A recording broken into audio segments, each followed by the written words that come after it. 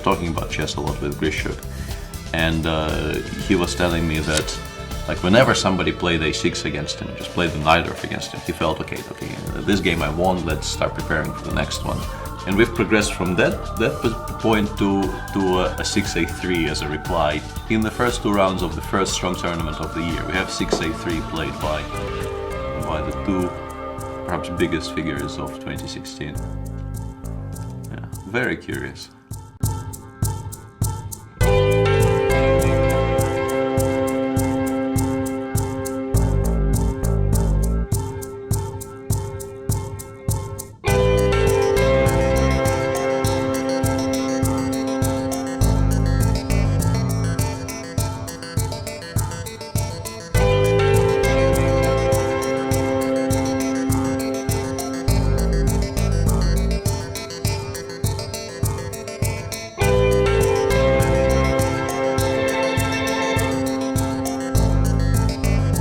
All he has to do is to play the move rook to d2, continue with the same plan of going knight d3 and rook f2 check. So natural. And even after rook g1, which is Wesley's idea, you can just take that off and play knight d3 again. And all you need to do is land a queen over to the g file and it's mate.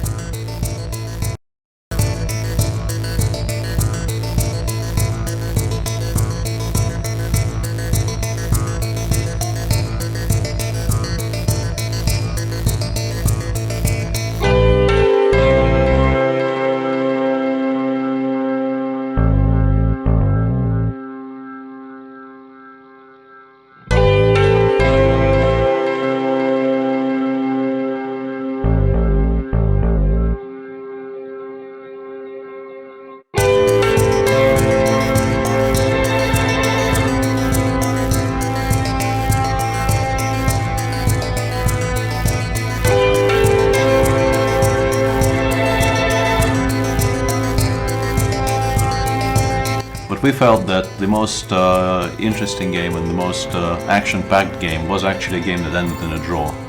And I'll be taking a look at the game where he played with white pieces against Anish Giri. So let's go there.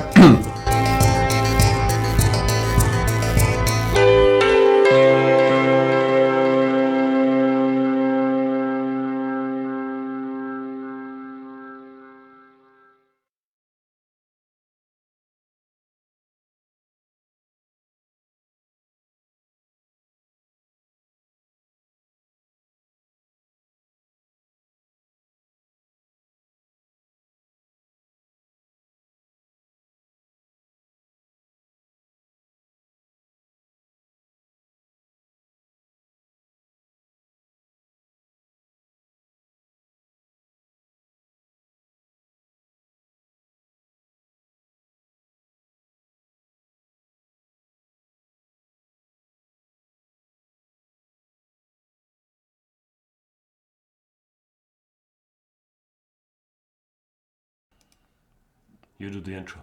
All right. Good afternoon, ladies and gentlemen, and anybody else who may be watching. This is round number 10 of the Tata Steel chess coverage here on Chess 24. I'm Jan Gustafsson, and with me is International Master Lawrence Trent. Hi, Lawrence. It's a pleasure to be here. Yeah. Looking well today, Jan. Yeah. Woke up this morning, checked the FIDE page, Wow. saw 2600 next to my name. That was a good surprise. Doesn't make life any better. No, let it me tell you. doesn't. No, it really doesn't. How would you know? I was speaking to people like you. That's true. Today is round 10. This tournament goes on forever. There are still 4 more games. We will be covering all the games. And today, I believe it is Vike on tour. Or Tata on tour. What's the official way? I don't know, but they're not playing in Vike. They're playing in Haarlem today? Yeah. I'm not So sure. I've been to Haarlem. Yeah, I know. They took a really long plane journey just for one game, didn't they? In my opinion. No, it's a Dutch city. Oh, Actually- not Harlem, New York. Little known fact. I Yeah. should look up my facts. Maybe these are alternative facts. But I believe New York used to be called New Amsterdam. So my Right. theory is that Haarlem is Right. named after the Dutch city Haarlem. It makes perfect sense to me. I could be very wrong on this too. Yeah, you could. Anyway, this is a game from the challengers, but let's go through the pairings that we have in store. One game I'm mildly excited about, is the game Aronian versus Rapport. Aronian sort of still in the group that could have a say when it comes to tournament victory, but not quite up there. White against Rapport, you feel like he should do something crazy, but no, he hasn't been doing anything crazy. He's been playing well with black. Yeah. Agreed. Let's do predictions. Let's do it. 1-0.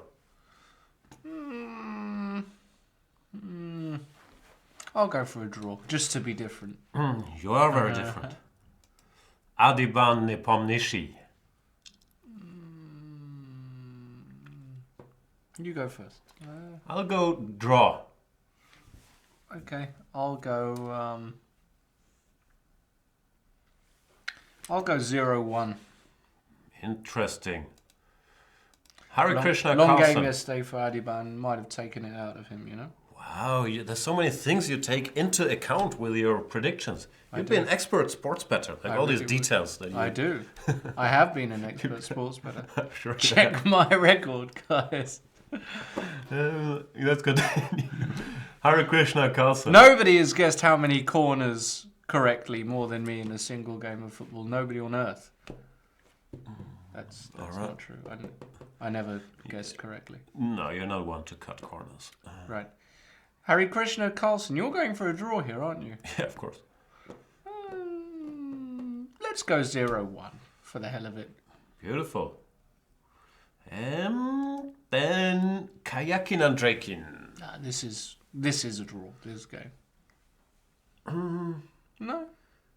Yeah, draw's a favorite. Yeah, 1-0 is not out of the question. You can go I'll 1-0 here. All right, I'll go 1-0. These guys eliminated each other, I think. They won one each from the last 2 World Cups. Kayakin kicked out Andrekin, and the last one, the one before, Andrekin kicked out Kayakin. Indeed. And this is knowledge that I acquired by reading the chat 2 minutes before the show. So I hope that's true. Wesley So versus Radek Wojciech. I'm going with a draw. Call me nuts. That's a crazy suggestion. Yeah, okay. I'll agree Wesley with that. outrates Radek 70 points. He's white. Win for white is not crazy. Ivanchuk won that game yesterday, by the way. Yeah, I was following it. I That's saw the white insane. king on g5 and bishop d2 and my computer was What going happened? nuts. Well, persistence pays off. Insane. Perseverance. Insane. So, did we cover all the games? Oh no, we forgot about the Dutch match. Luke van Wely with the white pieces against Anish Giri. I predict a draw. I'm going to go 0-1. Just... I just don't see Luke winning a game. And if you're going for a draw, I'll go for something different. All right. The good news is I forgot all my predictions already, so Yeah, we have me no too. way of keeping track. Me too, they who can said tell us what, in the But chat. I'm sure I'll crush you eventually, and our tens of viewers will remember every detail of what we've mentioned. Rosebuster is saying one of the biggest bugs of Chess24 design are various pop-ups that open when mousing mouse over things. I think that's not technically a bug. In most cases it's intended. But thanks for letting us know. We will pass it on to the tech guys.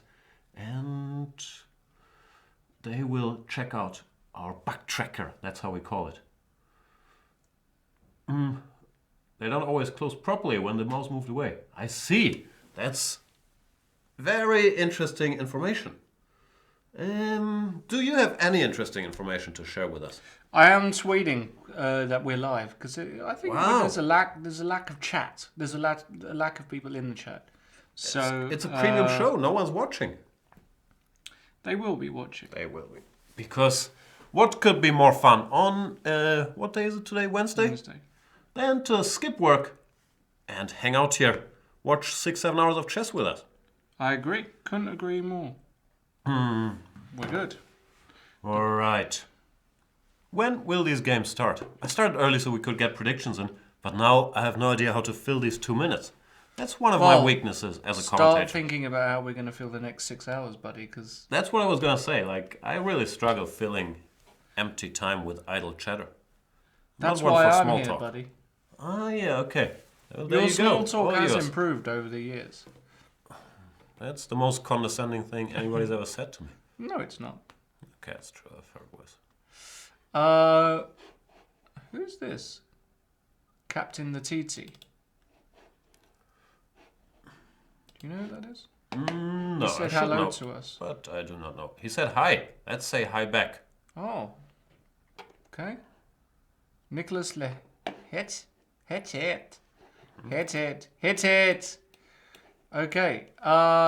Let's hope for a 7-hour marathon, says Black Smoke of Buddha. No, let's not. Make it fun for us. That's why we are here. We are here to make it fun. We are not here to make it instructive. That's for sure. If you want instructive classes, please view Jan's video series on What are you various talking about? I tried to We are drop instructive. some knowledge. We do drop a lot of knowledge, in fairness. Not that I have that much, but normally the first hour where I can recall, frankly, memorizing stuff. It's much easier, because we lack chess culture on this program, but we've memorized a lot of theoretical lines, and we Why are do you willing to always share say that. we like chess culture? Because you like chess culture, and I don't want to call you out on it, so I'm saying we. But you don't. No. I'm highly educated. I went to the best schools, I have the best cultures. Gotcha. Okay. That sounds fair. No moves yet. Have you followed politics? What's happening? I have been following politics, yeah. Are we getting a firewall to block all the Mexicans from Chess24? I think he said that today, actually. The wall is being built. So he's already done a number of things. Forget your environmental protection agency and climate control and all of this. Climate change is a myth. And yep, that's an industry that will be suffering. Animal welfare, that's another industry that's going to be suffering immensely. Already many funds being withdrawn from that. But if you like your pipelines, you're in business. If you like manufacture steel and that kind of stuff, you are in business. If you like animals and the environment, you're kind of out of luck. Wow, I was just doing idle chatter, but like big speech here by Lawrence right. Trent. Oh, and he is launching an investigation into voter fraud. So, Yeah, I had some including, people who have been dead and this kind of thing. So, because he's won, but it's bothering him that he didn't win the popular vote, right? So when they do this investigation, it will be rigged. The system is rigged, but notice he doesn't talk about that anymore when he won it. The system was rigged. It's all fixed. Well, in fairness, it's still rigged because he didn't win by a bigger margin. Right. Okay. True. Maybe. It's a bit like this show where, because of viewer fraud, we're fewer viewers than we deserve to have. Right. People are frauding by not watching. It's really a tremendous Sounds fair. crime. Easy Rider 27 says, MB pawn. Yes, I saw once in my life. Interesting. We do have liftoff. What a relief. We can talk about chess moves. Magnus Carlsen plays e4, e5, knight f3, knight c6. I might or might not have spent about 6 weeks looking at this position prior to the World Championship match. Because knight c6 is a good move, covering the pawn on e5. You can't take it. Now, Harry's played a very interesting move. Oh, come on, Harry. No, but this is very interesting. So can I tell you a little story? Please. So, in this position, Harry played knight c3 and knight f6. And it occurred to me that the move pawn to d4, e takes d4, followed by the move knight to d5 is the so-called Belgrade gambit. Yeah, that's pretty bad. After knight b4, black is seriously better. After bishop e7, is only slightly better. Right. So, I had this brainwave when I was playing a bit of bullet chess. What if you play the delayed Belgrade gambit with knight to d5? It's a fantastic move. I don't know. I'm guessing you have some deep trick in No, store I don't. But after takes knight d4. e4 and now d4, the idea is that ed4, bishop c4 might be troublesome. All right. Because if we go back to the Belgrade gambit, this is seen, knight e4 is supposedly not very good. Right, which is why we shouldn't go ed4, transposing to this exact position. Right. So, what do you do with my novelty, the delayed Belgrade gambit, knight e4? I would say I'll refuse to speak about it and instead look at the game. Anyway, knight e4, d4, d6, I can't do Yeah, that? d6 is a problem. There are a number of issues with it. Not surprised at all. All right, Harry guys. played bishop to b5. Good move. Kind of maybe speculating that Magnus will not be in the mood to play knight d4, which is supposed to be the quote-unquote refutation. Has some practical drawbacks like knight d4, ed, e5, and the position becomes very, very dead. And in order to play for a win, black most typically plays the move bishop to d6 here, which might look very goofy, but there is method to the madness. You defend your e5 pawn, you want to follow up with castles, rook e8, bishop f8, or bishop c5, but typically bishop f8, and reach a healthy Spanish position where you argue this knight on c3 is slightly misplaced. So I'm not surprised that Carlsen chose that move. However, if black were to play bishop d6 here every game, I believe we would see a lot more of 4 bishop b5. Because knight d4 is the theoretical problem, but not what Magnus is up to today. Harry just played d3. Attempts to refute this normally don't work, like d4 takes, queen e7 is supposed to be fine for black. So white just plays slowly and says, you know what, this bishop on d6 doesn't look so good, you're gonna have to lose some time. I'll exploit that. There's some goofy lines like after castles. I'm sure g4 is featured prominently in your repertoire, but most people don't really do that. And instead they, I don't know, play a3 or castles or a3, bishop c4, boring stuff. Yeah. Any games that you're interested in? Levon Aronian has played a slightly strange move in Ricky Rapport. So far, so good. Yeah, we've got a Queen's Indian. We've seen this already a few times. Was it the Rapport game we saw it previously as well? Yesterday he played the Queen's Indian against Anish Giri, and it does seem like the whole world has decided that this is his soft spot, even though it leads to kind of, playable positions for black where you don't have to know that much theory.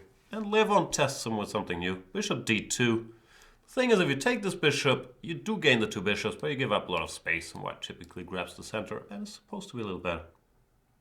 So you start with this. This move I haven't seen around much. No, me neither. Rook c1 is what they normally do here. Right. And then, you get something. I believe this is very similar to Wesley So's game against the Rapport early in the tournament as well. Yeah, that's right.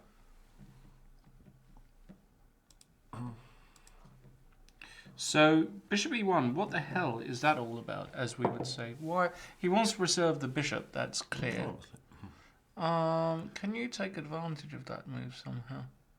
Maybe there is no way. c5 comes to mind to exploit that white can't go d5, or maybe doesn't want to go d5 currently because he would have to deal with double pawns on the c file. But I'm not sure how big of an issue that is. I mean, the move itself. There's many options that come to mind. Queen c2, queen d3. Even dc5 could be interesting. I will be curious to follow this. Okay. Can I do, just out of curiosity, sometimes this trick works, but here it doesn't work at all. For many reasons, but the most convincing one is often even knight takes e2 is good for black. When if you take here, the queen no longer threatens checkmate on h7. Can we hop to another game? This is very interesting, but one game that is very, very, very, very interesting is the game between Bhaskaran Adiban and Jan Nepomniachtchi, where I went for 0-1. Now, Jan Nepomniachtchi had this game earlier in the tournament, the Nidal variation, followed by the very trendy bishop g5, e6, f4, h6, bishop h4, queen b6, which I call the delayed poison pawn. I don't really know what the name of it is, but I think the delayed poison pawn is kind of a fair name for it, where black includes the move h6 before bringing the queen out to b6. Why do they do that? I never I don't fully know, understood why. Why not queen b6 immediately? Exactly. Well, you have to analyze tons of theory, and if you're lazy or just have a bad memory, that's difficult. But you shouldn't. But Anish Giri and MVL and Wojtaszek, they're not lazy guys. It's not about theory. I don't know. There must be some problem or some issue with it at the moment. That is top secret. Well, not even top secret, but sort of known at elite levels. Because they're all doing this now. Having discussed this line with Peter Svidler, this just for me feels. This was Wei Yi Nepomniachtchi, by the way, earlier in the tournament.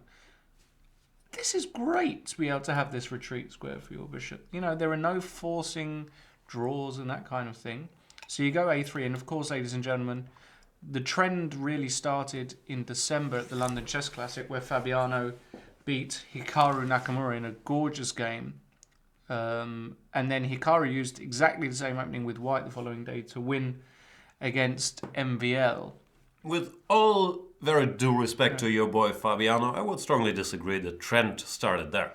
Anish Giri played this in Norway chess 8 months before, and even in London Chess Classic 2015, Alexander Grishuk played that line against MVL. So it's been brewing a bit, but Fabiano, of course, played a very nice game. I mean, he played a nice game. I mean, for whatever reason, it started to get reasonably popular.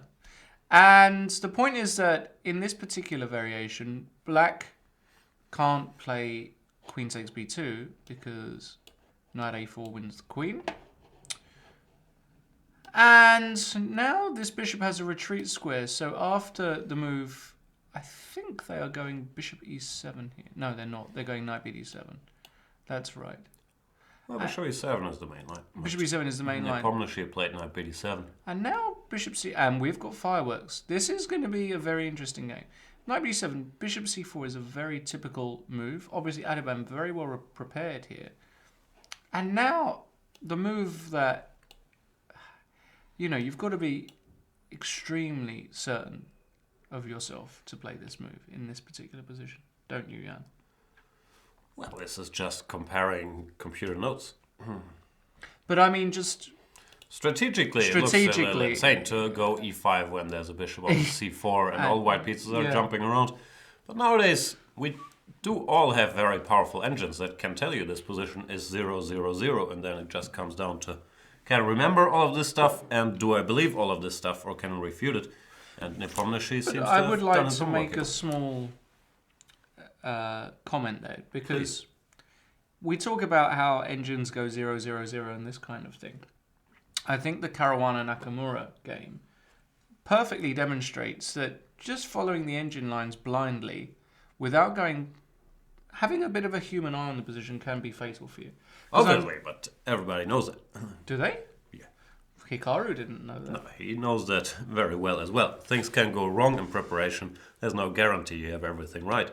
But still, these things, this position wouldn't appear on the board. The reason I say that though is because just from a human eye, this for me could be losing for black. Yeah, that's why you only play it if you've checked it with an engine. That's my point. Right, but Hikaru played his line that he checked with an engine all the way to the queen sacrifice position, and didn't believe it was worse for black. No, they missed something in preparation, but my point is still the same, that you wouldn't enter this position 20 years ago when we didn't have powerful Right. engines. And the same in this Hikaru, or also from Fabiano's side, all this B4, A takes B95, madness, yeah. those are pure engine mostly. Right. So knight f5 was played anyway. Now, just very quickly, black could think about knight e5. It looks terrible, no? But Even if I just go just somewhere. retreat back to b3, right?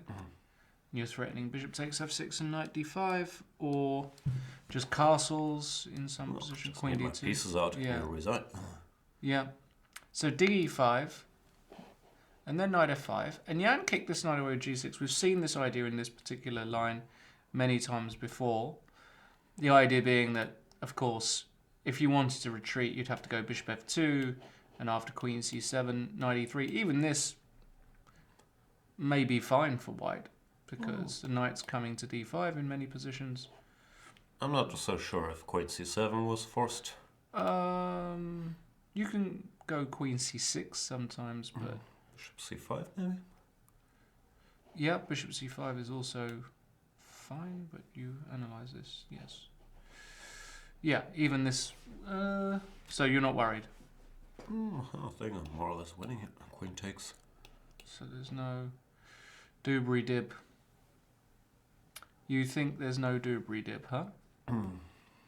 Never know. King e7. Why is this winning? If I took and... I mean, this Takes. isn't winning, is it? Well, it depends on your definition of winning. Black Queen is e3. clearly better. Yeah, queen e3 is. Yeah. Maybe, yeah. Anyway, he didn't do this, so this is he went knight d5. And now Jan has gone into the tank, which is... That's a bit odd, isn't it? Yeah, again, I think there's a perception that these super duper GMs are really super thorough with their analysis. I have a feeling that some are and some aren't. I think some have got a superficial way of analysing these positions, which is very dangerous in certain concrete lines like this one. I really believe that as well. And I'm not the only one who shares that opinion. There are various grandmasters who will remain nameless who believe that some of these super GMs just are way too lazy with their prep of some lines. Yeah, I believe that was the knock, especially on Nepomniachtchi for a number of years, that he was incredibly talented, but not really working hard on chess. It's supposed to have changed a little over, especially the last year, when he was working with a number of people. And in general, people said he got a lot more serious and more motivated. But, of course, not everybody's at the same level when it comes to opening preparation, and Nepomniachtchi was never supposed to be a specialist in the area. Having said all that, I'm 98% sure he's familiar with the position on board, and he's either walking around or just trying to recall what he's analyzed here. Well, Sometimes why don't we try and work out what's going on here? So knight d5, so obviously the queen's on pre. So the first move you look at is knight takes d5? Yep. Which will be Queen like takes. queen takes d5. Threatening queen f7 checkmate. Right.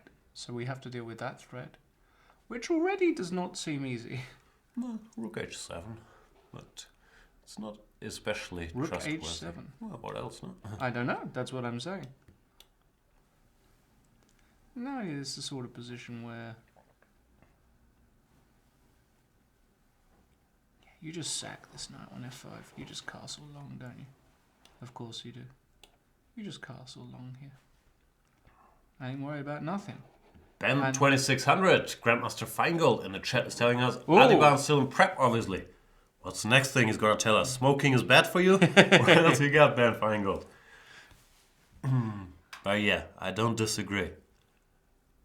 Long castles, give me that. Yep. I don't wanna check. Yeah, it looks very dangerous, I don't disagree. Then again, I don't want to repeat my earlier speech, but that's why people have computers and they decide if they can do this or not. Yeah. It would be curious to know if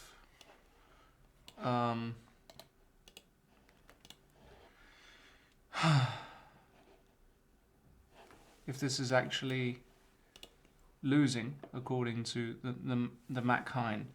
We can switch on the Mechine. Oh, the Mac-Hein we can switch on. Yeah, even so. Let's just go back. Knight f5, g6, knight d5.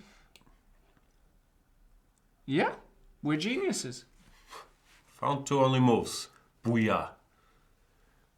No, takes queen d5, rook h7, and work starts here.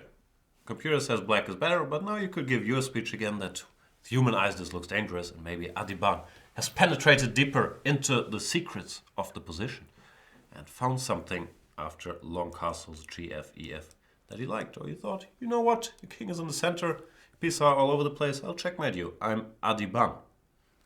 Even like bishop e7. Are you gonna show some queen takes e5 trick? I wanted to do Like that. queen c6, Yeah, queen e5? I wanted to do that, but Please do. you did it for me. See? Lots of dangers in the air. Now they're banging out the moves, so this is going to That's be what I'm saying. interesting. Just spent a second to catch his breath, remember where he looked at, and he's not going to play queen c6 here. What's he going to play? Bishop e7? e7, yeah. You need to challenge that guy so you're not constantly mate on all the So squares. let's say I take it. Rook here. Yeah, I'd be scared, but once again, Yeah. computer says 0-0. Who would have thought? Okay. I don't know.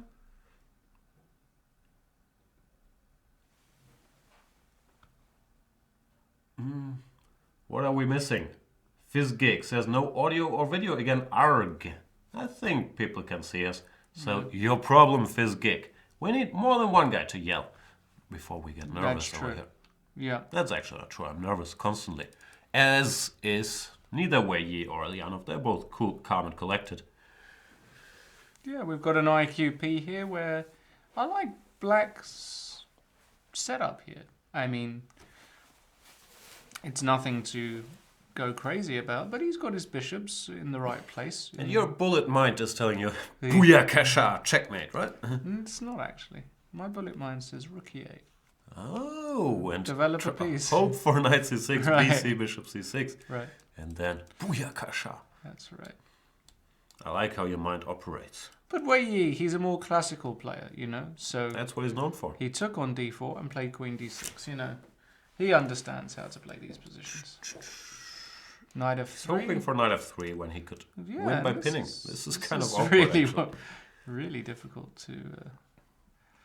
Because, yeah, bishop f3, oops, followed by queen h2 is a massive threat. And g3, you're self-pinning, weakening. Black is super active here. Yep. Not a fan. So instead of knight f3, Pavel will have to choose between f4 and g3. Yeah. I would guess g3 is the normal move. But it also allows some tempy moves by black. Yeah, caveman style. Yeah, Wei Yi gets it. Wei Yi understands where I'm coming from.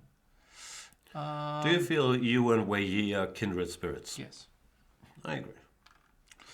Ooh, let's go to... Well, Karyakin's game we can dismiss quite quickly. Are we dismissing Kayakin's game every day now? Just Well, no he never Kayaking gets yet? any We interesting ignored his positions. game yesterday. He's never getting any interesting positions. Well, you don't want to hear my speech about the subtleties between A6 and A5 in I've such heard it all positions? from Fabiano. Or But tell our D6, crowd. D6 instead of Tell castles? our audience. Nah, I'm good. I don't want to bore you. There's lots of subtleties here in the Go for move it. order, in these trendy Italians. If you start with castles, you keep the option of going D5, which recently after C3, D5, black has been doing fine. But some guys are very afraid of allowing an early bishop G5 pin, which is a theme we've seen, for example, in the Carlsen Kayaking game. Then after D6, C3, black is committed to D6, but now he's facing another decision. Typically, you do want to create a luff for your bishop on A7. For years we just played A6 without thinking here, but practice has shown, especially with this new plan of going A4 and A5, sort of fixing this weakness on B7, that white can get a nibble here, and some players have started putting this pawn on A5, which of course has pros and cons. Obvious pro is you stop B4, obvious con is the B5 square is weakened, so in many a line, especially if black plans to go D5 later, this bishop could enter the B5 square. And yeah, it's an interesting decision by Andreikin. Kayakin, of course, big specialist in these positions, had to look at them a lot for the match, plays them with both colors. So I'm very curious to see what he has in store here. And that very curious is with the disclaimer that it's an extremely boring Gioco piano and only serious nerds get excited about tiny subtleties here, like, oh my god, he waited one move with a4 or he went knight f1. It's boring stuff. Wesley So against Radek Wojtaszek.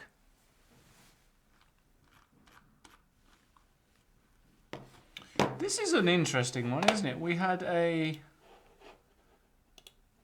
Catalan, and he didn't play your move bishop b4 check.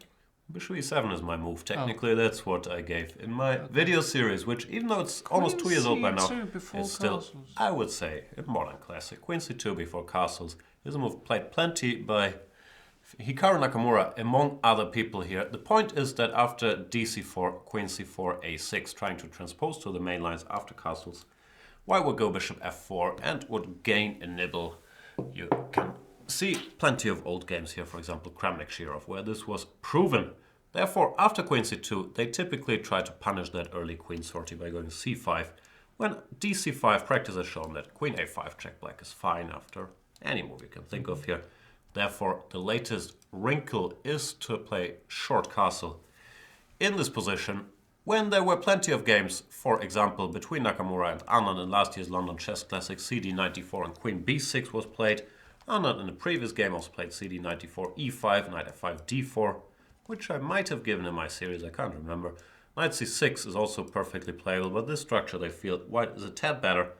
And then there is this new line, which starts with the move knight c6 here. The point is, after cd5 you don't recapture, but you take on d4, and black is allegedly fine, sacrificing the pawn on b7. Lovely. There you go, folks. Well, after dc5 you play d5, d4, gaining space, and win this pawn back. After a3, of course, the theoretical battle continues, but both guys in this game, big theoreticians, and therefore I am sure they are very familiar with the details. Wow. There you go. So dc5 happened. d4, a3, a5. Looks very logical. Rook d1 and e5. It's all in the book. And knight to c3, exploiting this pin, seems a bit similar to the Tarrasch defense, where you're trying to exchange your dark squared bishop for this knight in order to find juicy squares for your own horse. While black has a comfortable space advantage, he still has to make sure the white knights don't get too jumpy. And where it gets curious is after... hang on. Ah, sorry. I mixed it up. He didn't actually play bishop g5. Ooh. That might be... might be my theory. He played knight d5. He played knight That's d5. really interesting, yeah. Point being, takes, queen d5, knight g5 wins. That's nasty.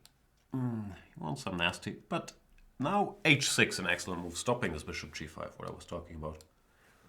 And it's not clear if this knight can stick around here. Bishop e6 is coming next. Wesley played bishop d2, Yep. ostensibly with the idea of going b4 very quickly. So, for example, if bishop e6 now, is the idea just to go b4? It probably is. Because if takes, let's say there's a rook exchange. Takes. Oh, yeah, here it looks like And if you take, things have gone wrong. you Well, can't, you lose a piece. And if you, you can't take anything. Can't take anything, yeah. So you'd have to go back, but obviously this is a... Yeah, here white has achieved something. Yeah, takes, and c5. And white has achieved some space. Even this is not the end of days. No. At all. So, curious to see how this one But plays another move that looks obvious to me, the computer doesn't give it, so I'm slightly curious, but it's the first move I would think of is a4, yeah, just to bishop stop b4. But now bishop b4, typical idea in the Benoni. Yeah, but this, I'm not sure how scared I am. But yeah, that must be his point, that's true. Curious to see what Radek does. The computer gives this move, not the first move that comes to mind, frankly. Probably a great move. Probably very deep, stopping b4, because now we're in time to take. It's prophylactic. Wow! Look at you with all the chess lingo. Yeah! I learnt it from your series. Check out, not for me, but Artur Yusupov's material is fantastic in this prophylaxis series. That's one of the series on this site that I think are quite educational, actually. Very. Before we go to our man Dobrov in the Challengers group, are there any games in the top group that you would like to look at? Well, Harry versus Larry is... Sorry, Magnus Carlsen. Is... Well, this position's been seen lots of times. White puts his pawns on a3 and h3. The pawn on a3 is to allow the bishop to slide back if it needs to. And the pawn on h3 is just a useful pawn to have in most of these structures. So Harry is just getting his pieces out. And in fact here, Magnus played bishop c5, which looks very logical. Yeah, I mentioned earlier, typically this bishop goes here, but if white plays so slowly with h3 and a3, might as well put the bishop on a more active square. Is this a move? It looks slightly anti-positional with the knight here. Maybe Magnus just wants to provoke it and then go bishop f8. I'm not sure. The most typical plan, but normally you want to wait for a6 before you go here, right? Would be to relocate your bishop to this diagonal. But here d6. I don't know how the tempi play out. It looks like we're just a very boring Gioco piano once again. White can grab the two bishops.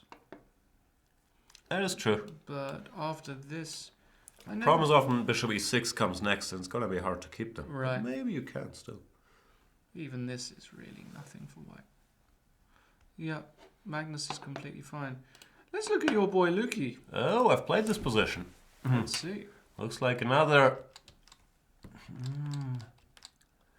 Luki theory debate where you always kind of hope that he's not in over his head, because he doesn't play solid lines when things don't go well. He keeps playing tricky lines or sharp lines.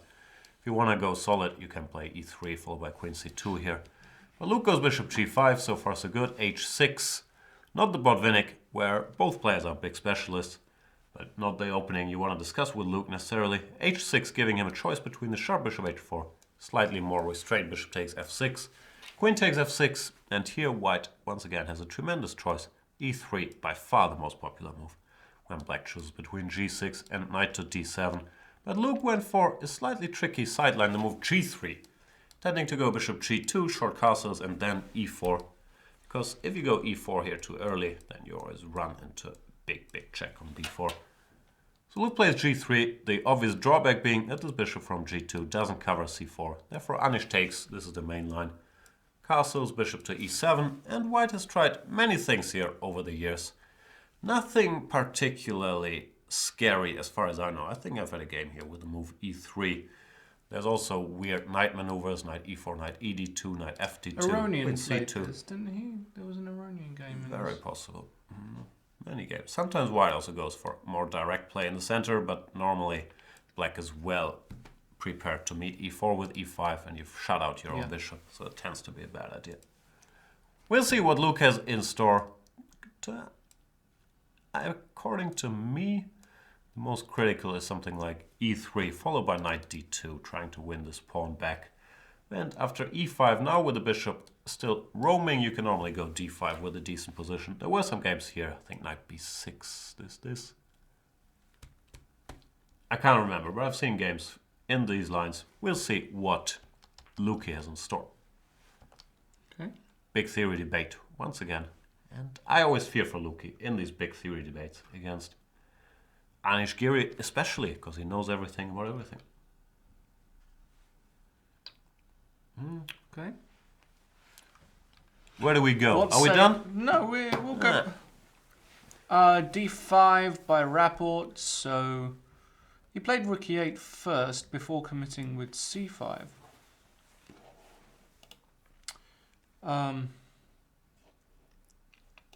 Rook e8 is a very Odd cryptic move. What is rook e8? Maybe it's just a practical thing, like, I know you prepared this bishop e1, but I'm sure you didn't spend a lot of time looking at the move rook to e8. But it looks very off topic somehow, doesn't it? Yeah, maybe he's anticipating d5, and if cd, ed, the rook is actually well placed. Yeah. But here, knight takes e4. Knight d2. Knight e4, I guess. Isn't black in trouble? Bishop c3 is coming. Looks losing, huh? Looks horrible. Maybe a rapport got caught in the opening. But rook e8 really doesn't look like a move you can play. It just Looks a bit odd, doesn't it? looks extremely odd. Because even if you're completely surprised by this bishop e1, worst case scenario is you take here and play whatever. We've seen this idea in yesterday's game against Anish Giri and then play d6. But even if you play d5 here or c5, like, you can only be so much worse. There's nothing special going on. Rook e8, queen c2, d5, you can be lost after knight takes e4. And in fact, this has happened. This has been played. This looks odd. Could just lose quite quickly here. Did I predict 1-0 or did you? I predicted 1-0. You went with a draw. Yeah, I don't have a good feeling for Ricard today, actually. Not after this rook e8 idea. How's your boy doing? Just winning, isn't he? I'm not sure which one your boy is, but they are still discussing their notes. Bishop e7, as predicted, has been played. Takes, and rook hf1, not rook he1. No, rook hf1 is a very obvious move as well because you threaten f6 check. Gotcha. And even if you go king f8, we can go f6.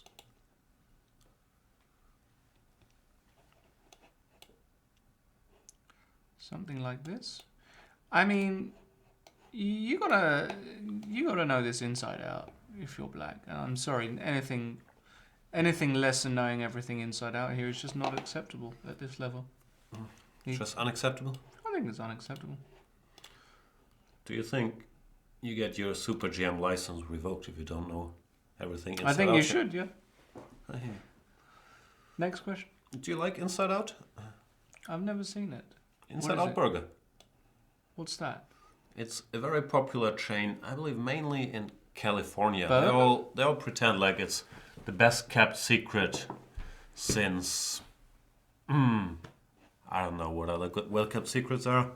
But they all make you believe like it's completely out of this world burgers. Then you go there, it's just a burger really. Okay. No offense. Inside Out. I'm checking. No, I've never been. I will check it out. Do they do gluten-free burgers? Or? I don't know. Like, I understand you're now eating gluten-free, right? But do you know what gluten is? Because I have a feeling many people eat gluten-free, but they haven't really. No, it's rye, wheat, barley. It's all of these components. Because the only definition I know is by Seth Rogen from this movie. Okay. This is the end, and he says it's just stuff that's bad for you. Right. It's also bad for you. But yeah, I went for a proper allergy test for the first time. I feel great. Wow. And we've got moves, so let's go there. Queen f6 was played. And now Adiban whips out the move bishop to b3. And you know, you gotta know your stuff. Already the computer's liking white. What's going on here then after... What's the idea of bishop b3? Just to get out the way of knight b6 in some lines, is it? I don't know.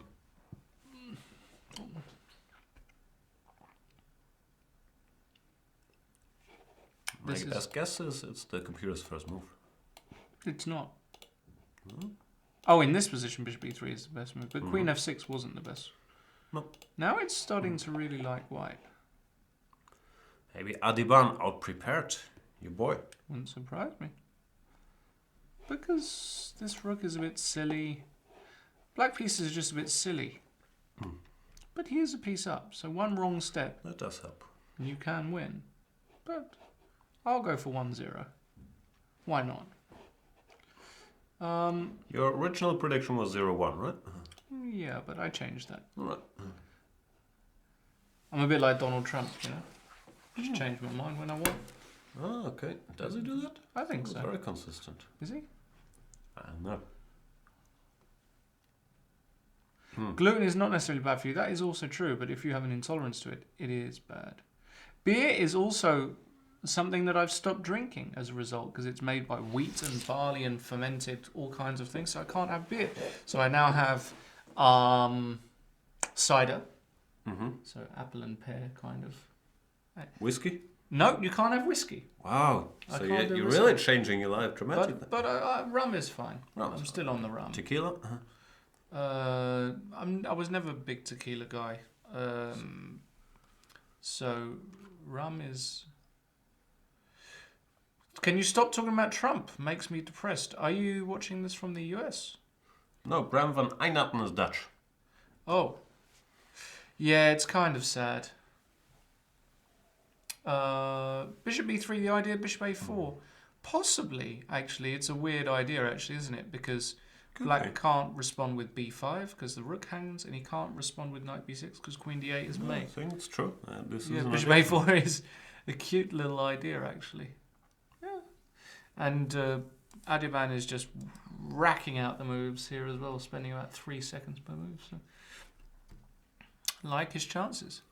Yeah, the question is Nepo out of book? Has he been surprised by, I don't know, rook hf1? Has he done his homework properly? We'll find out. Rapport.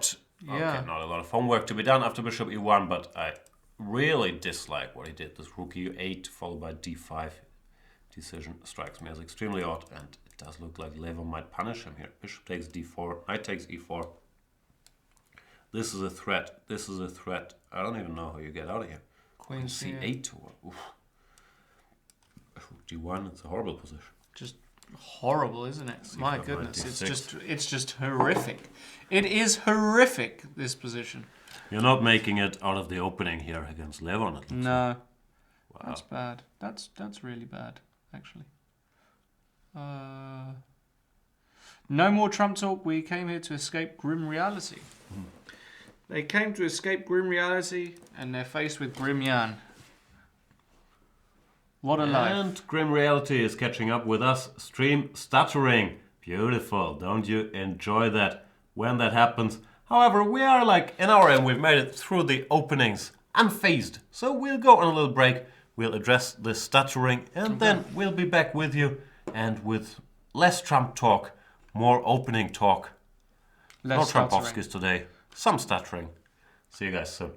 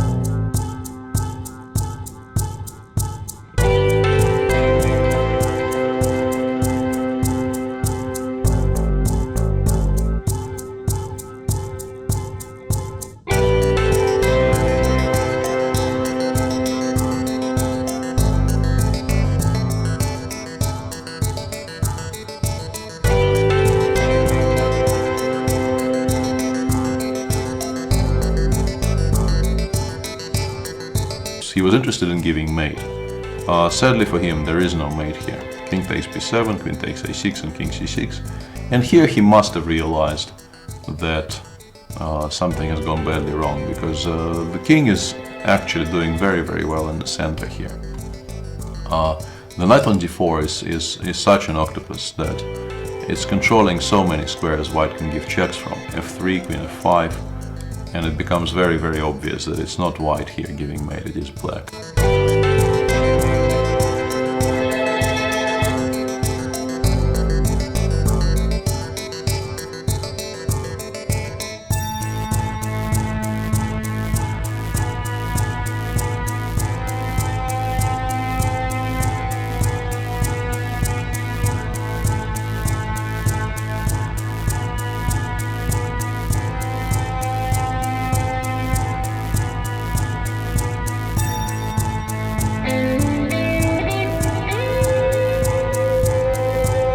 the game is actually going to end somewhat. King H4 now. Go. No! That would have been much nicer. No! That would have been very cute. That would have been so much cooler.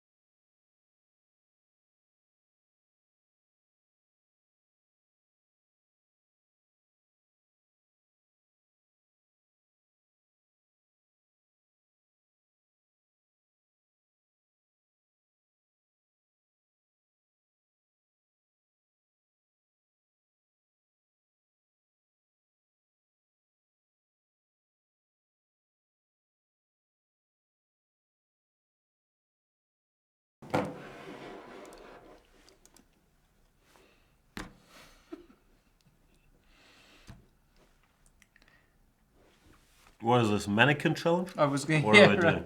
I was going to do a sign language. Ah, do it. Can we do a sign language show? Please.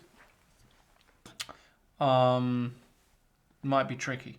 I'll switch the sound off to make it easier for you to get into character.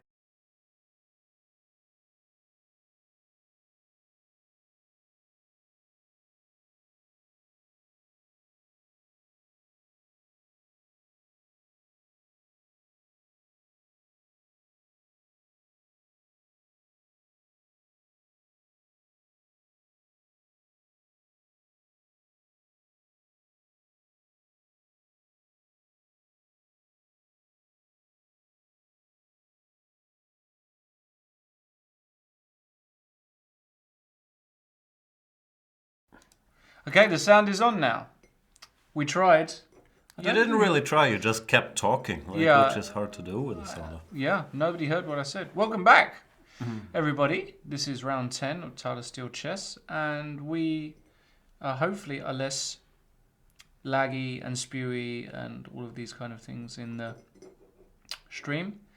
The games are all still in progress. Wow, an hour in and they're still playing. They are all still playing. And perhaps the most interesting game, there are a few interesting games, but this one certainly isn't the most interesting as things stand. No, it's fairly standard equalizing in these structures. You try to exchange your worst piece, which is always this knight on c6. Hence knight d4, bishop c4, c6, hinting at d5 or b5, covering this. Rook e1, and now Carlsen has a choice, but the most straightforward is to just take on f3. Take on e3, with the rook on e1, fe is sort of out of the question, because you want the rook on f1, therefore probably rook takes e3 would be played, and here, if black is not overly ambitious, d6 followed by bishop e6 is perfectly fine for him. The question is, will Magnus Carlsen look for a way to mix things, play for more than comfortable equality? I don't know, b5 followed by a5, something along those lines. But he took on f3, so nothing exciting so far. Where would you like to go? Are you still curious about the Adiban Nepomniachtchi? There's also Aronian rapport. Yeah, we could look at Aronian rapport quickly. We had this position actually on the board after knight takes e4, I believe. Yeah, he started with rook Doesn't d1. make a We difference. went for this move order, which still seemed to force queen c8. Yeah. They want to start with this, queen c8. I assume he'll Now play knight knight e4 takes e4. shall be And played. this is just dreadful for Ricard. His bishop is on d4. It has no decent squares. There's no decent way to protect it. If you go bishop e5, f4, and bishop d6, you can probably play rook takes d6. Oh, knight d6 wins the pawn. But rook d6 might win more, no? Alright. Knight d6, queen c5, bishop f2, Also queen wins the d6, just a pawn, yeah. But this is probably Pawn not is a so pawn. clear. Well, a pawn is a pawn. So Ricard in really bad shape. There's really nothing, and there's no real way to defend against this. Knight e4, pawn. Apparently this is the best bishop move. but c5, it's but I fairly mean, just sad take move. it. Just take it. Takes, or even this, everything looks very good. Knight g5, Oh my threatening God. checkmate. Yeah. Gotta go f5, not a pleasant move to play either. Takes, Yeah, put bishop on the long c3. diagonal, yeah. Not a great position to play either. This one is kind of, you can play on, but I don't know, h6, knight e6, I'm probably crashing through, right? yeah. Looks fairly scary as well. Yeah, Or you it, can it also all take looks on bad. c5. He played bishop c5. Yeah, taking on c5 makes a lot of sense. You can't play bishop hg2 there, right? Intermezzo. Doesn't really change things greatly. King g2, bc5, and these pawns are just way ready worse, to yeah. be... Yeah, just way worse. Just a disaster for Rapport, actually. Just a disaster. Shasti.ch says, Jan and Lawrence don't play mind games with us. Do you consider That was- chess a mind game? I Then think he was talking I about shall the oblige. silent stuff. Maybe. I'm not sure. The other really interesting game is the Adiban Nepomniachtchi game, which Adiban was spending an average of 3 seconds on all his moves. We last saw it here. Sorry, bishop b3. Cute little idea to threaten bishop a4. And that knight would be kaput. Actually, black's position would be losing. Par exemplar. Difficult to play a move, though, that doesn't... Anyway, the point is, rook h8 was played. Now, if bishop a4, you can go rook d8, and suddenly black is getting coordinated. And this isn't so good. So you don't want to do that. So instead, here Adiban played rook f3, which again is... He spent 43 seconds on this move. So, you know, really pushing the boat out. He's already 46 minutes up on the clock, should be noted, which is relevant because they're only on move 20, and if he keeps on playing moves, every move under a minute, Jan could find himself in a bit of time pressure very quickly. Now Jan played rook e8, which is not liked too much at all. And now the computer likes the very mystic Queen c4. Maybe That's just too deep, but if we go bishop a4 now, then now black has lost the tempo. Yeah, you can do that. Bishop a4. You gotta go rook d8, I guess, and now rook c3 to go to c7. Yeah, I mean, quite dangerous. This whole line, as I say, you've got to have Wesley So levels of prep or Fabiano levels of prep if you're going to be playing this on the regs, especially when you've already played it once in the tournament and your opponent. That's the thing. If you're telegraphing this and you're sticking to it, you can play everything once. But to do it twice, you're exactly. You're really pushing the boat out, especially mid-tournament where, you know, Adiban will no doubt have a second with him, helping him out to look at some lines. I don't know who that second is, but he'll have some. Probably somebody like Vidit. Vidit has been working with Giri, so it would be strange if he was working for Adiban now. But who knows? Who knows? Yeah. People have Skype and have friends in many places. Often they aren't even there. You don't know who's helping whom. But the chess world, of course, is very connected, and he will have helpers. And yeah, more power to you. You called it early, Nepomniachtchi, not well enough prepared for this theory battle, it looks like. Doesn't mean he's going to lose necessarily, but so this far... could be a potential banana skin for Jan Nepomniachtchi. I don't know that expression, but it is slightly disturbing to have you eat that banana.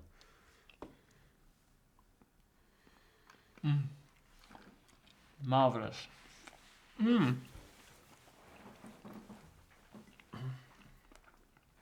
Nothing better than a good old bit of potassium during commentary. No gluten in that banana? No gluten. That's pretty nice. Just pure natural goodness. Pure fruit sugar. Problem is we share one mic, else I'd love to mute you, but I can't do it. Yeah, I'm going for. I think Queen c4. Just very quickly, Queen c4 is a very cute move as well. Just threatening Queen b4, maybe Queen to c7 as well is very nicely placed. Rook over to d3. And what do you have to do here? Rook g8? Really? I find this... You play a5 to stop this check. Okay, but then the bishop on a4 is much better placed, isn't it? So, just gewinning. Yeah. We'll see. 1-0. My boy Adiban. Hold on.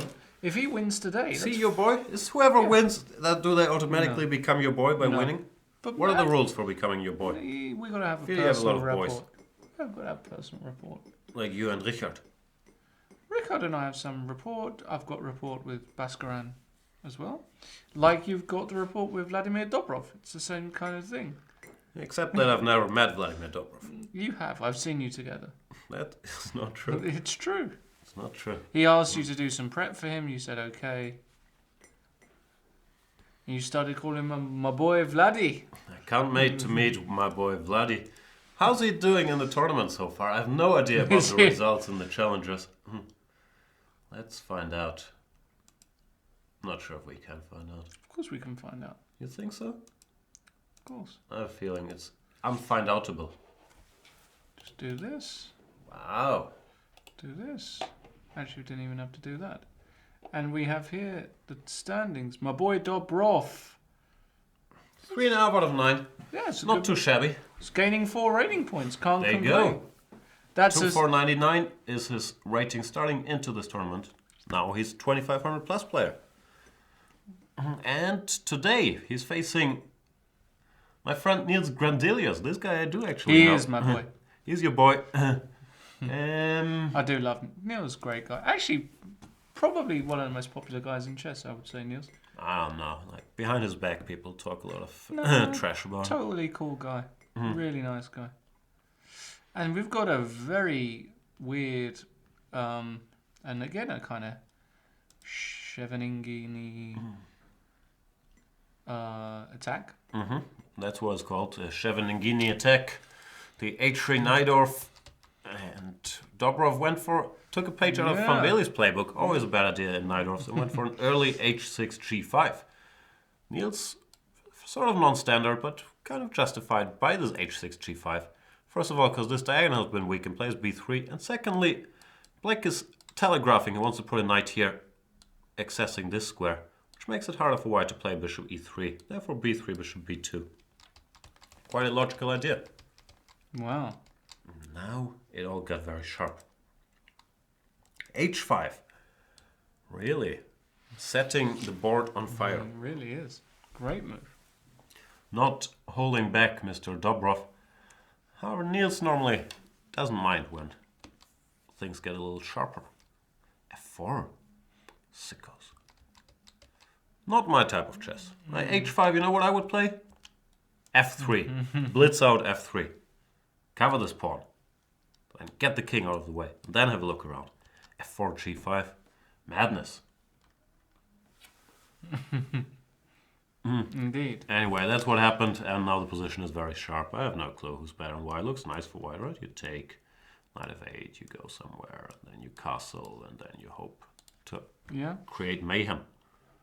Very quickly, let's see how our girl Sopiko is doing, because she needs a win for her confidence more than anything. She's on. What is she on? I don't know. Didn't you just bring up the scores? Here they are. Yeah. She's on 1 out of 9. Yeah, that's rough. That's rough. So it'd be great for her. But Jeffrey Zhong, also my boy. Shout out to my boy Jeffrey. As I said, like if everybody's your boy, it loses a lot of value to be called your boy. But every second player, at the very least, in this field, has been called. You've called your boy. No, not true. All right. Not true. So your boy Jeffrey Zhong is playing your girl Sopiko Guramishvili, and bishop to G4 has been played. I think Sopiko feels quite at home in sharp Najdorfs, which of course is also Jeffrey Zhong's natural habitat. Or I'm not sure. He's a fairly complete player. That might be stereotyping, but he doesn't mind a sharp fight against Sopiko. True. G6 is an idea I'm not very familiar with. It has logic because you stop G5 and a potential G6 here. Not sure if this is common here. Maybe he's improvising a little bit. I don't know if I mentioned to you, but he's the youngest in the competition. You did mention Okay. plenty. Yeah, this is just a position. Anything can happen. My other boy, Gawain Jones, he really is my boy. You know? I like that. You still call everybody your boy, but now you add they're really your boy. Yeah, we've got a position where it's one of those where Gawain could win very quickly, or if Black stabilizes actually long term, he could be in good shape. She, dating G. She. You go. Not my girl. Wow. I know her. Iron Terry versus Jordan Van Forest is also very interesting. Wow, looks terrible for Jordan. Doesn't it? Somehow. It's totally terrible. Bishop G5 is coming, G4, G5. Yeah, looks very, very bad. I'm not sure what happened there in the opening. Went a bit wrong. Something's gone very wrong. He played a Taimanov, this Queen D3 line. So, lots of stuff going on. Let's go back to the Masters. Please do. And wow, and Harry played FE3. Shows you how little I know. Because I thought after rook e1, you no longer go fe3 because you want your rook on f1 for this. But he's saying, you know what, I enjoy the structure. I'll do it even if I have to reshuffle my rooks later on. Magnus has pleasant memories playing the structure. He did win it against Vichy Anand in their first World Championship match. Because these pawns, they control a lot of central squares and they provide some open files. But they're also long-term weaknesses. And Magnus normally is pretty good at extinguishing the flames of the white initiative, then trying to use these guys. So, quite an ambitious choice by Harry. Having said all that, white's position is still very, very solid. Put the knight here, and put everything on the f-file and tell black, okay. You make progress, more power to you. Agreed. Couldn't agree more. Anish, not much has gone on in the Van Vliet Anish Giri game. Well, probably the usual is going on. That it's all still theory, but Luke Van Vliet is spending way more time than Anish, right? Let me confirm that. But yeah, I do have that feeling. Lukey is spending. Why doesn't this work? Luke, no doubt, has spent. I would go for like an hour so far. If I had to make a guess, maybe more. Maybe.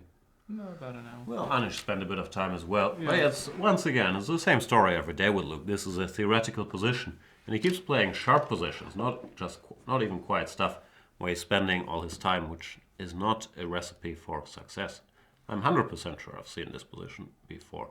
Queen e2, f4. What's wrong with Queen e2? Just e5? Is that Queen the e2, idea? e5, yeah. And after d5, I believe this is what they do. But black is supposed to be in fairly decent shape here. Rook d8, dc, bc. Might take c4. There's some pins. Yes. So it's not so easy for white to recapture his pawn. Yes. Yeah, it's supposed to be fine for black. And yeah, This I'm not could be impressed with 0-1 Luke. today. Of course, yeah. This could be. Easily.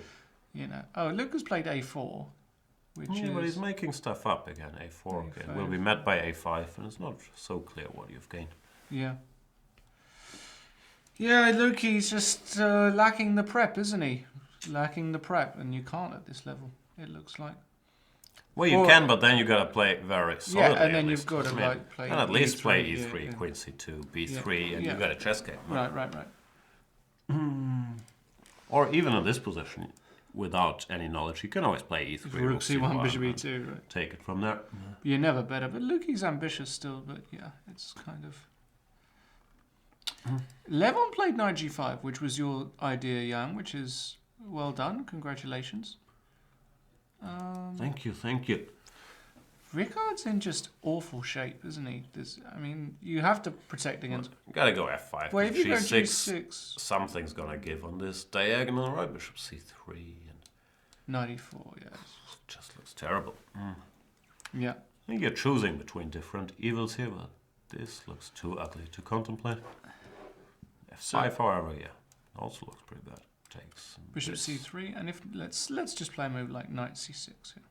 My rook d7, I'm not crushing. Yeah, I'm crushing. Oh, that's just winning on the spot. Yeah, this is just practically over, isn't it? Oh no. Rip. Stream dropping again? Rip Oh, boy. stream. Nah. Gotta love it. I am really very sorry. Mainly for myself. I have to deal with this, but also for you guys. So you can't watch this stream consistently, so I do apologize sincerely. I hope we'll get this in order, because it takes the fun out of it. Rook e8 played by Jan Nepomniachtchi, so Adiban going for his first think. Obviously, Rook e8 was not in his notes. And that's normally a the good thing. sign. Often, when your opponent makes a mistake, it also means that you have to start thinking for yourself. So it's a mixed blessing. On the other hand, you know that this move can't be good, because else it would be in your computer notes. Therefore, yeah, Adiban will probably enjoy himself, but he also knows that now he has to be precise. I wouldn't be surprised if he disappears here for half an hour Yeah, and tries to work things out. agreed. Wei Yi has a fairly decent IQP by the looks of things, putting the rook on d8 here. It also looks like he declined a move repetition, right? Here after bishop... Ah, no, he didn't. No, so... No. I thought here bishop h3, bishop f1 would repeat, but this bishop came from here. So where you went for this, bishop to b2, queen e7. I'm starting to like white, but the computer says black is actually better. So who's right? I would love to go knight f3, but this is a bit of an inconvenience. And if rook f1, bishop h3, picking up the exchange. So you probably have to play one more like passive move like a3 in order to be... Yeah, but now I'm quick with black rook fd8. Yeah, but if I get this, I'm happy, I thought. 94. You're okay here, right? Bishop h. I don't know, it's still... It's one of Game those ones. continues, E3. but in general, at least we got something to look forward to. E3, yeah. Potentially, yeah.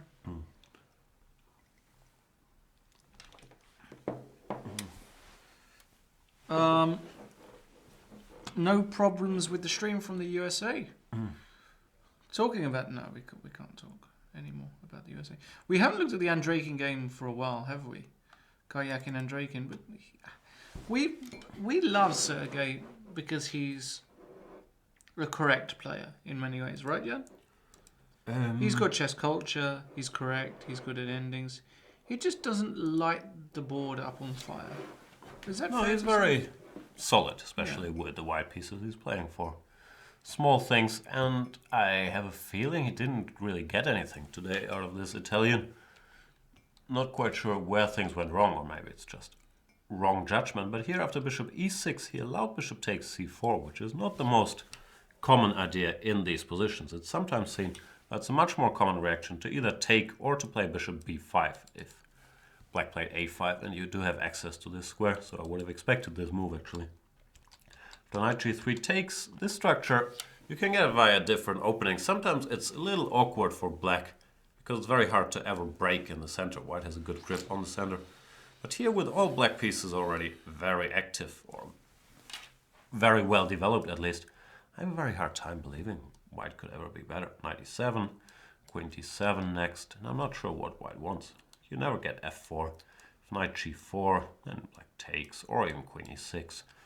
So typically the idea is to go queen f3, threatening to play bishop h6, but here, whenever black's queen gets to e6 in these structures, e6 is a perfect square. Targeting c4, helping c6, d5, controlling f6, keeping an eye on g4 and f5. I have a very hard time believing that black can ever be worse here. Okay, the game continues. He plays b3. He's going to try to go knight g4, knight f5. Black is so solid. I'm not buying it. Yeah.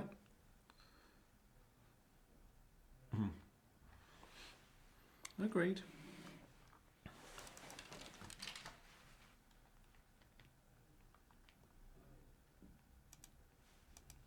The Wesley So Wojtaszek game. This is quite an interesting position, actually. We've discussed the position after bishop d2, and Radek said, played the move which I thought was most natural, this a5, a4, bishop d6, maybe the computer move is extremely strong here. But Wojtaszek played a4, and Wesley went for your move bishop to b4, challenging black before he's ready. Takes, and knight takes d5, bc5, because if cd, bishop d6, black is just in good shape. Why can't you take on b4? Ah, you probably can as well, but I want to keep this pawn. Oh, okay, bishop d6, yeah, okay. Yeah, but possibly you can take that as well. So this is fine for black, therefore bc. And Wojtaszek had spotted that he can go knight b4, followed by knight c6, and he's going to keep both his pawns. Queen d2, I'm guessing knight c6 is the idea. And who's better and why? Good question. Well, black is only a couple of moves away from consolidating. He has got a better structure. So you've got to be quick here with white. Is the idea to go b4? Is that Wesley's idea? Taking advantage of the because pin? you can't take yet. Yeah. No, it must be his idea actually. Because otherwise black seems to be completely fine. I agree. If black gets one more move to push bishop anywhere, bishop e6, bishop g4, he's in good shape. Agreed. Peter Svidler played the English today in Gibraltar. All right, we can take a little detour if you want to. Of course. Wow. Maybe we can't. Maybe I promised too much. Yeah, it's coming.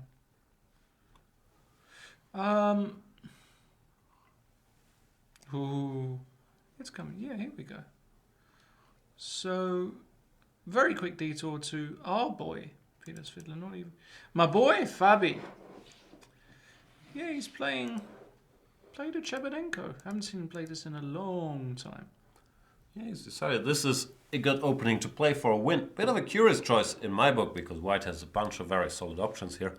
But maybe he knows that Leandro Crisa is a principal player. He's going to try to punish him. And this structure, he feels like there's enough imbalance to make things happen. Maxime Vachier-Lagrave is going for a bishop b5 check Sicilian. This is the second round of the Gibraltar Masters, if you're confused where these games are coming from. I don't know if it's called Masters, the Gibraltar main tournament. A lot of superstars, but in the second round they still face significantly lower opponents.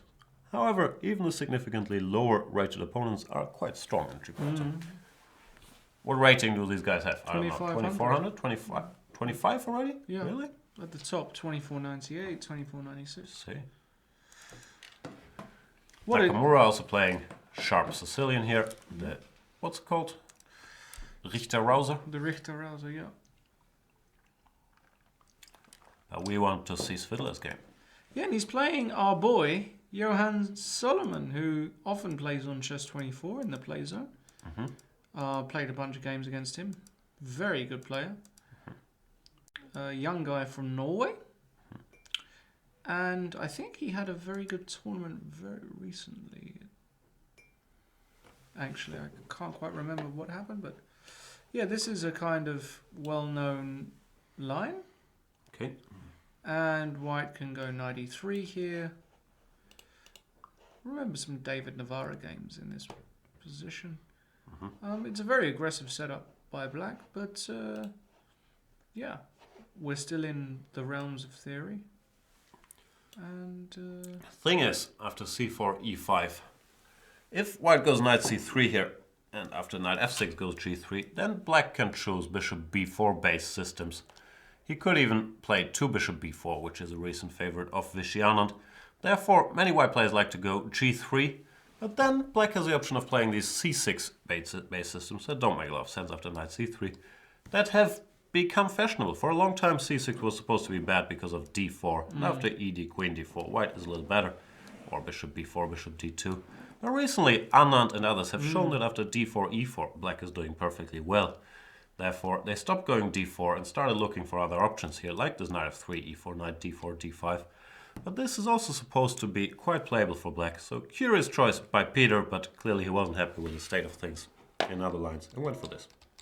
I once experimented with the move d5. That looks like a bad d5, move. c6. A Beautiful. reversed Mora gambit, tempo down. Nice choice.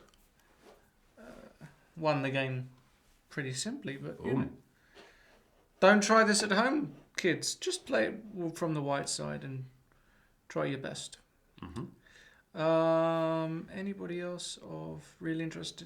Probably not. We'll always keep an eye on these games just in case things in the Masters suddenly dry up. In Van Veli Giri, a4, a5 was played, and now f4 by Luke. It's a typical move in these structures to discourage Black from playing e5. Luke's reasoning is that after a4, a5, he's given up the b4 square, but he's also made it harder for Black to play c5, because at least he's gained access to some key squares over there. Here probably knight c4 is good for White. So he's saying, okay, I understand I'm a pawn down, but you cannot really stop me from going queen e2, knight c4 in the future, and I will try to fight against both your pawn breaks. Giri gonna have to show us why it ain't so. Bishop b4, queen e2. And yeah, decent choice by Luke actually. Still, everything I've said about being underprepared and these things should be done more quickly and so on still stands. Maybe here c5 is possible, but given the circumstances he found himself in, I like the choice. Agreed.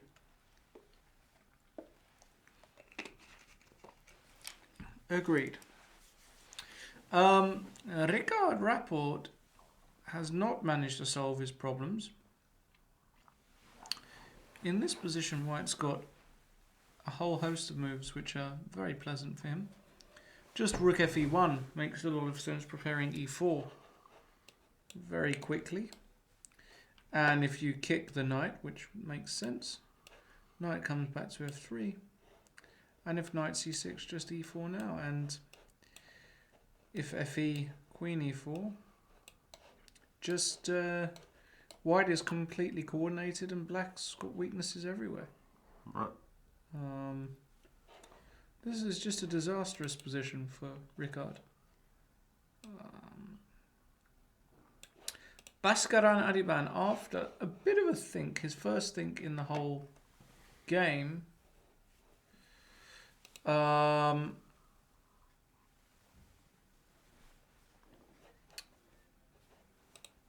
long did he think on this move, Jan? Do you want to take bets on it? 21 minutes? Bit more, maybe. 21 minutes, 27 seconds. That sounds about right.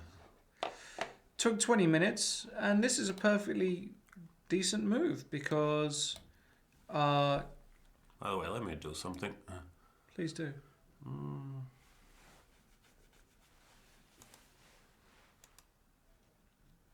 Oops.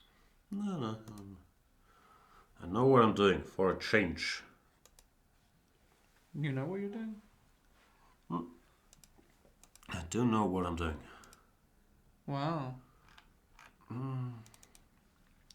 We got the clocks, ladies and gentlemen. That's nice. Don't you like clocks? I do. I have a bit of a weakness for time. Clocks. I like keeping time. Excellent. I even have a bunch of watches. Do you own watches? I used to. I got rid of all of them. Really? Yeah. You check your time on your phone? Yeah. Never really found the need for a watch today, nowadays. Yeah. Isn't it a fashion accessoire? You as a very stylish, metrosexual only young if man. you can afford a very nice one, yeah. Well, in Thailand you can buy all these fake Rolexes. Yeah, that's true. I might get you to get me one while you're there. Yeah, that's gonna be my aunt. Arrested for smuggling Rolexes for Lawrence into the country. Could happen. It's not smuggling, it's just... That's true. That's just... If it's available, you can buy it, just put it in your suitcase. One Rolex is not going to... Anyway, Bishop A4 played, attacking the knight, and now Jan in the tank again. Why would he tank here? Can't you just go here? He's thinking about b5. What is he doing? He's probably thinking about b5. But can't be good.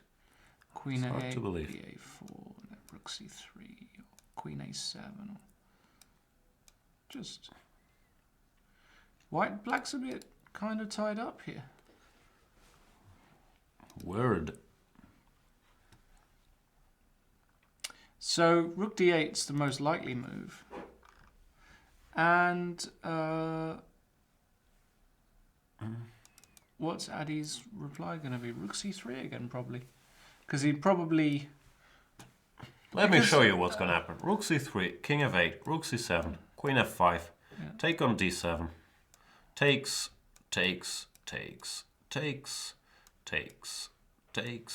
rook b8. And white is, I was going to say, a little better. And now I'm wondering if I should change it to much better. It's equal material, but the white rook is more active. So questions, can we capitalize on that? Maybe not, actually. Yeah, but you're playing for two results here, which is always nice. That's true. So Adi's going to be happy. Rook d8, rook c3. Can you go b5 here? No, you still can't. Still right? same. Well, here's Yeah, no, here just loses. Yeah. Yep. Yeah, and he's going to be comparing this position with rook d8 immediately, isn't he? Which black could have played. I don't know. I think he's just trying to figure out what to play. No, I'm saying instead of rook e8 on move 20, black could have played rook d8 immediately. Sure. After which, perhaps rook c3 isn't possible because of king f8. Is that right? Yeah. So he's just trying to... He's not trying to remember it. He's out of book now, but certainly he's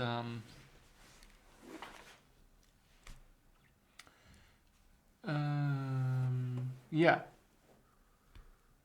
I don't know what I was going to say. He's kind of fine. He's in a good spot. Any other really interesting developments? Wesley did go b4, which is kind of expected here. It's a nice move to play. Keeping the pawns together. And now queen. Because I'm not sure if you're aware of this, but your right to en passant expires if you don't make use of it instantly. And here it was. No, bad that's spot not to do true. it. You can do it exactly 50 moves after. Oh, you can still do it here? No, 50 moves after. Ah, okay. It's That's a a lie. special rule, yeah. It's For like the those 50 of move. you out there who are new to chess, he is lying. I am lying for all of you guys who just started. That'd be a nice rule though, huh? Nah. No? It makes things way more confusing than they Too need to be. complicated? Right. Like a limited an expiry time on en passants. But this might be the first position in the history of chess where en passant was a bad move. after You b4. said yesterday that it's always a good move. That's what I said. Right. So that's honestly what I believe. But here it's not because it's dropping a rook. Wojciech played queen e7. He's preparing or anticipating b5, which I guess he wants to meet with this and this now. If this works, it seems to work. Rook a4, knight b3. Well, seems stable enough for black. b6 next move. But no such luck.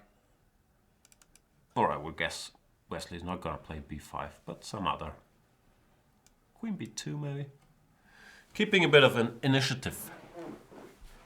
Still though, very unbalanced position. Anything can happen. I don't mind Radoslav's position at all. Do you mind Wesley's position?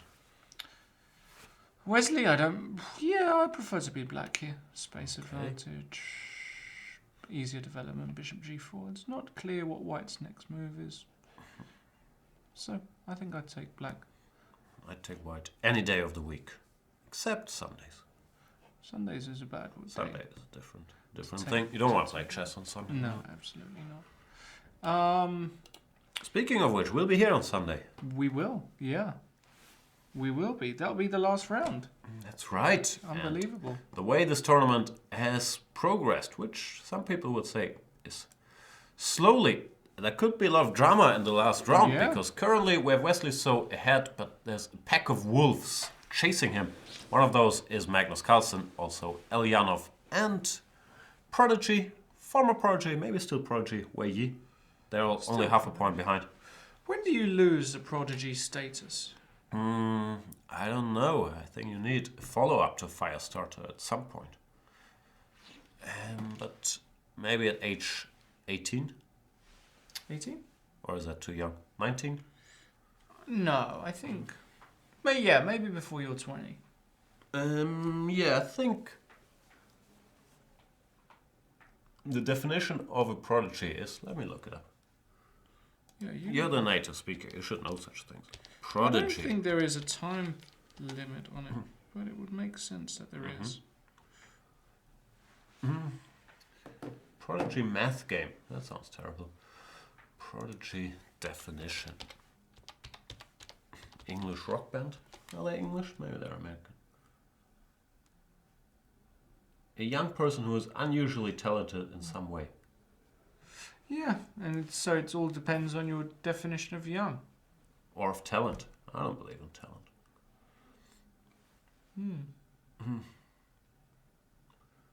Oh, it also means something abnormal or monstrous.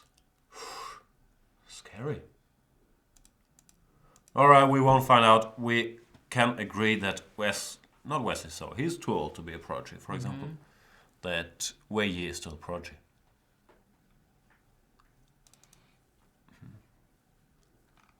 Any game you want to talk about? Or anything else on your mind? What's bothering you these days? You always seem like a very troubled young man. Is there anything we can help you with? Are you thinking back to the days when you were a chess prodigy? Yeah. Yeah, I am, actually.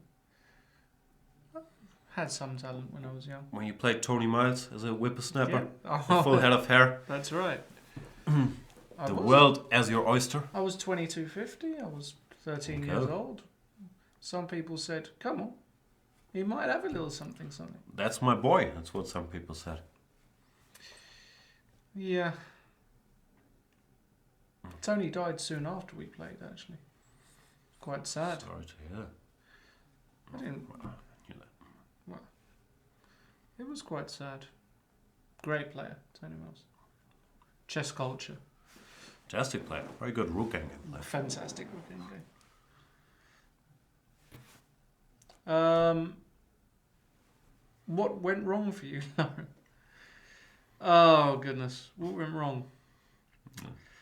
Just where do I This is start? all one big therapy session. Tell us about it. I don't know. Life went wrong. Why? No, it just wasn't good enough. That's what went wrong. When you're not good enough, you can't make it. You can't influence your goodness? No. Okay. Wasn't strong enough, didn't work hard enough, then decided to do things like school and university and jobs. Ah, career got in the way. Tell me about it. So Yes. are you unhappy with where you are in life? No. And there's no reason to regret anything. I'm unhappy right now, having to listen to you. That I understand. So, But in life in general, I'm pretty happy. What about you, Jan? You had I the have talent. good days and bad days. You had the talent to break the top, right? I don't really believe in talent. Like, I enjoyed studying chess a lot in my youth, and yeah, I was doing alright. I started quite late when I was like 11. And yeah, I actually went to school, believe it or not. So I only started really improving after I was 18. I was like 390 when I was 18 and finished school. And then, yeah, I went till 2600 in my 20s. But really, yeah, never got anywhere much further. And of course, you can always say, okay, had I worked harder and so on. But I don't really regret anything. It's very tough life to dedicate yourself to Kaisa, that you can Horrible keep life. jumping and you gotta keep it up. And at some point, I didn't really. But we all have regrets. I'm still a good chess player. You are. What is your biggest regret, Jan? I don't know. Let me think. Is it losing to me at Banter Blitz? No, that is regrettable, but Not the biggest. doesn't keep me up at night. No, I'm not sure. I'm trying to... Like, I'm generally a quite pessimistic person, but I don't really look back so much and think, oh, I could have done this or could have done that, because it's kind of pointless, right? I mean, the past is the past. Gotta look ahead. So, yeah, I don't live so much in the past. I can't think of a big regret, frankly. Still, I mean, something must have Do gone you wrong regret- since I'm sitting here next to you talking about a Right. tournament we're not really interested in. But such Do is you life sometimes. regret never learning the Scotch Gambit or... No, I know. did learn the Scotch Gambit. You I did? had the seniority at age 13, 14 to decide. It's not great. Did you regret never learning the Albin Counter Gambit? I know all there is to know about the Alvin Counter Gambit. It's not very good. Do you... Hare Krishna plays Magnus Carlsen. Yeah, these guys are just playing a very standard game. Bishop e6 has to be...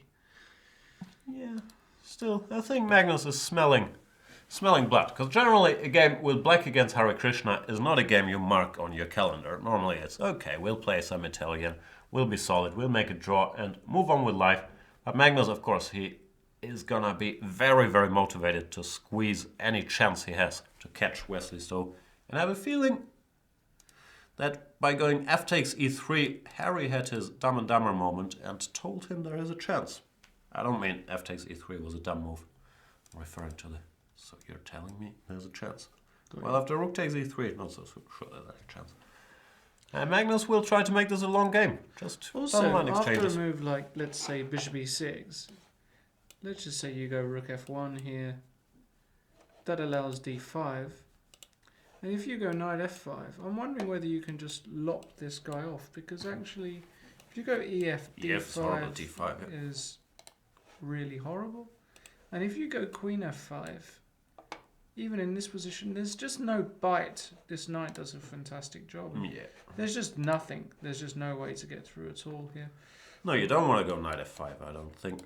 I believe you want to go knight h5. I'm not sure if directly, No. but potentially. Probably You take start it. taking, yeah. Fe, I would think rook takes. Oh, rook takes this. Rook's more natural, no? Rook f1. Yeah, something like this. Queen Now you can go e7. knight f5. After queen e7, we're certainly gonna. Yeah, queen e7, knight f5 is a problem. So queen d7 maybe. Maybe. But now knight f5 again. Yeah. Well, there's never any. Fairly standard stuff. You always go king h7, and knight g8 or knight e8 followed by g6. But it's also not easy for black to generate enough to win these things. I once had similar structure against Nepomniachtchi. Yeah, I think so. Yeah. you've Maybe played I did. Nepomniachtchi. Yeah, I thought there was implied in what I said. Yeah, it was. Where did you play him? I think in the last round of Dortmund 2008, but it was somewhat different. I think I can't remember. It was c5. He went d4. I went c4 what or was the something result? like that. Draw. Wow. Good old draws. Do you miss playing the Dortmund Super Tournament? No, like we're back to regrets, but I haven't studied chess for myself for at least 5 years, and if you don't do that, you can't play in super tournaments. So I still do look at a lot of chess. Obviously, I'm looking at chess now, but I'm not working like a professional now. So no, not really. I miss good results. I miss the thrill of winning a game against a strong player. When was the No last better time you feeling than beat that. a really strong player? I don't know. Did I ever? No, that's been a while. Yeah, I'm not sure. 5 years? Maybe. When I'm talking about a really strong player, I mean 2700. Yeah. No, I'm not sure. Hmm. I haven't played a strong player in a long time. Really? Well, in the Thailand Open, you played Yeah, that's true. Vallejo and Pons and Yeah. Nigel Short. I beat Nigel, but even that's 5 years ago in the Thailand Oh, Open, okay. if we count him. Yeah. Now I do have a lot of regrets. Why didn't I crush more strong players? That's also I'm gonna grab what some water. You Anish continue. Giri is going to ask himself. You You go continue. get yourself some water. Yeah, I'm gonna grab. Finally! So let's go back to Levon's game, where he clearly won the opening battle against Richard Rapport. And frankly, that's a sneaking suspicion I kind of had every day with Richard's game. He could get into trouble in the opening, but I thought he was smart choosing this Queen's Indian line, where you can be slightly worse, but nothing too bad can happen to you. And he hasn't played too creatively with black. But today, after bishop to e1, which is a very rare move at least, I had not seen this before, clearly prepared by Levon, his reaction was just very, very bad. Once again, the usual disclaimers for 2700 in a super tournament. There's rook e8 followed by d5. Lawrence Trent did not close the door while he went on his water-grabbing operation, so I'll close the door after him. Why wouldn't I?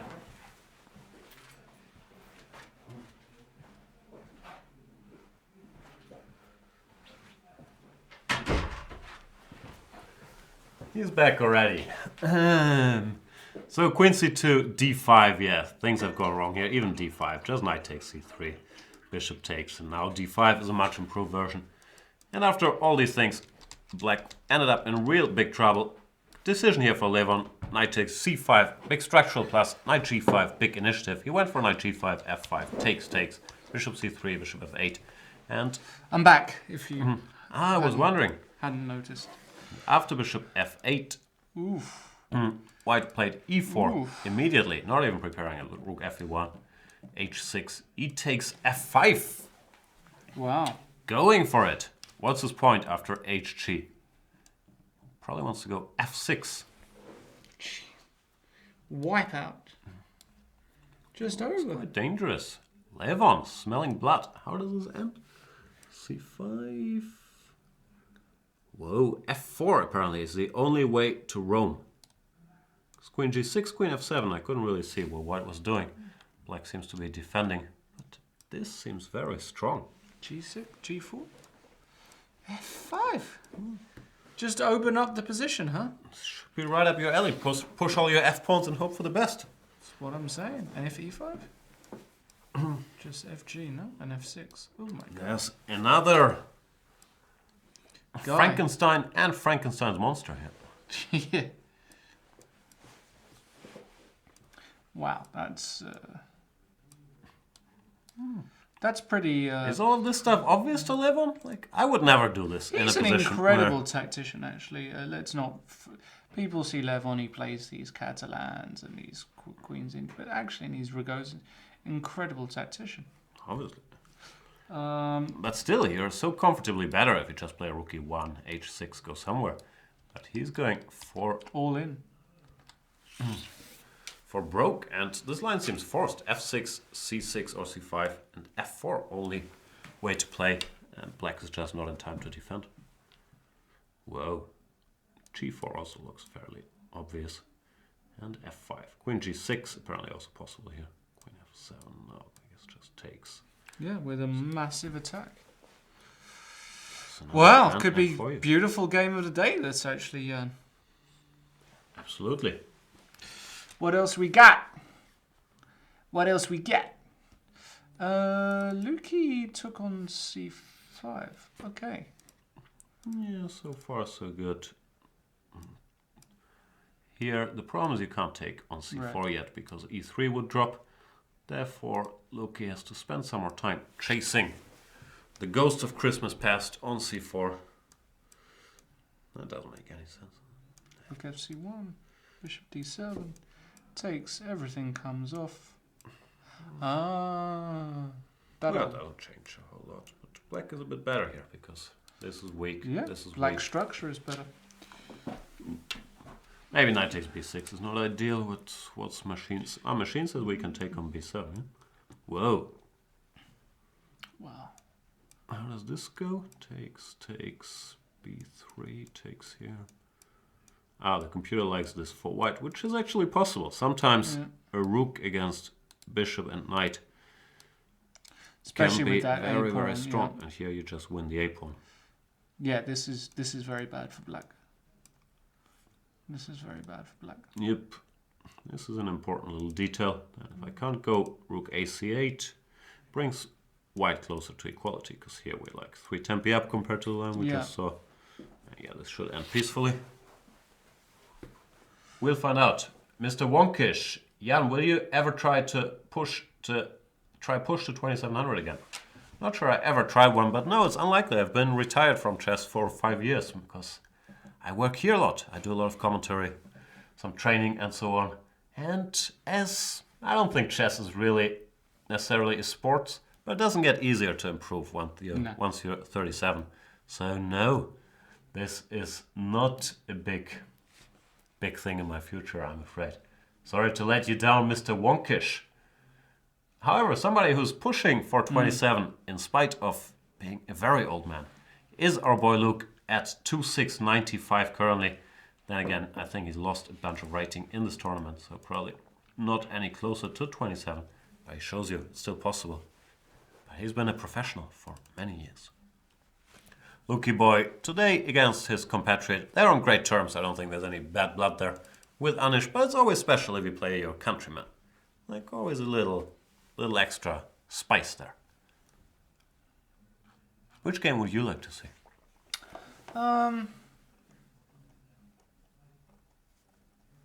Jokke.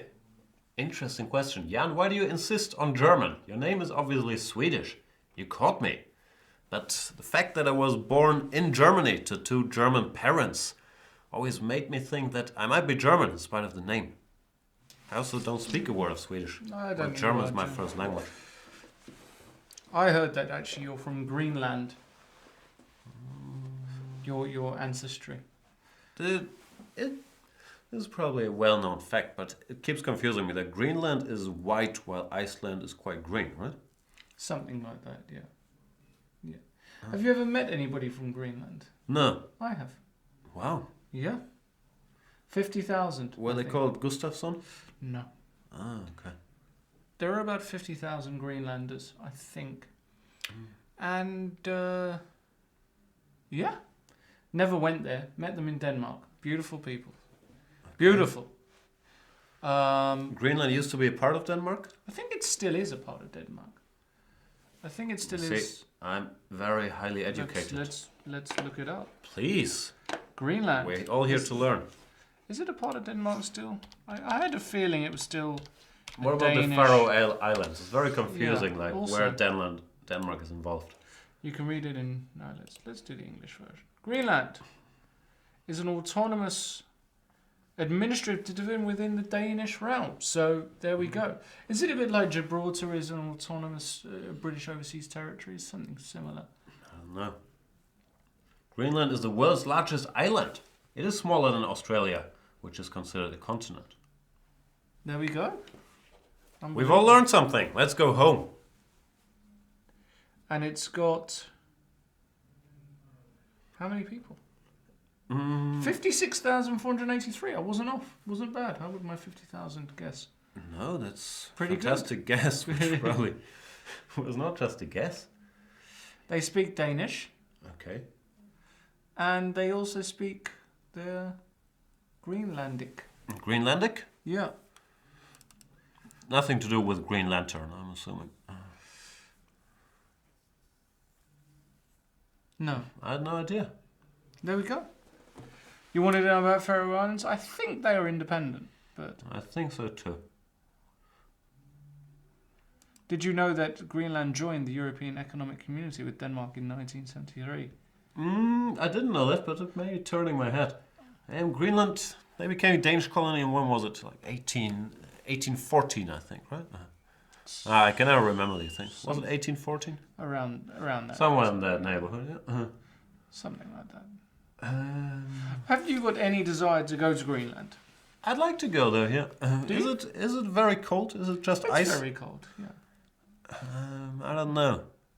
Cold is not my favorite thing. No, you're a warm guy, aren't you, actually? You like the I like heat. warmth. But, yeah, we don't have it much in Hamburg in winter, We surprisingly. really don't. It's pretty cold here. Well, it's not very cold, but it's It's stable, not like Berlin 3 is degrees. extremely cold. Berlin is like, it's next door. How can the climate be so different? Massive difference. No, Yeah. I don't think that's true. It That's is. like an alternative study that you were provided? It's just true. It just gets colder in the winter. Is that your opinion based on No, it's studies opinion based that on were fact. presented to you? Yep. Okay. Magnus Carlsen, he's been to Berlin. I've been to Berlin. It was extremely cold, actually, now that I think about it. Magnus has decided to change the structure by going for a d5 push. Why wouldn't you? Grab some space. Harry has not reacted, just played rook f2 and worry about nothing. I'm curious what he wanted to do after de, but probably knight e4. Yeah, things simplify. Magnus said, no thank you. I would like to play rook to a7 to keep an extra eye on f7 in case you want to do something. Also, shady. maybe he wants to go rook d7, rook e7. He's got options along the 7. Yeah, or rook Now, c7. now he's got a c file to play with. So, would you take black here, Jan, or I'd take black, but white is still quite solid, isn't he? yeah, Now he's gotten rid of his double pawn, yeah? put his final rook into play, and can start jumping operations. But yeah, I do believe that black might be a little more comfortable here. He has more space. We'll see. And how Lebon this just goes. playing Harry, however, very resilient. very player. resilient player. But tell you who's playing game of the day, Levon Aronian, completely winning. He's going for it. This is going to be your game of the day, isn't it, Jan? I think. Are you gonna do the game of the day? Not today. I'm not. No, because I'm leaving. Maybe the other day. Another day, I will do game of the day. Beautiful. Yeah, this looks like he's gonna crush through. F4, G4, F5. Very instructive. Freddy Yes, and yeah. Ferdy are just crushing it. E5, FG, anything G7, F6, Queen F7, Queen E4 or F5. And What did you call them? Freddy and Ferdy. Not Friedrich and Fritz? No, but Actually, what that's, about that guy on expert F6? pronunciation. He looks like a Fiker to me. Maybe. Yeah. Fiker, It's the F pawn. Absolutely. And The sort of Gore guy. on the G pawn is not very happy here. No. It's just game over, right? it's just Knight game D7, over. Queen G4, and Any. we pick up this. We also pick up the king. No, it's game. Finito. Finito la commedia. Great game by 11, but If horrible. GF. Just Queen G6. Sorry, the rook is hanging. Yeah, that I could have spotted. No? Nothing to be done. F5 is coming, Queen G6. FG5. It's just a massacre for Levon Aronian today. And what does that put Levon on when he wins? Like points-wise or pedestal-wise? Points-wise... It's Fritz short for Friedrich. Yeah, I think so. But Fritz can be a standalone name, right? Yeah, it's not a common name. Maybe it used to be 50 years ago, but yeah, I think it's normally short for What about Friedrich. Feike? That's not a first name. Oh. Okay. Can we make it He'll be on 6 out of 9. 6 out of 10. +2 for Levon. Yeah, still a chance to join the conversation. Okay. What else we got? Stugats. You enjoy Stugats? Stugats. What is that, the Dan Lebatard show? With Stugats? That's what they used to say in The Sopranos. Stugats? Hey, you ain't got Stugats. Isn't I think Stugats it from the means Dan nothing. Lebatard I know where the derivative is. I'm not going to go into that because I studied Italian. It's a bit rude. No, Stugats. No, not Stuart Getz. No, it is. No, it's with an S. That's what I mean. Oh. Dan Lebatard show with Stugats. John Stugats. Try the We're Urban very Dictionary. different references. Yeah. So sad.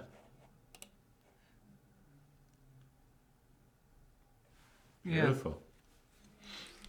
You have all the best references. Yeah. Anyway, Pop culture. we haven't been with Pavel Ilyanov and Wei Yi, the two. Well, you might not have been with them. I've been with them. Yeah, the two players shared for second place together with Magnus Carlsen. So this is a big game. Whoever wins has a chance of potentially catching Wesley So. Even though Wesley So might just win his game and say, no one's gonna catch me. Catch me if you can. Here, I don't know. My feeling says I'd take white. Computer says he'd take black.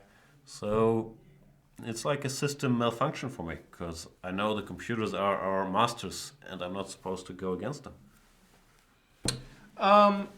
In this position, bishop b6 is a very logical move because now that this diagonal has been cut out, bishop b6, and also this is still a bit of a weak point.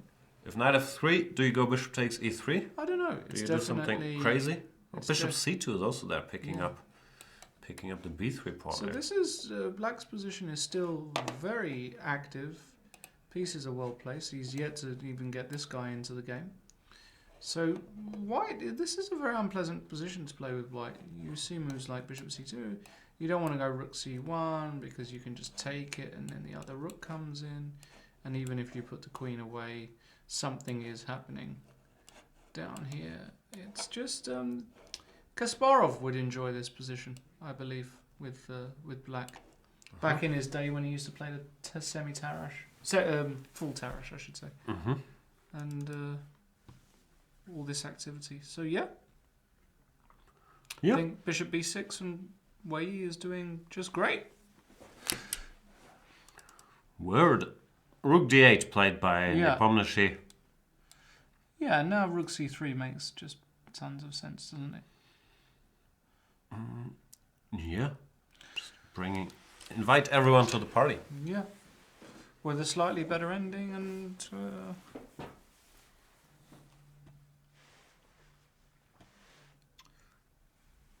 That's it. That's all I got.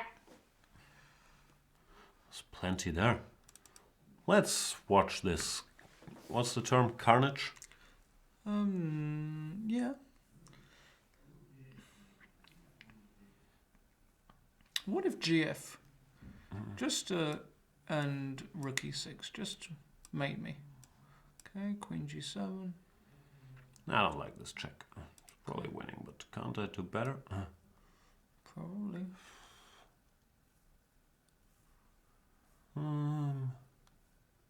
D8 is tempting, but now this looks stronger. Here, and boom. That is strong, my friend. That is very strong. Black is like, 1.5 tempi behind. If you could go knight c6 and rook e8, maybe it's a different story. But yeah, this is just nasty. This is a great game. Fantastic game by level. Really fantastic. This win? No, this is not so clear. Here, black defense. Defense. Air quotes. White is still better, but it's not directly over. Oh yeah, this is just over. some nasty by 11 Aronian. Friedrich and Philippe. No, Philippe. It's normally spelled with a P. Not sure how you do it in English. Yeah, In we- German, it's normally spelled with a P. Any other PH. German names with F? I'm sure there are. But are we limited to German names? It's an We're in show Germany. in the English language, your Yeah, native we're in language. Germany. We should really, you know. Are you a big fan of German culture? No. That's what I thought. Why do you I need did all the like German German references? 83. Deutschland 83. It was a very good series. Mm-hmm. Started to make me like it a bit more. Really? Yeah. So, the German Democratic Republic in 1983 warmed you up a bit to German It did, culture. yeah. See? Well, there we go, ladies and gentlemen. Wesley So against Wojtaszek. We haven't seen this for a while. It was one of those positions where White is better. white is better. You're right. 94, 96 is this red. Wesley might just win another game. Could just win it. No I problem. think this pawn is an issue as well. Always got to look out for this pawn. Very difficult to stop this idea. He's you know. strong. I'm still slightly getting used to it that Wesley So is just, Best a in monster and fighting for victory Best in the every world. tournament.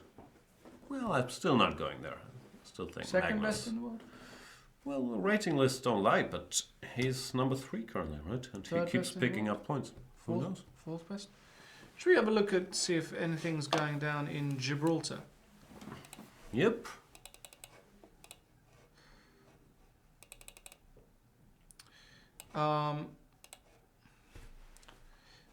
Going reasonably slow. Fabiano is playing against Leandro Crisa. This is yet to really develop, so we'll pass over that. MVL's got a standard kind of position. Yeah, something's gone right for him already. If these c4, b3, cb has to be played, normally white is better here. Rook a3, bring a knight to a5, or like, no fun. Hikaru, this is a theoretical position. This reminds me of a number of games. This is all theoretical. Toppy! Vasily is playing Kobe Orikobo. Very weird position already, but yeah, some kind of French. Mickey! You like Mickey's position already, don't you? Yeah, of course. Mickey knows what he's doing. Piotr! Not so sure. He knows what he's doing. This looks, I don't know, looks like he's gambling a little bit. It's a bit lacking a bit of After space. queen isn't it? h5, he played h3. Typical move in these structures to stop black from going bishop Yeah. h3. But it's quite Does, slow. Queen g6. And here, the more typical plan is to go knight e3, bishop g2. Yeah. And somehow develop. But Peter went for the very ambitious b4, stopping bishop to c5, but wasting more time. Bishop Don't like- d6, bishop g2 castles. And now You you gotta start can't thinking if you go here, like, can I do this maybe? Apart from the fact that, of course, you can take on b4, Yeah, but that's an issue. things like this, how is something like this? I don't know. Maybe it's Okay, not but enough. you can just take on b4, but he's not going to do. He played rook b1, so this is all much of a I guess much. to waste another tempo to But just now prepare what? knight. Just rook d8 looks normal. Put the rook on the semi-open file. this and this also looks perfectly I normal. just take black here. Oh, for sure. Do you? Yeah, of course. I don't understand this. I don't Peter understand. wants a non-standard position. But he's taking some He's liberties, taking- it feels yeah, like. he is. He really is, actually. That would not be good if something happened there.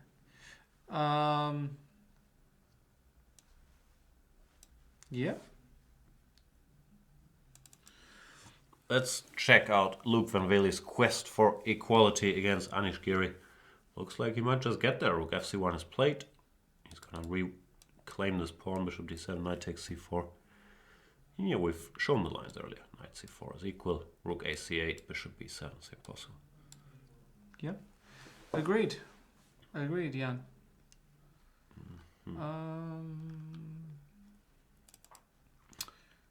And Rikin against Karyakin.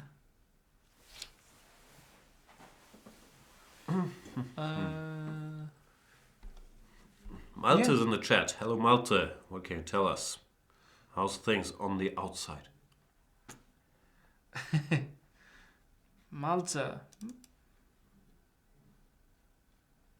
Yeah. How are things on the outside? I.e., outside this door. They're all working away in the office, doing good work, good stuff.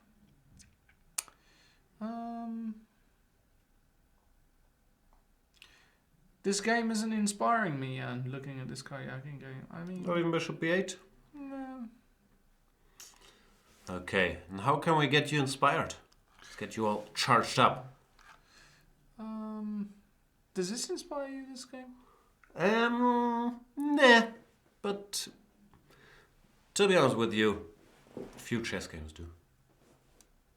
Nah, it's not true. Levon is playing a fantastic game today. f5, g takes, f6 on the board. Black is a whole piece up, but after f takes e6, the dormant black army is on Maybe he time. wants to go queen h7 here. You think he does? But then, what does he want to do after queen that's g2? cute. Knight a6. Rook d7.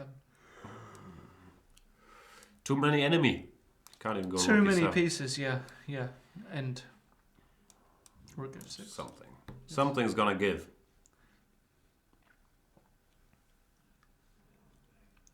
Too much. We have a question by Mr. Robert B. Could someone explain the stockfish values? It shows value X for the best move, but after making that move, that value X is no longer an option. That wouldn't make sense. I believe sometimes what happens is on the website it shows a certain evaluation at a certain depth, but then a move is made and it starts calculating anew. So it might show a different evaluation that doesn't match the former evaluation because it's now starting at depth, whatever. 12 instead of the depth 20 it had earlier. Right. Something along those lines. Computer evaluation always depends on the depth of how deeply they thought. How deep is your love? How deep is your love? What's your favorite version? Do you prefer the Beach Boys or the Take That version? I'm Take That all the way. How deep is your love is Bee Gees, isn't it? Oh, sorry. Yeah, it is Bee Gees. Or is it Bee Gees? No, it is Bee Gees. Pretty sure it's Yeah, the you're Bee right. Gees. My No, apologies. I'm a Bee Gees. You're a Bee Gees guy? I'm a big Bee Gee. Who's your favorite Gibbs brother? Well, of the remaining ones, or No, all the Gibbs brothers in history are I like. applicable, I didn't have a favorite. eligible. That was a very cursed family. Sad news. Yeah, look. I think 2 of the brothers died very young. Okay, I'm Very not sad circumstances. Yeah. not well informed on the Bee Gees Yeah. or the Beach Boys. I would think you were more informed on Beach Boys, but No. no. Not really. Do you think Wei Yi listens to the Beach Boys before every game? I have a feeling Wei Yi is more into contemporary music. I think he's pumping some Justin Bieber before the games, like some baby in there. Right. Some, I don't know, what's the new Justin Bieber hits? I don't listen to Justin Bieber, so I wouldn't know. Okay. That's just a lie. No, it's just not. I just don't listen to Justin Bieber. I'm sure I would know his songs if they were played because they're played on the radio, but I don't actively listen. Wow. Sorry, buddy. I have to question everything I thought I knew about you. Like, with my checklist of Lawrence was number 1, Justin Bieber fan, believer. And turns out I was all wrong. Thought Justin Bieber and Kanye West were by far your 2 favorite artists. But Kanye West for president 2020. 2020. Hindsight is literally 2020 now. But good news for you, Justin Bieber is Canadian, so he can't become US president. I think he's got dual citizenship, hasn't he? Still, he was not born in the USA. So he can't become US president. Even if you're a dual citizen? Sure, Schwarzenegger, he can't run for US president. Keep us posted if anybody's awake in the US already, because that's all we're really interested in. Can Justin Bieber become US president? I do not think he can. Anyway, what got us to Justin Bieber are the music taste of Wei Yi. I don't know. He looks like a hip-hop guy to me, but probably more new school, like what all these crazy kids are listening to. Like he's listening to his Future, stuff like that. Not like me, not the new Tribe Called Quest album, Reminiscing. Love Tribe Called Quest. It's a beautiful new album. I haven't heard the new album. I've got all their old stuff. Beautiful. Fire Marshal says, take everything Jan says with a grain of salt. Yeah. Yeah. I made up the thing about Wei Yi listening to Justin Bieber. Good rule of thumb. I try to say the truth when I talk about chess. But when it comes to non-chess, I will mostly provide you with alternative facts that are, however, normally based on studies and evidence that have been presented to me. Right. But yeah, the Wei Yi thing, I would be surprised if he was into US or Canadian pop music, because I think his English is improving, but it's not a language where his cultural preferences will be based on. Understood. So he's probably listening to Chinese acts that I don't know. Did you ever listen to that song, I have a pen, I have an apple, pineapple, pen, apple, pen? Sounds excellent. You really? No, I don't know any Apple-based songs. We'll get you that song. Please do. That will make Sounds you happy. fantastic. That was what the kids were raging about. You have a pen, you have an apple, you have an apple-based pen? No, the lyrics are, I have a pen, I have an apple, apple pen. I have a pen, I have pineapple, pineapple pen. You have a pineapple pen? Apple pen, pineapple pen, pig pineapple, apple pen. I'm hooked. It sounds it's just, absolutely fantastic. You will love it. We'll watch it in the break. Oh, Fabi, going there again. Alternative facts like Con Air or The Rock being good movies. Fabi, you've shown your ignorance on that topic plenty yesterday with not acknowledging the genius of Nicolas Cage action movies from the 90s. I mean, do you really need to go there again? And you're entitled to your opinion. That doesn't mean your opinion is not wrong and very disrespectful to the greatness that is Nicolas Cage. Agreed. B5 has been played by so now knight Wesley. A5 He's just just for winning, golf. right?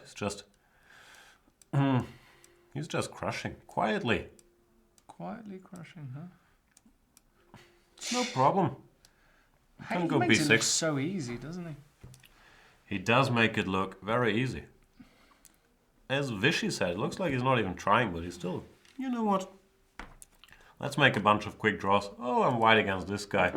I'll prepare him in the line they've looked at ad nauseum with Vishy Anand. No problem. It's impressive in a way. Like, I'm still not a fan of his approach to... No, that's not even true. I've tried playing like him my whole life, like taking zero risks, never losing a game. But as a commentator, you're more drawn to criticizing him because, he doesn't take any risks, which means some short draws and some dull decisions. I've got a great score works. against Wesley, so. Not surprised. What is 1 minute chess it? online. Of course, yeah. Never played him over the board, but 1 minute he's got a negative score against me. Not surprised at all. Trying to play all this stuff against me at 1 minute, yeah. Cryote426 says, hey, at least the stream is working. Yeah, fair enough, but in a way it's worse when the stream is working. We're sitting here having absolutely nothing to say. And you're thinking, We've got plenty to at say. least I could blame the technology. I don't know. I'm not feeling it today. I got up too early. What time did you get up today? Well, no, like 8. Way too early. Solid. I went to the gym. I thought it would freshen me up for the show. didn't It at didn't all. work. Just tired me out. But okay, we shall soldier on. Queen g3, threatening checkmate in 1. You think Magnus Carlsen's going to spot that? I think he's gonna spot it. How do you think he's going to parry it? By taking or by advancing his g-pawn? Probably. He's not a G6 kind of guy, you know. G6, knight d6 is the point, yeah? Yeah. Harry is very resourceful. Still equal, but, I'd be uncomfortable weakening. Yeah, weakening the king. D4 is in the air. Yeah. Yeah, I've got a So he feeling should he's just take going it? to take it. Yeah, I've got a bit. Then white was probably... And just to protect. Queen, or rook e7. Can Or we is do that this? I'm a little worried. Even. rook f6? Yeah, Baby nice. cakes. Yeah, this is serious actually. This is that is serious. This is serious. Yeah, you got to be careful. Nothing else to say. I do agree. What else we got? Jan played b5, which we already said is a horrific move, and just goes to confirm what I said a few hours ago. What did you say again? Not well enough prepared. But they're both out of book. Yeah, but it's This Jan is the one more who's of a- making the mistakes. Yeah, but here it's not a matter of preparation, but of Okay, but you thinking. Rook g3 has been played, and rook g3 is a really this was, for example, a very strong move, and Yeah. we can believe our Yeah. machines. Looks very logical. looks too. very logical to me. Rook g3 is Yeah, it's a bit odd. I mean, it's what, useful move in some lines, I'm sure, but this looks way more. Basically, it's just saying black your move, right? But It's a little rook strange, g3 now b5 is just I just never believe it. Queen a8, ba4. Let's stop and pause for a second. You want to do the good old stop and pause? Queen d5 apparently is extremely strong here, and I can believe that, pinning the knight. And if bishop b7, the idea is what? Oh, Take it. yeah, that's the point. Black is pretty pinned, and if you go queen f5, queen d6 is mate. I'll illustrate that. Like so. And there are 2 ways. 3 ways to Please get share checkmate. them. You can take the rook, you can take the knight, or you can take the knight. 3 ways to checkmate, which is always Wow. nice. So takes, and queen d5 is apparently very, very, very strong. Very believable, this is very strong. Yeah, b5 is an odd decision, especially after the slightly nondescript rook g3, which is more or less handing you a tempo to go either rook b8 or rook a7. Yeah. Why did he need to do that? I don't know, actually. It feels like a real mistake to me. And it would be a bit of a story if Adiban went on to win this. 4.5 out of his last 5? Can he win the tournament? It's not impossible. He's been on a killing spree. Which computer game was? Probably many. I shouldn't talk about those things. Queen a7, yeah. So it's like the natural move to control g6, but Sure, queen g2 Queen is just g2 is just it's just devastating. resigns, yeah. And Leon's He not played gonna it. miss this. No, he Yeah. played it already. Yeah. It's Beautiful just game. Over here. Knight a6, rook d7. Well, we've seen the key line already. It's just complete domination. Bishop e7, bishop f6, and it all falls apart. Tour de force by Levon Aronian today, really. Beautiful game. Move by move, just breaking through. Very Yeah. impressive. And goes to show you, you don't see these games often, but that's because these guys don't get the opportunity to do stuff like that often. If they get the chance, they're ruthless. Well, Levon is. Boom. And game over. Well, bishop e7 hasn't been played yet.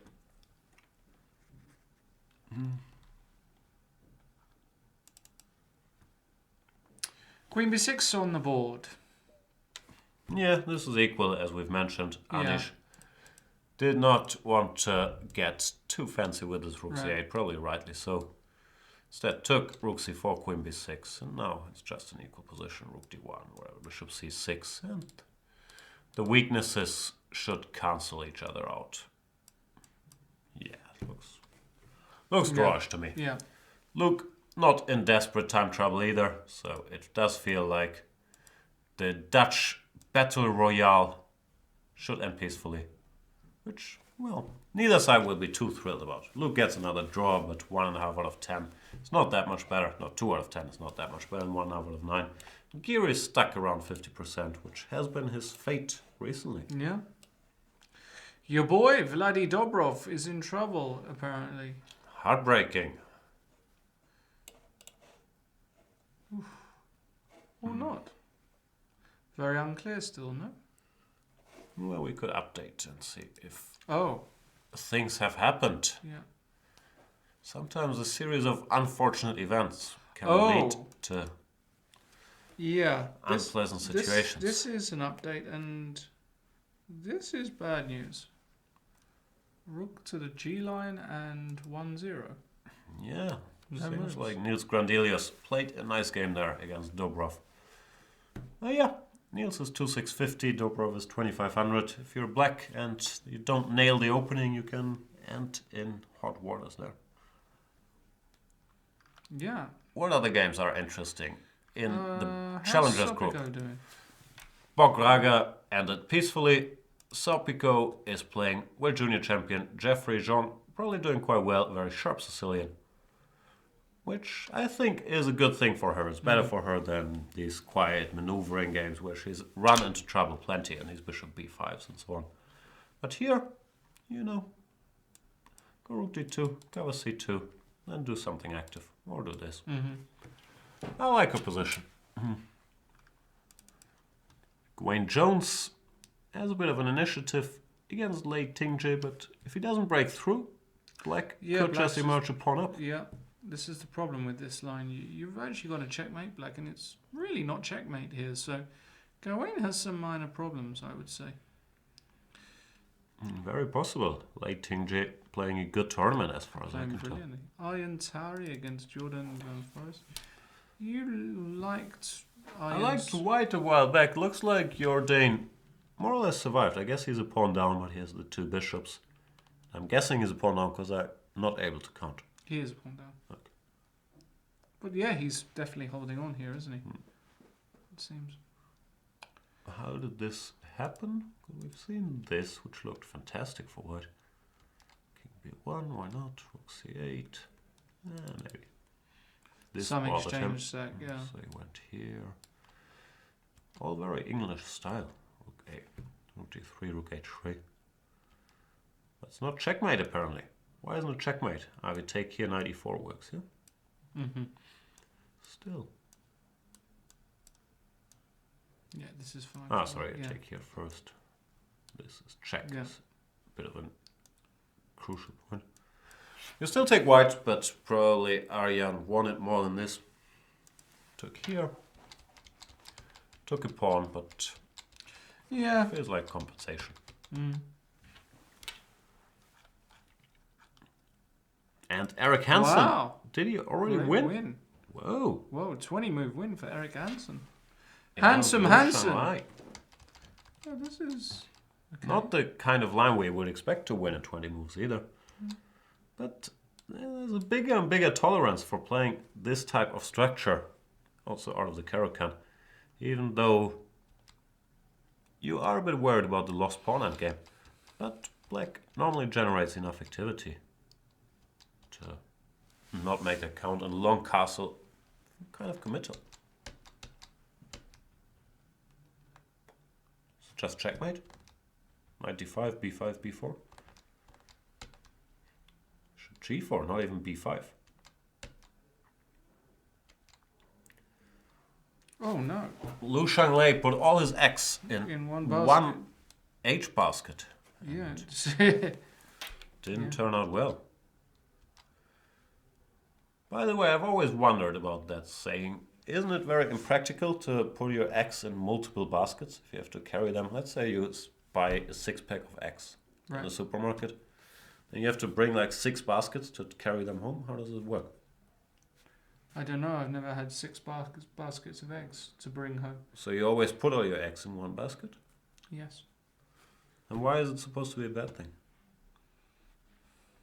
Because I think they're very fragile. So if they get crushed, maybe you'll crush a lot of them at the same time. Be quite interesting Good to point. look up the etymology, Exactly. or rather the It's not etymology, probably, but yeah. Anyway, I want to see the end of this game, bishop a4. It's already clear that Hansen's central play has triumphed over the h-file attack,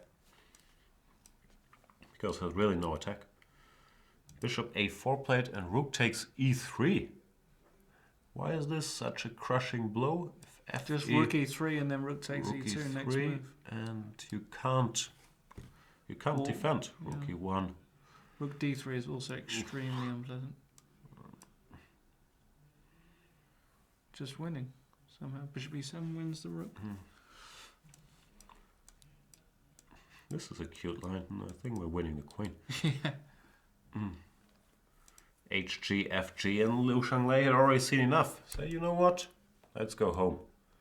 Very That's early to amazing. That's a resign. very early resignation, but maybe it's just resigns here. His point is here, here, here. He can't keep his knight, for example. Here D1. takes.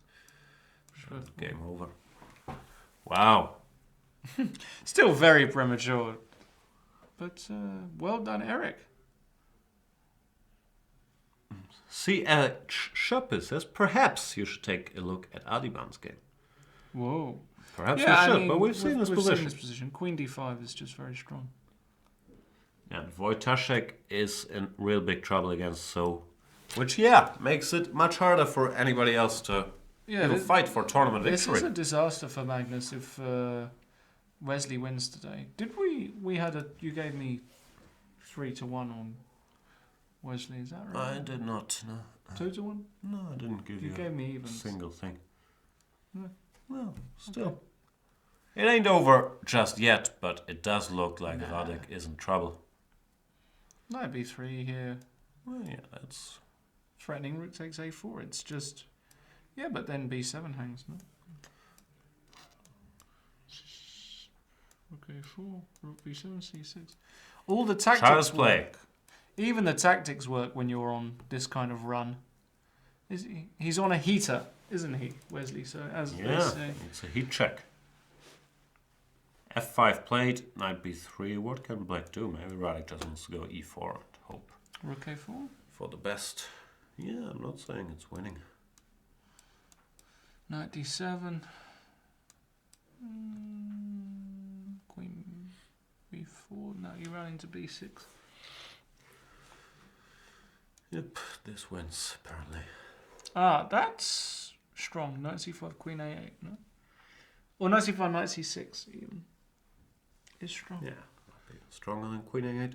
Queen a1 is sorry. what I wanted to say. Queen a1 might be very strong also. Yeah. Ooh. And Levon has won his game. Crushed. Crushing. Demolition Man, Levon Aronian. 2 whites in a row. He's just crushing against Anish Giri as well.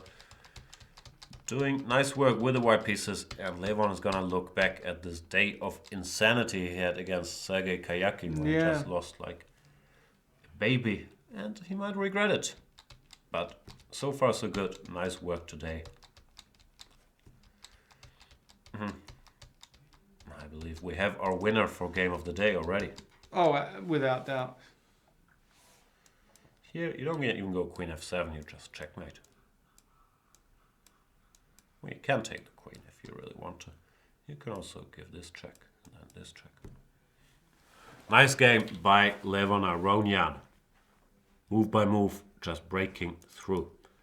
Jan Nepomniachtchi is apparently in trouble against Adiban after this slightly surprising decision to give his rook by playing b5, when he could have had removed it. Adiban went rook c3 here. Yeah, also a very good move. Knight b6 and now check on a7 looks sensible, or is he going to go rook c7? Let's have a look. Rook d8, queen d8. Even this.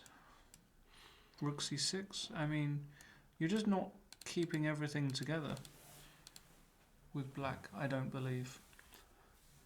Yeah. No. Looks like Just winning. a high wire act to even keep the pieces here. Yeah.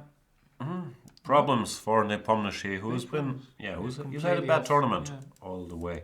Completely out of form. Yesterday he missed this knight f5 killer blow, was very upset. Tweeted something like anger, disgust, pathetic, something along those lines. Rightly misquoting him here. Yeah, today it doesn't look like self-loathing. I'm an expert. There. You are? I thought you're comfortable in your own skin. No. No? Yeah, I am, but you still hate yourself. yeah. So, does it depend on what mood you're in the morning, or what are your moods affected by? No. Perpetual hatred, self-hatred. Yeah. I see. Queen b6, queen d2, and let's shake hands. There's really nothing to do here. I would play. Would I play g6 here like a? Probably you would. Is that a bad move? No. I don't think there's any way to bungle this in one move. Nah, it's gonna end in a draw. Maybe Anish thought, poor Luke, he's getting such a beating in this Magnus tournament. played bishop takes f5 as expected. He doesn't like playing g6. No, He's classical, you know, and he played rook c7, c3, yeah. But now, I understand. black is not better. No. Gotta keep an eye on rook f1, rook f6 is always in the air, no? Yeah. But Magnus is going to go b4 quickly, drumming up counterplay. Drum it up. He doesn't like giving pawns though. Maybe if he can calculate, he gets it back. Yeah, this looks equal. Could be. Yeah. We will keep half an eye on it.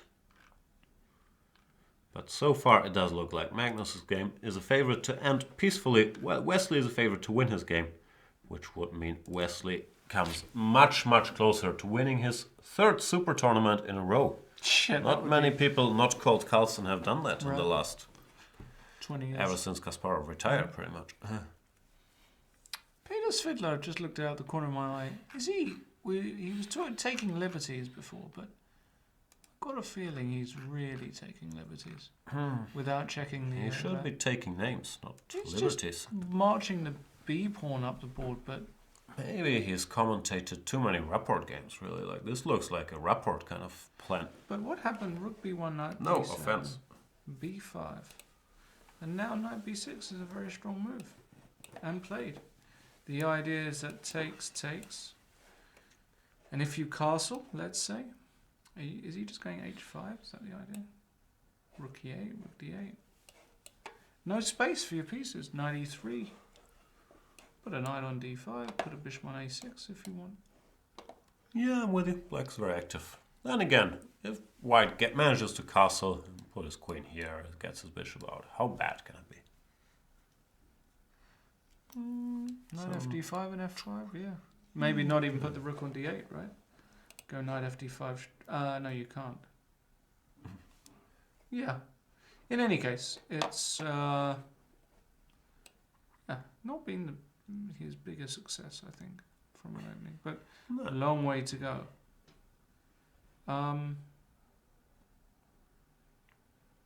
Yeah, okay.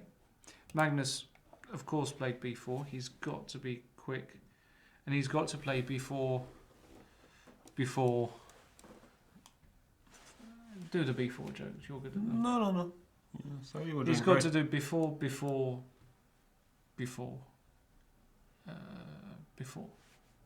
Yeah, that was perfectly executed. Yeah. Why can't I take this pawn? You can. Queen d6 and you're pinned. D4. Okay. BA. Yeah. But this can't be bad for black. Bishop e1.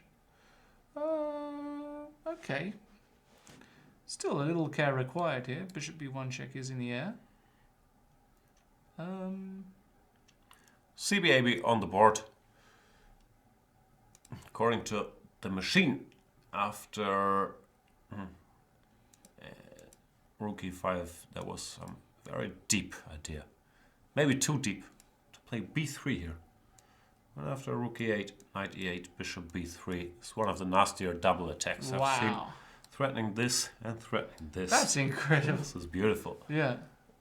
That's really nasty. Or as they say, that's nasty. That's just nasty. If he sees that, that will be really impressive. It's more of a computerish tactic, though. It's so hard to see. Like, to go queen b8 and then you're winning. Wow. You never know. You also have to see that bishop d1 actually doesn't save you, because queen b2, even though we parried both threats, now this rook has nowhere to go. Yeah, that's Beautiful. pretty amazing. We'll stay tuned. But it's more likely that Harry is just going to take on b4. And simplifications shall follow. a4 is a move you would like strategically. Actually, yeah, I was going to say it's probably too slow. Well, I'm not that sure if it is. Yeah. I was going to say rook c2, but just rook f2, and then the bishop makes it Yeah. here. No biggie. Got to be a bit careful, hasn't he, Magnus? He played a4, Harry, as well, because that is the move you'd like to play. That's the style. But b3 is the first Still move the same you look trick. at. b3 takes and queen b8. Ah, now there's this. Oh, Wow. this is winning for white. Bishop d5 is 1-0. Yeah, at least it's unpleasant. All right. Yeah. Harry! Harry! Will you give me 5-1 for Harry? No, why would I? Because you're kind and generous I'm neither kind nor generous. and a good person. Jury's still out. I'm not sure the jury's still out. Wow, Queen A7 check by Adi. Felt like the natural move here. And he's going to go... You have Rook D7 you can't play, right? Or can you? Rook D7, Rook C7. And... I mean, just optically, this looks... Really Much harder to play if with you have black to play King D8 here, I mean King D8. one misstep and you just resign. Well, white How can can you play do King whatever. D8 here? Wow, well, yeah, it's pretty. Like E4 something. Yeah, that's true. It's pretty grim. But what's the follow-up? Queen B8. What's I this? have no idea. What's the threat? You just win somehow, yeah? It's all way over my head. It's way too ye for Way me. too ye. But it might not be too Adiban for Adiban. Yeah, It's this way is- too ye. Yeah, okay. White gets to have more fun than black here. And Pavel Ayanov found a maneuver, which I enjoy. I always enjoy rook a2 somehow.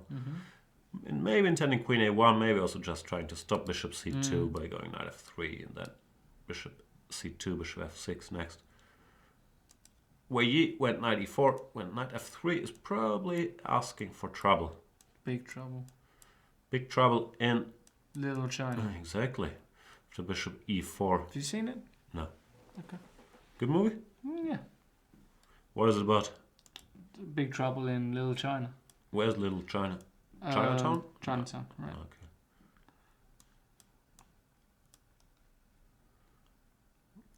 Rook c2, of course, intending to meet bishop g7 with rook a2. So indirectly covering the g7 pawn. Pavel just exchanged it. When the position looks roughly equal where you get rid of his isolated pawn. Sometimes white can be better in such structures, but you would ideally want a few more pieces on the board than what they have left. So right here, right now, a draw seems to be a substantial favorite. Kayakin and Draken. Threatening checkmate in one move. It is what It's it is. another Kayakin game. It's just... Andrakin will almost certainly take this guy off. And then we have an ending which white is maybe slightly for preference. I'm not sure. G6, D5. Why should I be worse? No.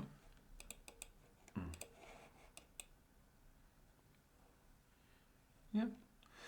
Just can't get excited about his games. It's just unfortunate. Sorry, man. And Wesley So is just thinking here, but just massive here, isn't he? Knight b3 is just massive.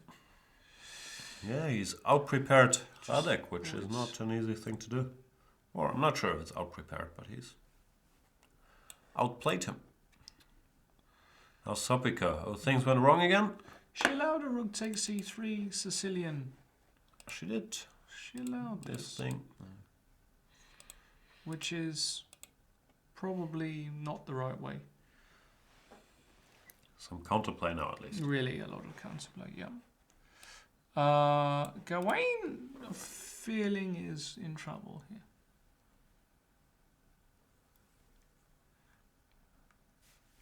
Yeah. Just worse. Attack is dried up. It's time This to is take on a4 and set yourself more and grovel humble goals. Yeah. And Iron Tarry is now. What happened? He can take on a5, right? Why can't knight? EF, rook f8. E5, rook f8, and get going. This horse is strong. It's true. No, this is a disaster for Jordan, Maybe. whose tournament really has not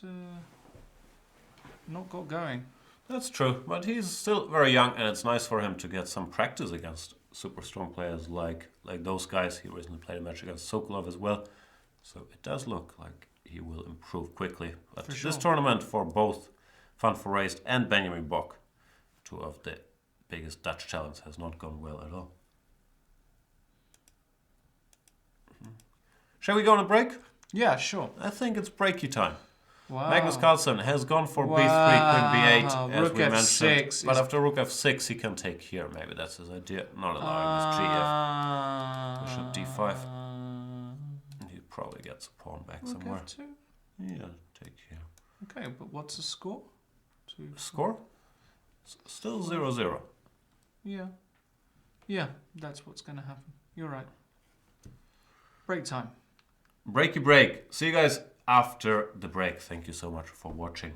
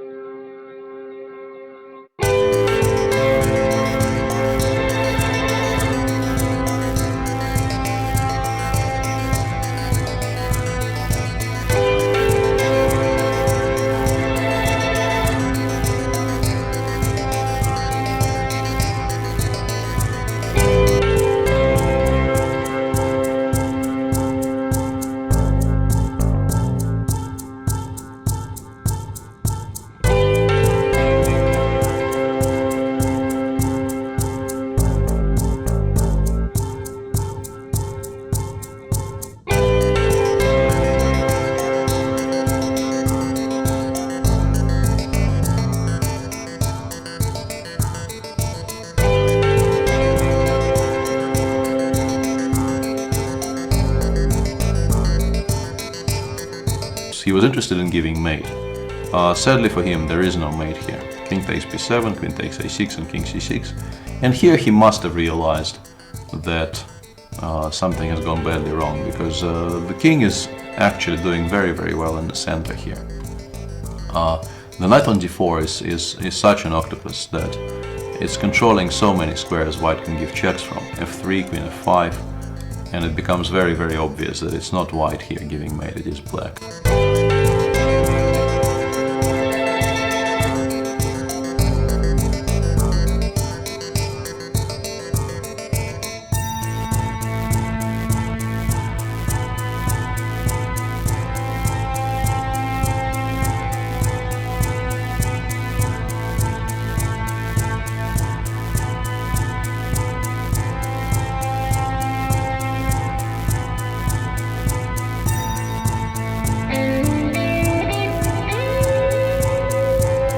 So the game is actually going to end somewhat. King h4 now. Go. No! That would have been much nicer. No! That would have been very cute. That would have been so much cooler.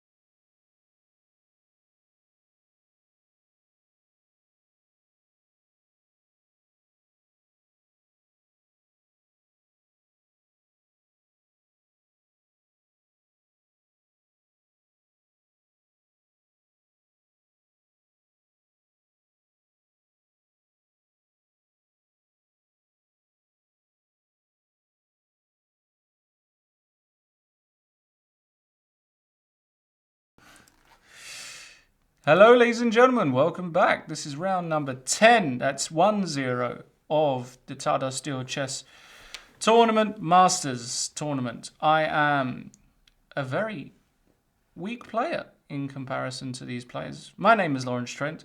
I'm with a player who is also weak compared to most of these players, but would do much better were he to face them in the tournament situation. Grandmaster Jan Gustafsson, and we are approximately 3 hours into this round.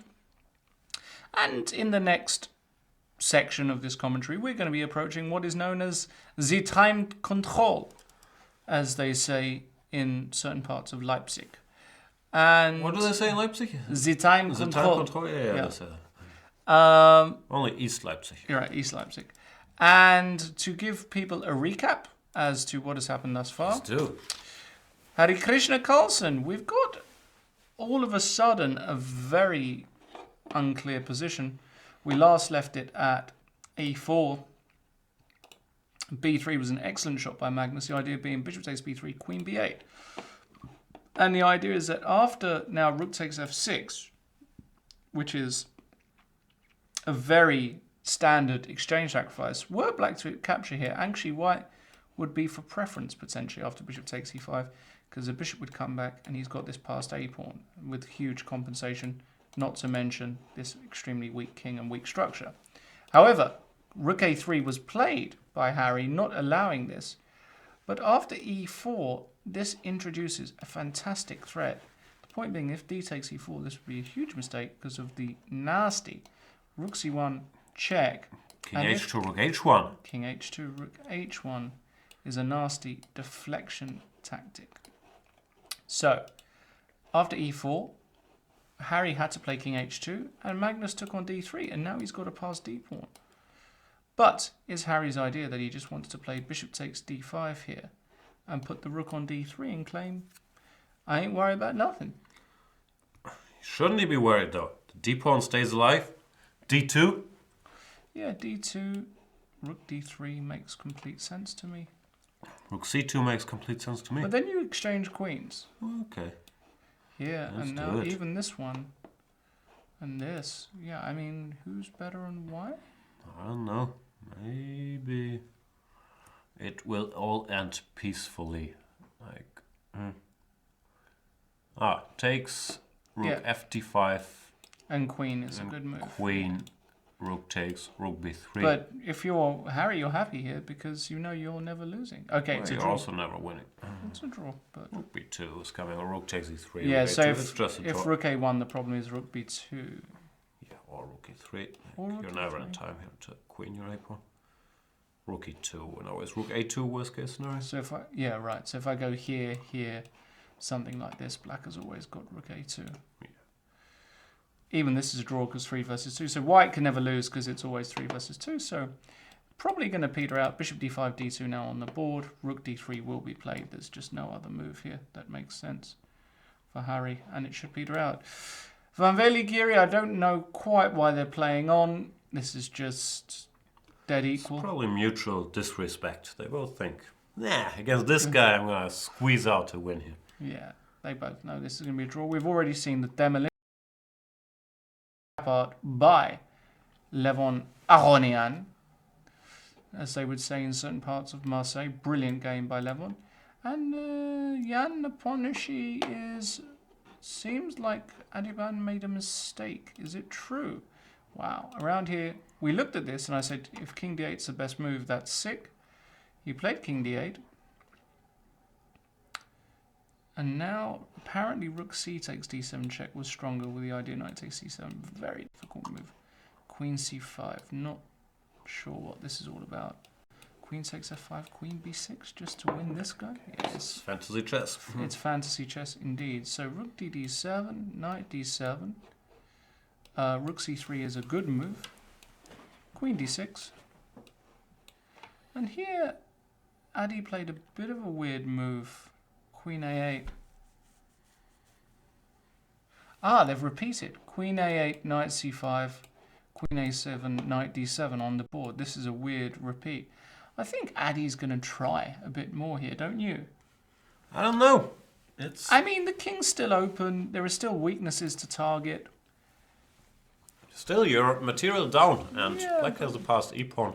If you don't see any direct way to make progress here, I wouldn't accuse him of cowardice for making a draw here, because I think you can end up being worse as well with white. We'll find out though. I could be way off, and Adiban does not strike me as someone who's overly I think he's going to play on. He's going to find. faint-hearted. I think he's going to play rook d3. That's really natural. The queen has to go somewhere. And then even, yeah, a queen retreat like this. Getting out the way, king b1. It's still very difficult for black to make moves here because, you know, bishop b7 might run into f6. Is that true? Or queen b8 is just winning on the spot because this one. Yeah, it's all these kind of things in the air. Yeah. I'm predicting a more repetition here. No, I'm not. Not with the time advantage. All right. The time advantage being 3 minutes more for Nepomniachtchi on the Right. clock. Yeah, that's... No, I'm going to say he's going to play on. You want to give me evens on that? Sure. All right. He's going to play on. All right. Elyanov Veyi looks about equal. Not so much to talk about there, I don't think. Sergei Karyakin, you think is going to win this position? I'm not so sure. I think there's too little material. Again, fireworks in Sergei's games. Yeah, Wesley So just Yeah, he blitzed out the too good. winning combination. Just Too strong. Too fast. Too furious. Knight b3, excellent move. Knight b3, the rook is pinned and you protect this pawn, so you prepare rook takes a4. Knight d7 and he just blasted out. Bishop takes b7, rook a b8 and rook takes a4. Rook takes b7, c6.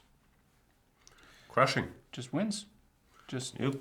you have to take. Rook takes b4 and Rook c7, cd, rook c4. rook c4, but probably... The final nail is rook c1. Okay.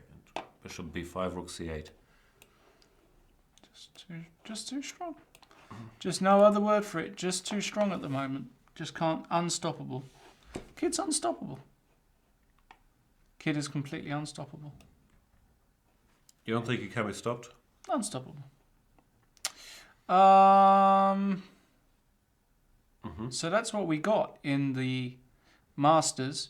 Quick update with the challengers. Grandelius won. Eric Hansen won. Strange game in 20 moves with black. Erwin Lamy Smirin looks very drawish. Marcus Raga drew with Benjamin Bock.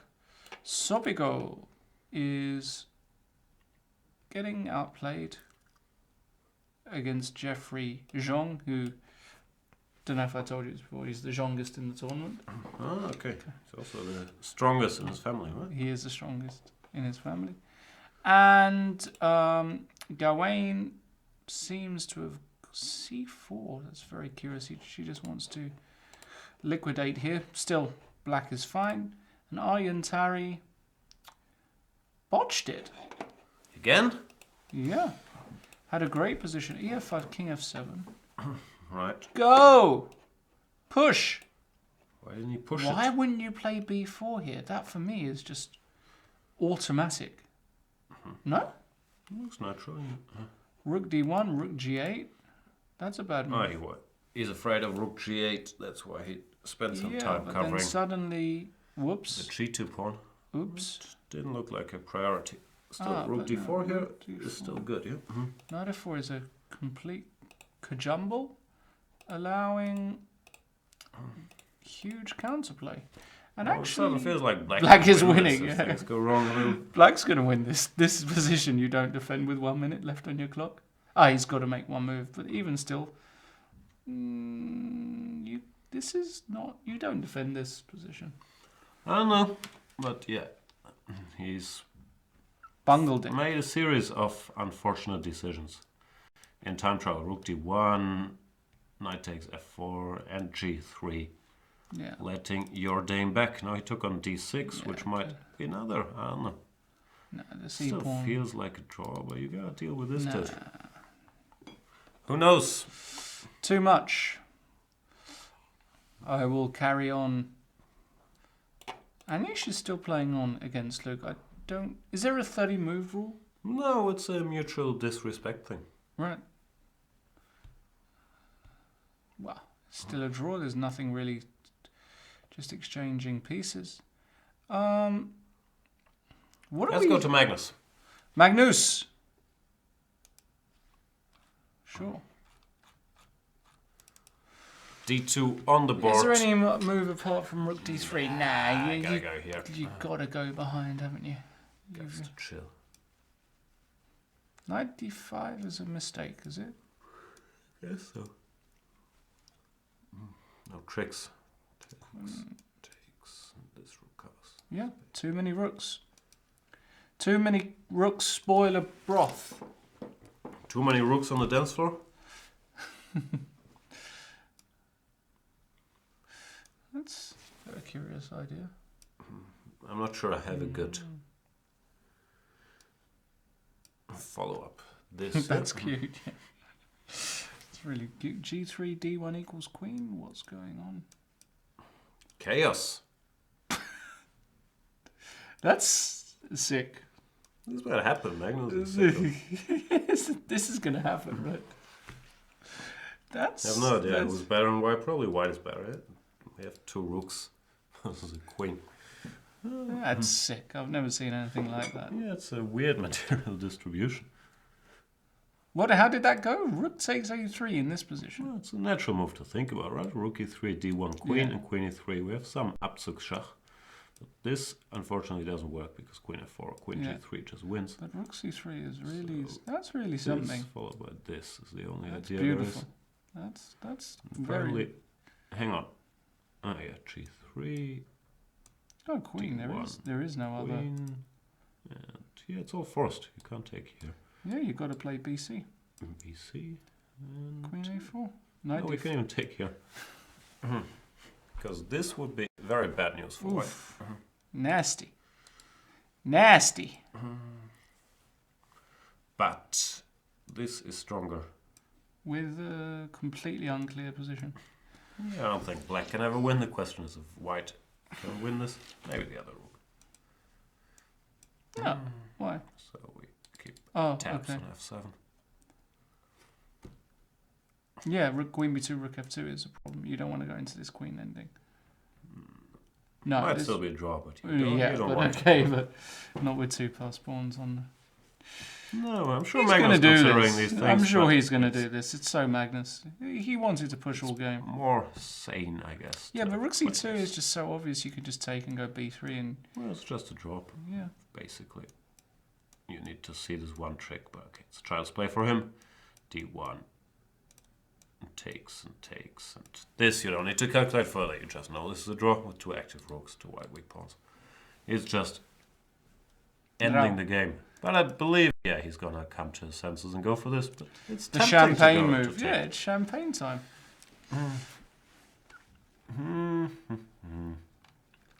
What other games do interest you? This game does not interest you, right? Not at all? No. A little bit? No. How's Kayakim doing in this tournament? Is it +1? Kayaking is. Yeah, 5 out of 9. It's what he does. Solid. That's how he does it.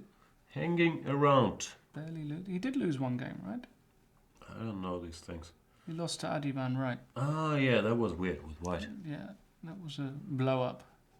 Absolument. And Andrei Keen has not lit the world on fire. He's been solid. 4 out of 9. 8 draws. 1 loss to Adiban. Both of these guys only lost to Adiban. Andrei Keen, My you're drawing boy. the rest of the field.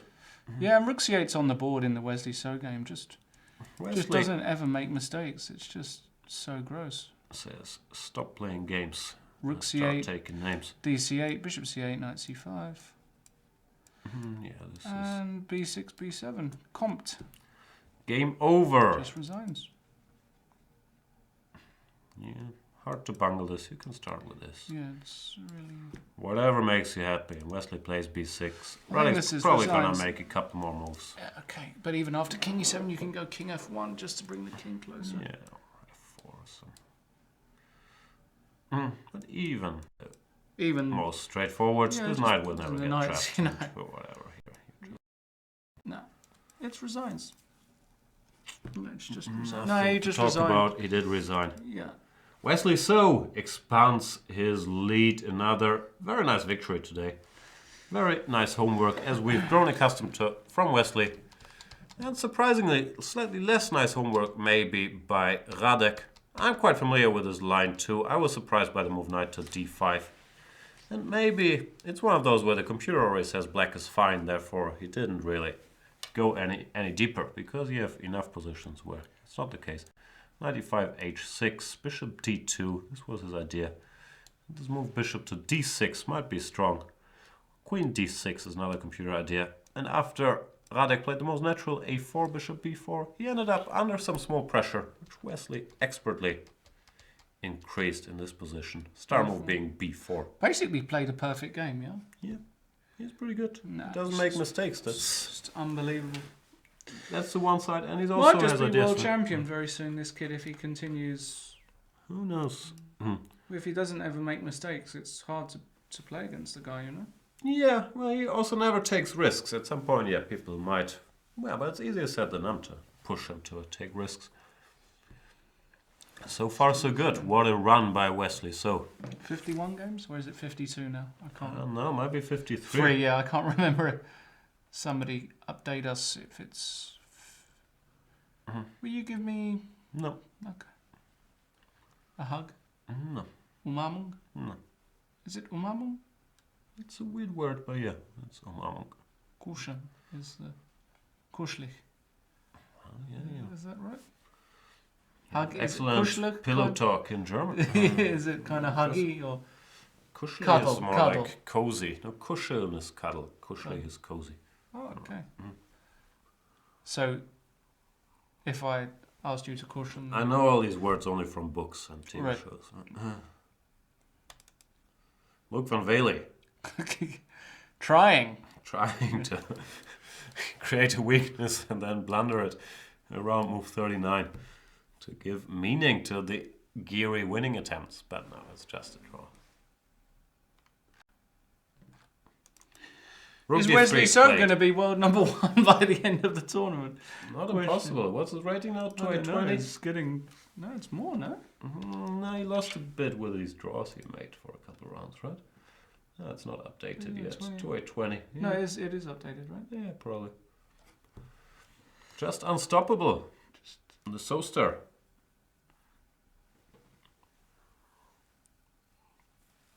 Just got no words for it, really. It's just. How much? Yeah, how many points has he put on his rating in the past year? He was 2760 not so long ago. Yeah, well, he was 2795 like 2 years ago. Then he had a bit of a slump, or well documented Ooh! private problems, and now he's at an all-time high. And this is probably also the, I don't know, 6th highest rating ever recorded. Definitely. Adiban winning? Your boy continued. You were right. Of course I was right. And did it inspire an instant blunder by Nepomniachtchi? King E7. G3 and King E7 is not a friend of the computer. Yeah, you're losing one of your guys. Do you? Yeah, but then Well, you Queen. don't want to go. Yeah, but Queen back and it's over. Queen E3 and C8. You can't develop H6s on F6 checkers in the position. Just losing. I see. Well, I don't see anything, but I will trust your verdict. What a, Rohan Isid Wayasudian, sorry for mispronouncing, says Jip. Come on, at least type out. Wouldn't you guys mind having a brief look at the games in Gibraltar? Just Jip, it's so short. But it's also efficient. Fabian. Where we'll follow suit. Fabi's in huge trouble, obviously, in round 2. Fabi's getting crushed Yeah. by Leandro Crisa. Never heard of Leandro Crisa, but playing a good game today. And yeah, I was surprised by Fabi's opening choice, and I'm the king of hindsight. Now that it went wrong. Yeah, F5 is just. Dangerous. But Fabi's Still, good the at lines kind are, of. Yeah. Fabi's gonna muddy the waters here. Fabi's good at defending. Yeah, this is not. Oh, yeah, but this. Looks nasty, but it's not obvious. No. Maxime Vachier-Lagrave is in French. French? He's French. And also worse. Why is everybody worse? It's tough. Why open. everybody can just play chess now? Yeah, it's just It's disgusting. It's disgraceful. Egregious. Yep. Bishop G5. Knight G5, Rook D7 apparently is good for black. Yeah, Way D too pawn's complex hanging. for me. Hikaru also worse? Yeah. Just Also in trouble. All the favorites. What are they What doing? would happen This if they B6? all lost? Like, oh, the sick thing is they're all going to win their game. yeah, so that's the point. But H6 is just awful for black, right? G6, and then why can't you go G6 here, Young? I'm being informed. So is still 7th highest elo ever. I thought he had overtaken Vichy maybe, but he's still half a point behind Vichy. Thanks for pointing out. Tic tac tac tok tok. And what if G6? If you go G6 here, thank you for asking, then I shall target this horse. And Of course, my horse. And if E5, Queen F3, simply, no? oh, Queen H4. Oh, that's also just winning. That's winningish. And if Queen E4, yeah, but now E5. yeah, It's Queen just not a very nice construction. You can't challenge this. Like F4 is coming. E4. Isn't it over? It ain't over till it's So over. but it should be over H6. It should be over soon. Betty Blue. Maybe Looks that's a fairly take on strong, E4. yeah. I know. Miguel I Santos know. Ruiz. I know, young guy, very strong. Any people he's related to? Any grandmasters? No, Okay. I don't think so. And Vasily looks like he's crushing, but could be an optical illusion, and it is. Yeah, he's gonna crash now. Ori Kobo, don't know. Where's Ori Kobo from? So many people I haven't heard. Israel. Okay. And Das Debashis I've heard of. I think I played him. From He's India, GM probably by now. Yeah, it's one of those Mickey positions. It's one of these Mickey positions. You don't enjoy those against Mickey. Like it's a slow burn. Yeah, I agree. I think Like Mickey, TV shows Mickey recommends normally has slow burns too. He told me to watch Bloodline and nothing's happening in Bloodline, but he's saying it's a slow burn, hang in there. But yeah, you might have to watch more than one episode. Peter getting mated? Peter never gets made it. But he is doing his best Richard Rapport impersonation today, really. Like his whole play. Come on, Peter. Come on, B4, man. Rook B1, B5. You must develop pieces. BC, BC. That's what you got for your 8 moves spent on B4. You strengthen black center. Rook B3. No, it looks terrible. Just looks like mate to me, but Whoa, he will not be very happy if this is going to happen. no, he's not going to be happy in any case, even if That's he's- true, he's rarely happy, even if he crushes him. But today, yeah, this doesn't look great. If his best move here is E3, it's It's egregious. and if H4 G5, that is the first. S9. That is the first move you look at with Black G5 here, because Well, I'd look at Bishop G4 first. also looks very strong. But G5 might just mate. Mm. Yeah, that's Booyakasha. just mate. Break it out. Oh my god, that's cute. Stop playing games. Stop Oh my taking God. names. Bishop H3 or what? Problems. Oh, he's played Bishop B2, which might just lose on the spot. What's happening? No. This is probably a good decision. He's exchanging this knight at a heavy price, though. Stiff price. But yeah, this is a good decision. Okay. Here he can stick around. Okay. He's gonna be extremely unhappy with life and all these things right now. But I like what he's done here. Okay. Come on, Peter. We're rooting for you. Vesco. Vesco's doing great. Vesco's Yeah. fine. Control of the D file, solid. Yeah, Vesco is good. Yu Yang Yi. Your boy. Not exactly a smooth victory yesterday. Playing the American Mark Esserman. International Master, Big Mora Gambit Specialist. Wrote a book on the topic, because why wouldn't you?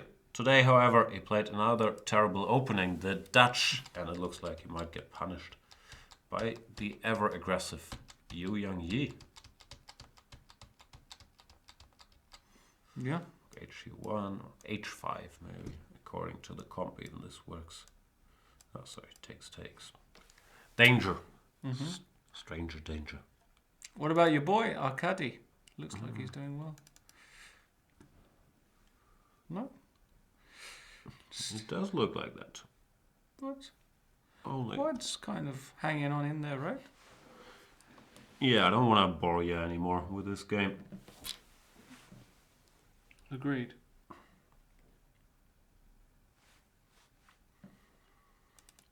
Oh, my teammate from Pablo. Pablitos. How's he doing? our Madrid team, Doing Pablo all right. Almagro. He's a very strong player. Take the pawn. I should stop blocking the time. Now the time is there, but I can't sit like that anymore. Can't win. Anyway, out of jib, back to Vik. Magnus Carlsen still pondering. Yeah, he's just wondering. Intrigued by this. He really wants to do it because he likes the weirdness of it, but he's also worried he might lose if he doesn't. Yeah, so that's exactly. probably he's gonna talk himself out of it. And into Rook C2 with a peaceful outcome. Faveli Giri has ended in They a draw drew? after all. That's insane. How dare they make a draw in such a position? Giri's gonna gear. We've talked about Levan Aronian crushing Richard Rapport. And Adiban is asking some difficult questions. Nepomniachtchi was arguably, maybe not even arguably, was kind of out-prepared, ran into some Adiban homework, made a mistake in Rook E8, apparently, even though maybe things are already tough here. And then, after the slightly mysterious move Rook G3, once again, this is mainly based on reading out not very deep computer lines, so don't take my word for it necessarily, but it seemed like B5 is a mistake, and he should have kept his rook alive with Rook A7 to prepare B5. But anything can happen. Well, now, after Rook C3, Nepomniachtchi decided to take on G2 after long deliberation, could not stand his uncoordinated pieces anymore. Plays an exchange down and will be in trouble. Adiban keeps riding the wave of success. Yesterday held a terrible position together against Wei Yi. Today he might very well win again. What a Cinderella story that would be if Adiban won this tournament, rated 2,650, by far the lowest I rated can't player. see it happening with Wesley in the form that he's in. Because Wesley is also... What is it Wesley on now? Wesley's on +4? 7 out of 10, I guess. Yeah, Wesley's on 7. Such a big score. Adiban is on 5 out of 9, so even winning would only take him to 6. But yeah, still fantastic event for Adiban. Yeah. Agreed. So...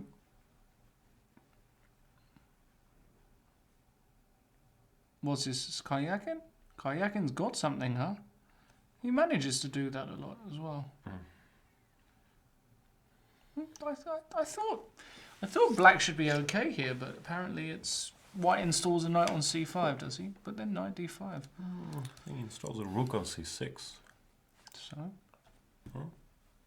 rook fd8, knight d5. What's the big problem? That's my move.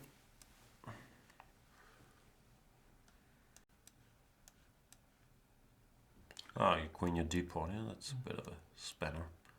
Spanner in the works. Yeah, that's it. That's a pity. Yeah. All right, still not so easy then. Yeah, feel like Andrekin's probably got enough.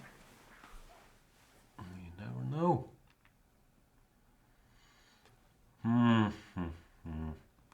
It's less drawy today than we thought it might be, Yeah. but still kind of drawy. He played rook c2, Magnus, in the end. Yeah, He took the responsible decision not to go for cute, but ultimately disadvantageous lines like this.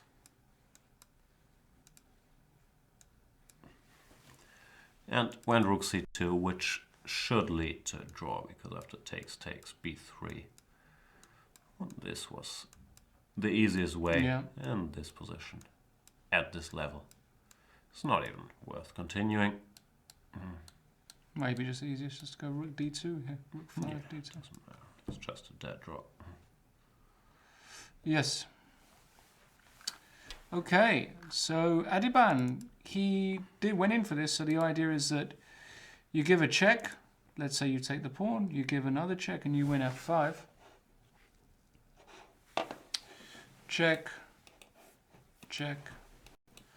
You take here and we take stock. Basically, it's 3-5 against 3, so theoretically on material count, black is fine, but white can just take on a6 here. And with the exposed king still, okay, you got some counterplay, so it's not easy, but the rook does come back.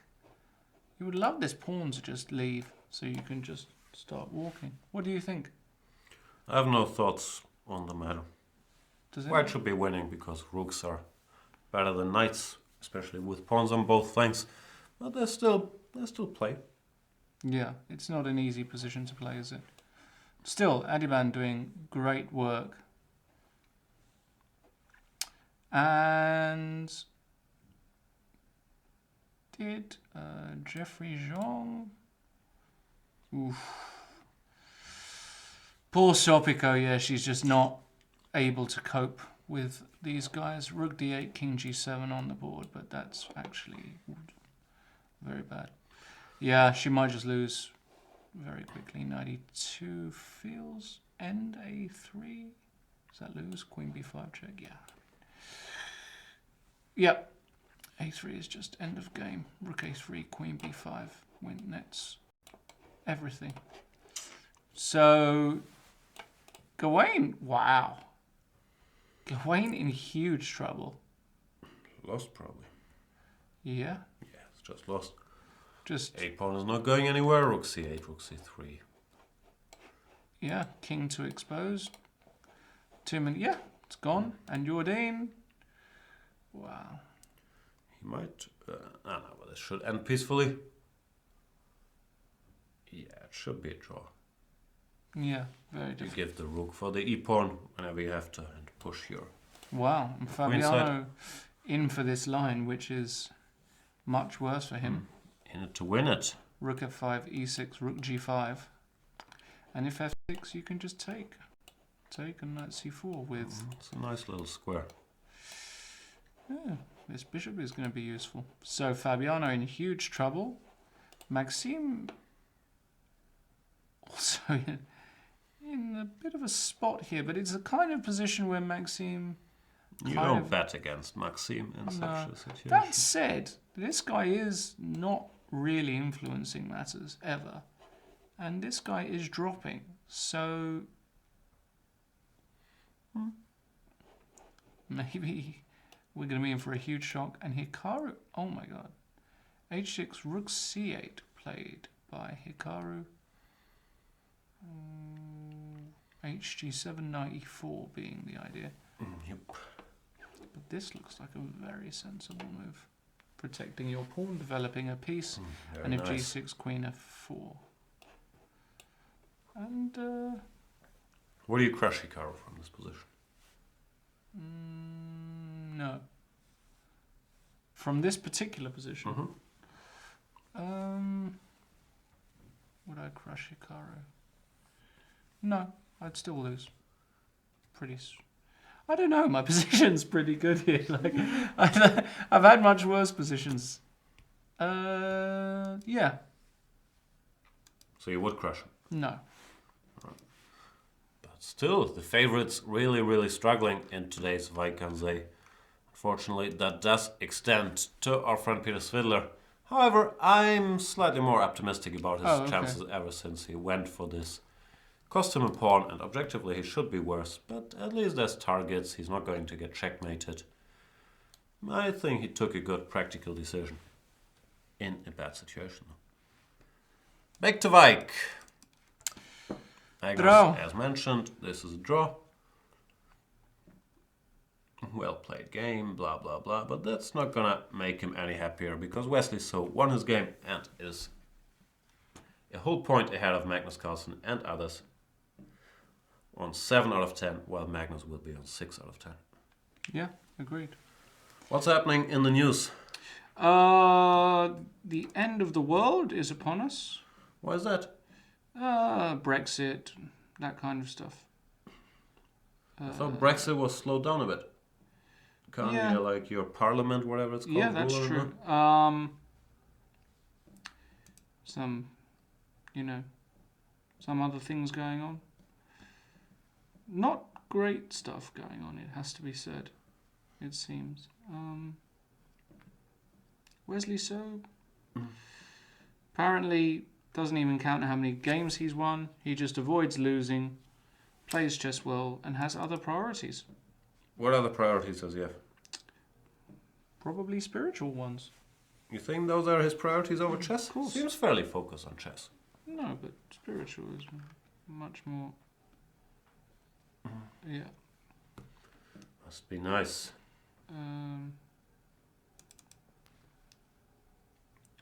Yeah. What's this one going on here? Is Wei squeezing a bit here? Looks like he made some progress. This is not a rook you want to see up in your grill on d3. How did this happen? Because I had kind of written this off as probably a draw, some bunch of exchanges and so on. He managed to exchange the... Yeah, that's a fine. favourable exchange. Yeah. Somehow something went a little Queen wrong. f5's a good move. Just... Yeah, this is actually very unpleasant. Queen d5 is coming. Yeah, I'm worried about this too. g5 is coming. Wei Yi! Maybe Wei Yi will be the main rival for Wesley in this tournament. Well, it's all a bit early to conclude these things, but yeah. This looks very unpleasant actually, and very unusual to see Pavel mishandling what looked like a fairly simple position, frankly. And bishop 1. Even this, bishop g4. Can you go here? I probably didn't like the thought of a bishop on f3. Yeah. No, even this, 0 problems for white. I actually would slightly, by a hair, prefer white, because this bishop isn't doing so much, and this pawn is a potential target. Instead, after queen c2 takes, queen f5, annoying move, maybe it was best to retreat here, so you don't run into these h6, g5 ideas. Because after bishop f4, h6, the going got tough already.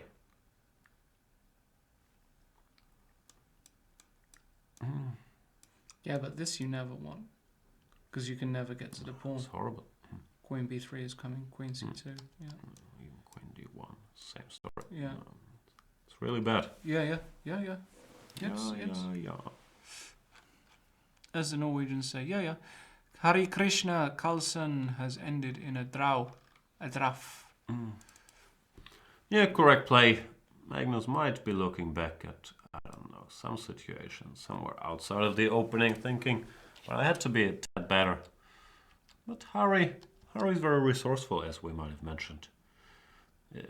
Once or 1,000 times here. Computer says rook a7 is a mistake, and I don't know, a move like queen c7, or even the immediate b4 keeps some black pressure, which looks believable. Black is, yeah, better coordinated here than white. It only takes tiny accuracy like this one for Harry to equalize. Well played game, but Magnus point behind Wesley.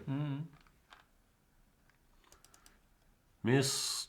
Nepomniachtchi is trying his very best to mix it. An exchange down, things look bad, but the game continues, does it not? Definitely.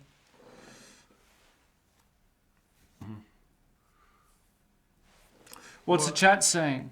I don't know, I think we're discussing like the relative strength of Morphy, Steinitz and Feingold. I think that's the current discussion.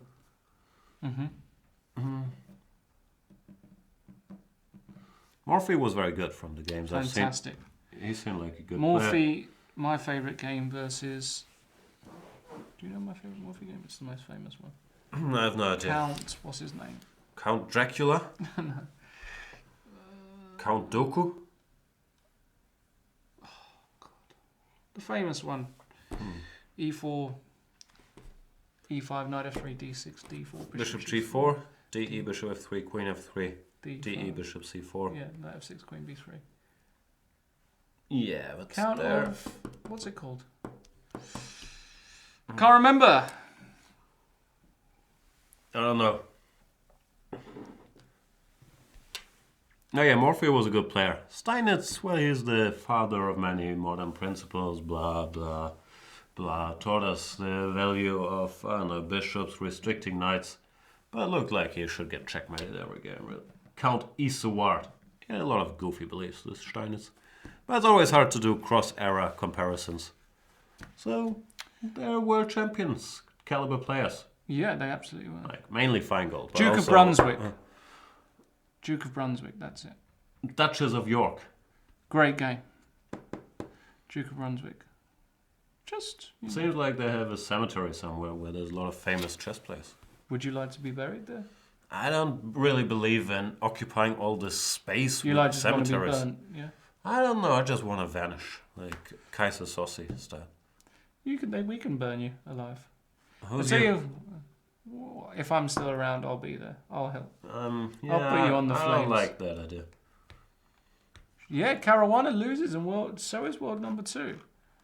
Fabi's not gonna lose though, right? He's Why? a resourceful fella. Why? Giev already break here. No, this rook f5 didn't happen. 97.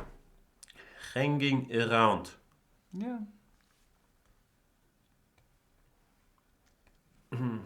What about Maxime? What about him? In trouble. Yeah, everybody's getting outplayed by guys I've never heard of, but that's my own ignorance. I'm sure Nitzan Steinberg is a very strong player. He is? He's crushing Maxime. Wow, this is just hopeless for Maxime, actually, yeah? I don't know if it's hopeless, but it doesn't look good. Yeah. Knight B2, nice move. Wow, was a consultation game between Count Isouard and Brunswick Duke? Both these guys seem to have been patzers, right? I'm wondering what the discussion was. Did Count Isouard say, let's go Bishop G4, let's pin him here? Then Brunswick said, I'm not so sure, DE. But then Count Isouard said, don't you worry. No, they're discussing, like, with black. Don't you worry, we can go Bishop F3, then we win our pawn back. Like, zero understanding, these dudes. Look at all the light squares. Look at Terrible. the development edge he gave up. Queen B3. No, Bishop C4 first. Did No, it's Bishop C4. Oh yeah, he went Bishop C4. Knight F6, Queen B3. No, he should have played Queen B3. And Queen E7 he didn't take, He right? didn't take, Sicko. right. I would take in a heartbeat. Because he was really scared About the ending. about this. I would take. He didn't take here either. At least take here. Show off a little. Knight C3. What do you is do? a Knight great C3? move. Great move. How this game goes? C6, Bishop Bishop G5. G5. Then at some point B5. B5 and it was taken a bunch of times, right? Maybe now he took. He took Bishop B5, Knight B7, castle. What a weirdo. After Knight B5 is no longer afraid of Queen B4? Same thing. Yeah. But probably wasn't in the spirit of the times to decline sacrifices. Right. Count Isouard said, no, it's impolite not to take his knight. We must take it. Castles, Rook D8. Rook 6 D7. 1, Queen E6. Queen B8 and Rook D8. We know our classics. Fantastic. Then again, that game doesn't impress me so much, but he's had some nice games. Okay, this game, come on. Everyone would have done that. Not everyone, because most people would have taken on B7 or F7. You would but have taken on everybody B7 else. in a I'm heartbeat. taking on B7, like pre-move. Queen B3, Queen B7 pre-move. What? You think he's going to play Queen C8? Not happening.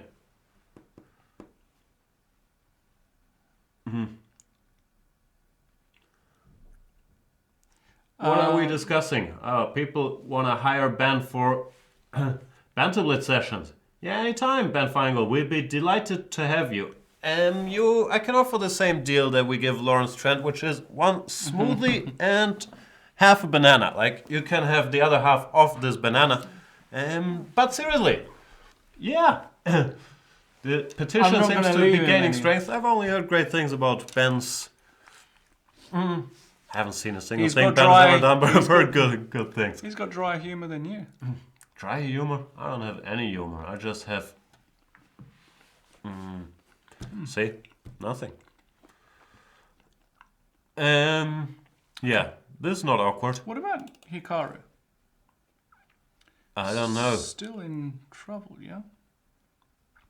You can't take on G7 because of rook takes C3 though, right?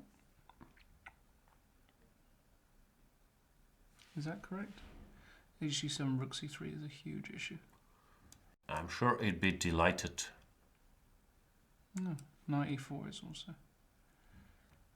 Yeah, maybe this is comp, but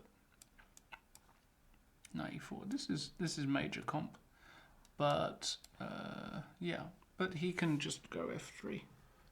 Yeah, you don't want Hikaru taking on C3. No. You can avoid it. But then again, G6, and it's kind of you've lost a bit of no longer yeah. setting up this battery. Why did he play Bishop E3? That's an odd choice. Because it was so nice to... no, Bishop D3 is what we had, right? Yeah, Bishop D3 was a good move here. Very It good. was so move. nice to... Yeah, that was very strong.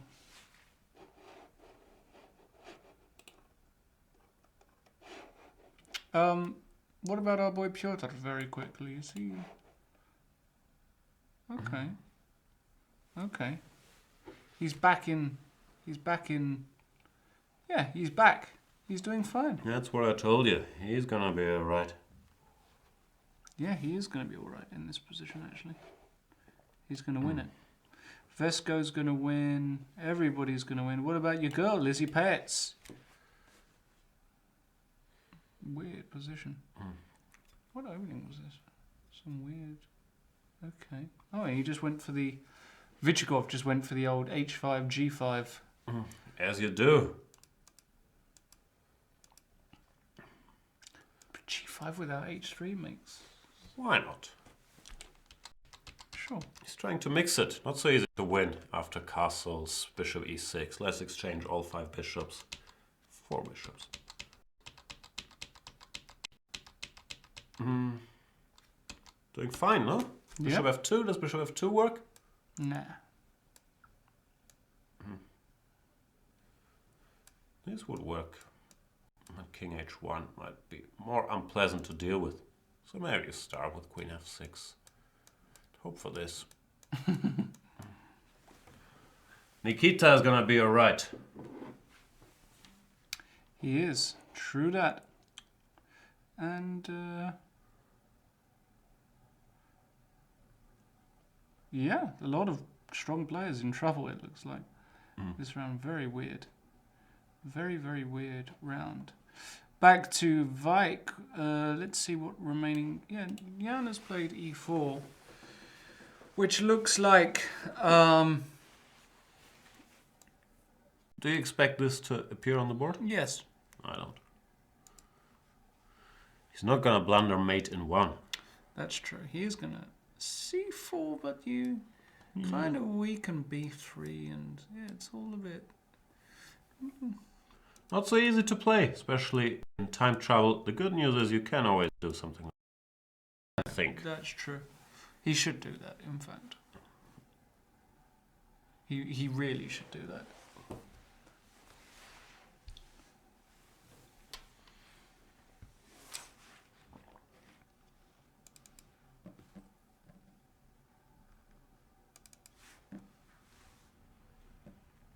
Pavel Ilyanov is suffering.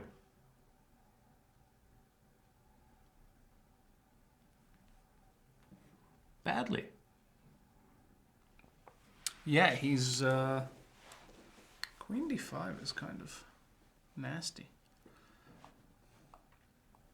Very nasty. Ooh, that nasty. G5 is nasty. Queen d5 is nasty. It's all nasty. Right? Yeah, it doesn't look very pleasant at all, really.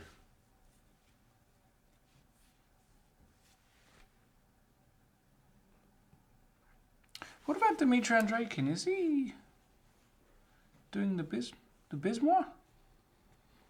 It's my business.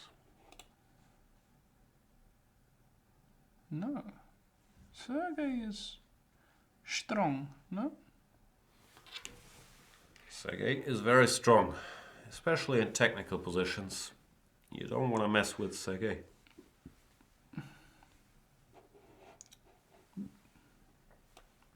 Just quiet, unassuming technical victory. That's what I'm expecting.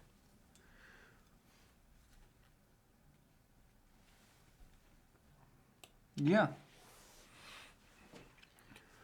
What's the time situation? Are we past the time control? No. I've lost all my feeling for time. They started at 2 today, so time control is in like 20 minutes. Yeah.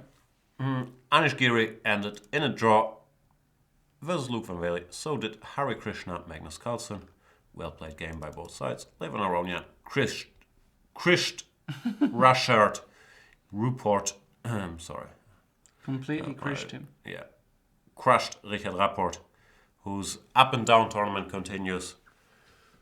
Well, the up was the win against Magnus Carlsen. The down was everything else, actually. Yeah. But that's a series up to beat the world champion. Adiban did give a check. And now has a bit more time to think. Oh, Pavel has put his bishop on b8. Where else? Nowhere to go. What is nasty or nasty? It's just nasty, slightly mispronounced. Nasty. It's an English word for not very nice. Not very nice. Yeah, agreed. And, Dobrov lost. yeah, Dobrov lost. I think Gawain is going to play on for a while, but ultimately will lose. Yeah, he isn't going anywhere. Strong. Jordan. Oh, this is a draw. Yeah. I always think like white is closer to winning than black. I know that's completely irrational. The white has to make a draw here, but I'm always very scared of these pawns. Anyway, how does white make a draw? Just ignore the c pawn, yeah. Yeah, of course. Push. Pushkin.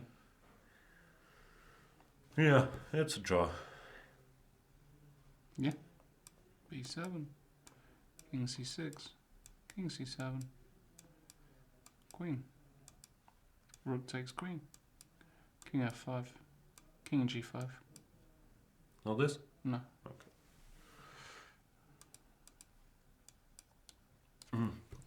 Looks alright. My idea was to go to h8. But I see. Very deep. yeah, Sopiko did lose. Yeah, not a great tournament for Sopiko. Queen f6 seals the deal, threatening queen f1 and queen takes d8. Nasty double attack. How's Mr. Fabi? King h1. No respect these kids nowadays. Just trying to checkmate him. It's the best way to play against Fabi, just try and checkmate him. Is that what you're supposed to do? Rook d8, rook g1 and queen takes f7 looks dangerous. Looks promising. Yeah. Me, I'd probably play rook f4. Yeah, it's a you kind of move. That's my type of chess. You know, invite everybody to the party.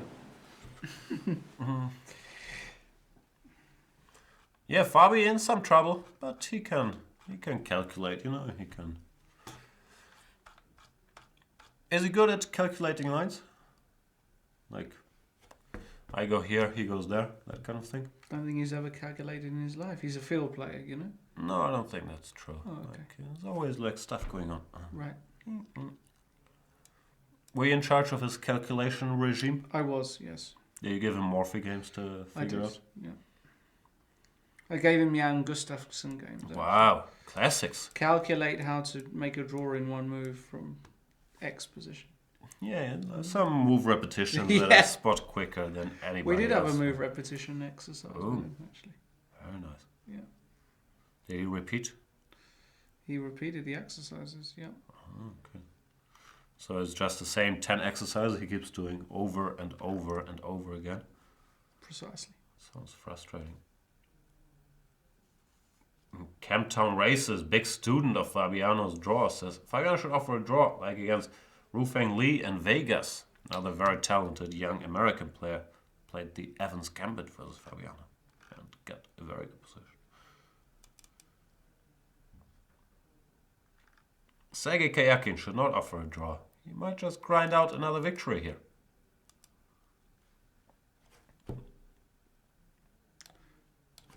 C6, knight B4. What's the idea?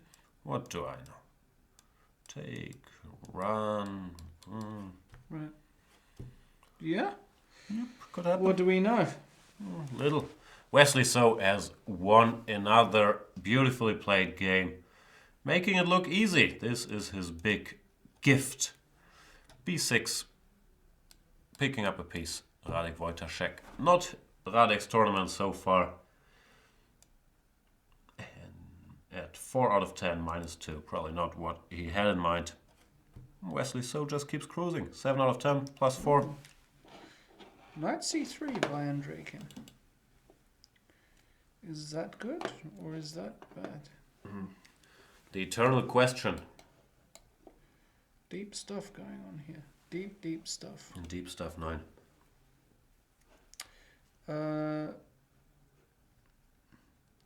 Yeah.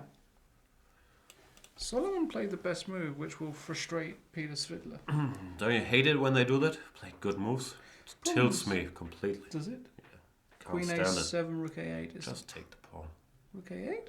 Yeah, so. I take on A2. Right. Take Oops, the rook is hanging. No one told me. Alright then. Okay, we have to make a draw like this. Okay, draw. Peter loves making a draw. It's not true. He's not gonna be. But it's still a draw. Yep, that might happen. Yeah. That could very well happen. And we're being informed that Santos let Nakamura back in. Very true.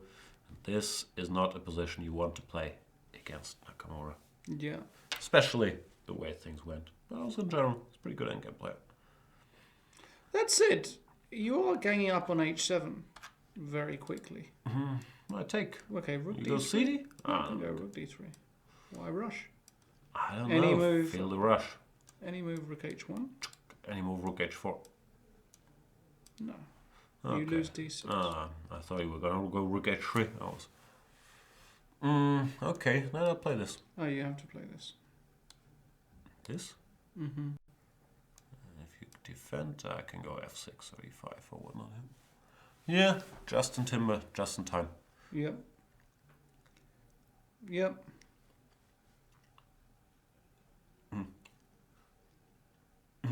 Little New York boy is asking, Jan, I'm going to be in Hamburg in May, traveling with friends. First of all, traveling with one L or two Ls? It's an eternal discussion. I think both are fine. What is there to do?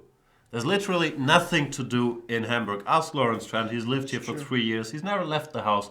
Germans are cold, unfriendly, ruthless people. You don't want to interact with them. The weather tends to be horrible, especially in May. That's normally the worst month. So I don't know. I'm being informed, because I don't have a life, obviously, that people, these young crazy people, they go out to the Reeperbahn, they drink all night, then they go to this fish market Sunday morning at 5 a.m. and they think it's exciting to stand there in the rain, wasted, buy fish from people that yell at you. That's Hamburg people's idea of fun.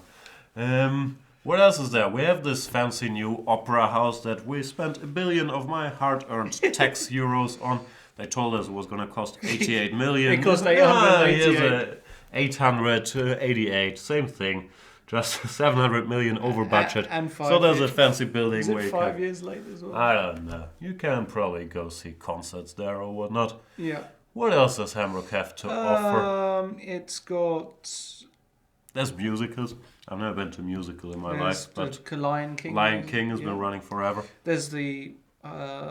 you've got some nice lakes. You've got the... Oh yeah, we have water. You have water. Yeah. You've got the Ulster, which is overrated in my opinion. Yeah, there's nothing to There's do. nothing to do. And you've got... That's it, right? that's it. You can do it all in a few days. There's the Herbertstrasse. You can You can private message Lawrence Trent for if you more want to know information. more about that, just hit me up. No,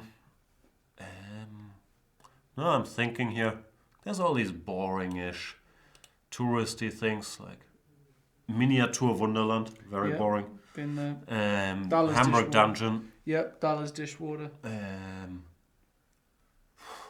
There's a zoo, also extremely boring. Never a single animal showing his face there. You go there looking for white tigers and lions, but nothing there. There's a bunch of elephants. They don't even do conversation. Nothing. But I think they just built some new zoo department, like some reptilium something. Maxime Drew, the guy did. Wow. The guy got too much respect. knight takes d5, 0-1. Okay. But a difficult position, but a good draw there for Nitz and Steinberg. Absolutely. Very good draw.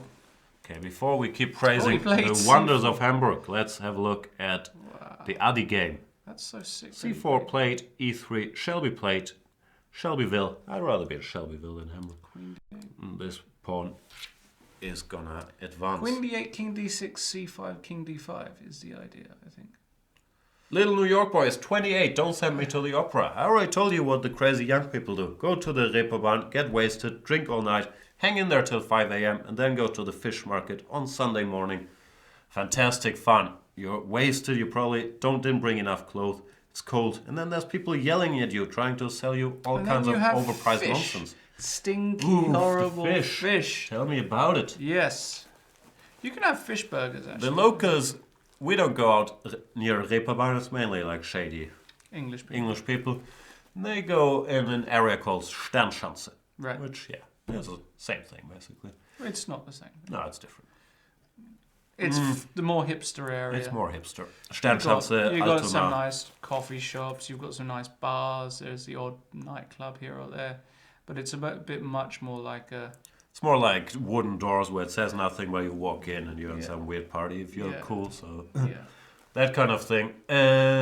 Steinberg. Well, the truth about Hamburg is a beautiful city. It's one of the best places for living in the world. Quality of life is very high here. We have more trees, more green than any other major city. That's more true. parks, more stuff to walk around. But it's a city built for living, not for sightseeing. It's not Barcelona, New York, London type of place, but it's nice to live here.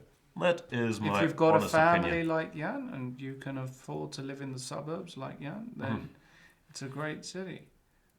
Exactly. We don't want to be bothered by the shady Englishman in the center. Come to the Reeperbahn. We'll have fun. I can recommend some places. What else can I recommend? That's about it. I know my 3 places. Yeah. And I don't look for anything new. I go for walks in Plantenblumen. Very nice. Beautiful, yeah. Plantenblumen, yeah.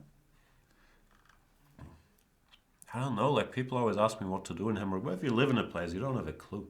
That's true. Like I go to the gym, I'm home. Sometimes I go for a walk. Sometimes I go to the 3 restaurants I frequent. That's all I do. I go to the movies. We have an English movie theater. Yeah. Savoy. It's a beautiful theater in a very shady neighborhood on Steindamm. You might want to get tickets and have a look around, but don't get robbed with your traveling young American friends. Yeah, it's the Savoy Theatre in Steindamm. You've also got the Adiban Theatre. And you've got Kino 3001 in Sternschanze. Little New York boy says he's staying at a hostel very close to Reeperbahn. Oh, you'll love it. He thinks, oh my god, this is like my personal Euro trip. I'll go to these exotic places with the crazy women and all the strip clubs. Nah, it's boring and cold and we don't really care. They do want your money on Reeperbahn. It's better to go to the side streets in Reeperbahn. Go to Hamburger Berg or go to Hans-Albertsplatz. That's where normal people go. Reeperbahn, don't go anywhere. On the main street. Yeah, you can go down one of the side streets. Side streets are fine. Hamburger Platz, is that the right? With all the bars? Hamburger Berg, that's where locals go. Go to Hamburger Berg. Don't go, because Reeperbahn, you've got to be careful. You're going to some places very shady. Yeah, they might charge you €100 for your Schaumwein instantly. Or more. Yeah. Or more. So, you've got to be a bit careful. You gotta keep your eyes open, your pockets shut. We made it sound so scary. It's a beautiful city. Nothing ever happens. Peter's Fiddler, nothing ever happens here. This will simplify to a draw. Not great for Peter. So let's go back to what's still entertaining in the main event, the plat du jour.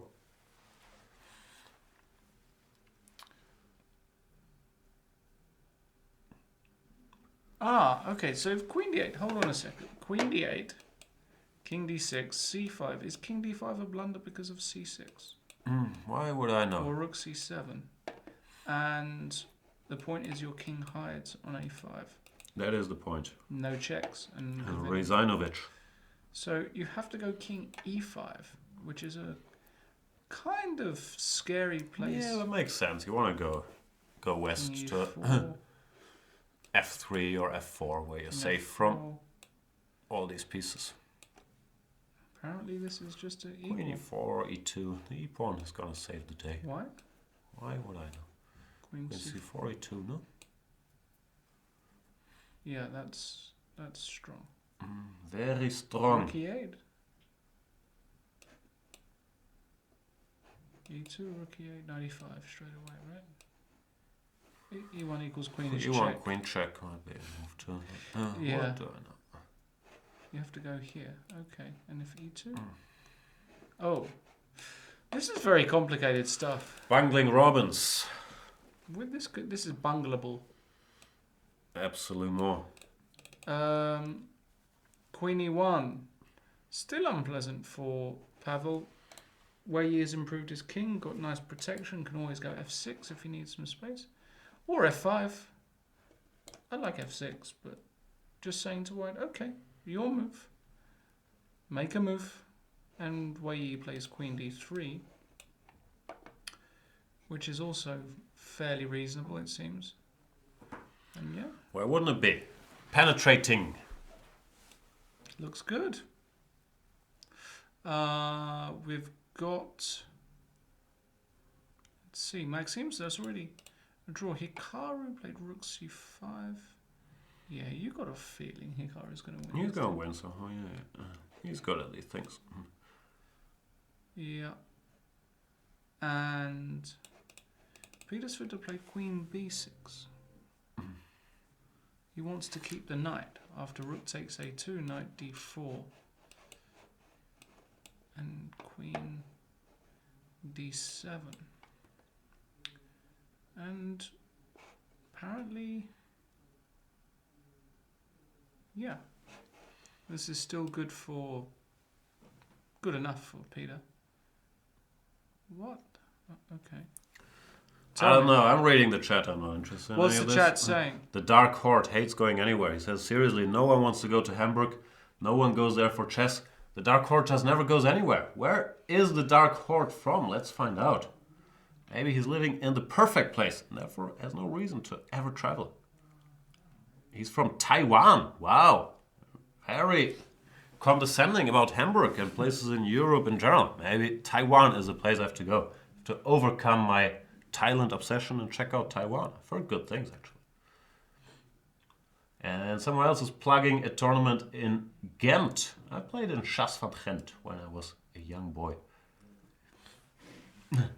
Yeah, thanks for letting us know. There's an open tournament in Ghent, Belgium. Is it Belgium? Yeah, it's Belgium. Chas van Gent is Holland. It is Belgium, yeah. And what's going on here? I don't know. There's too many games. Too many MCs, not enough mics. Gawain is... He's not Goa. I did that one. Yeah. Cryo426 says, the Dark Horde needs to check out the Miniatur Wunderland. Yeah, that's a real delight. Little New York Boy asks, Jan, how did you figure Little New York Boy? You may be the first ever to get it right in 28 years. I have an elephant's memory, which is not true, because elephants have terrible memories. Well, I have a fantastic memory, and you're all over Twitter explaining that Leany B or Liney B stands for Little New York Boy. We've had this exact conversation. There you go. I don't forget such things. Schachpirat CH, which means for Chess Pirate stands for Chess Pirate Switzerland. If you're interested in railways, it's great, surely not boring. Are we still discussing the Miniatur Wunderland? Yeah, I had to stay there for like 2 hours. I was like, oof. Nisa He is asking an excellent question. Is it boring without Pramod asking questions? Where is Pramod I don't know, today, where is actually? he? I'm so used to Pramod spending every living minute here that maybe he's right. I like ignoring Pramod and being snarky, but now that he's not here, I feel like I can't live without him anymore. Where is he? Where are you, Pramod? Is Pramod alright? Poor Pramod. Andreikin, go to Andreikin. Andreikin, yes. We do still have the Andreikin game, that's true. Wow, okay. This got exciting, actually. And it's move 40. So Wesley? It's so Wesley. It's so Wesley to already have won his game. Maybe I should get rid of the Wesley cartoon. And bring up the car crash that is this game for Dmitry Andreikin. Who had a plus score against Kayakin going into this game? Probably no longer, because after king of 1, this pawn is not really a danger. Wow, this is a big danger. Yeah, Kayakin's gonna win. Lot of action in the chat. Jan, which piece is stronger, the bishop or the horse? It's called the knight, and the bishop is stronger. Schachpirat CH says, don't believe Jan, Berlin for sure has more green in the town than Hamburg. I think any sort of Googling operation will instantly refute that claim. Whoa! Nice try. Way ye, buddy. What is that one? Hello. Ooh. Rook takes e3. This is winning though. a4, rook e2, queen c3. No. Wow. Bungled. Needed to go a6, apparently. Could you explain why? a5. No, I mean rook e2, queen c3, rook e3. What's happening then? Rook e3. So if you go fe3, bishop e3, king somewhere, I take queen take. On the face of it, this looks like fatal, doesn't it? Why? Because, I don't know, E3, queen E2? f3 check first.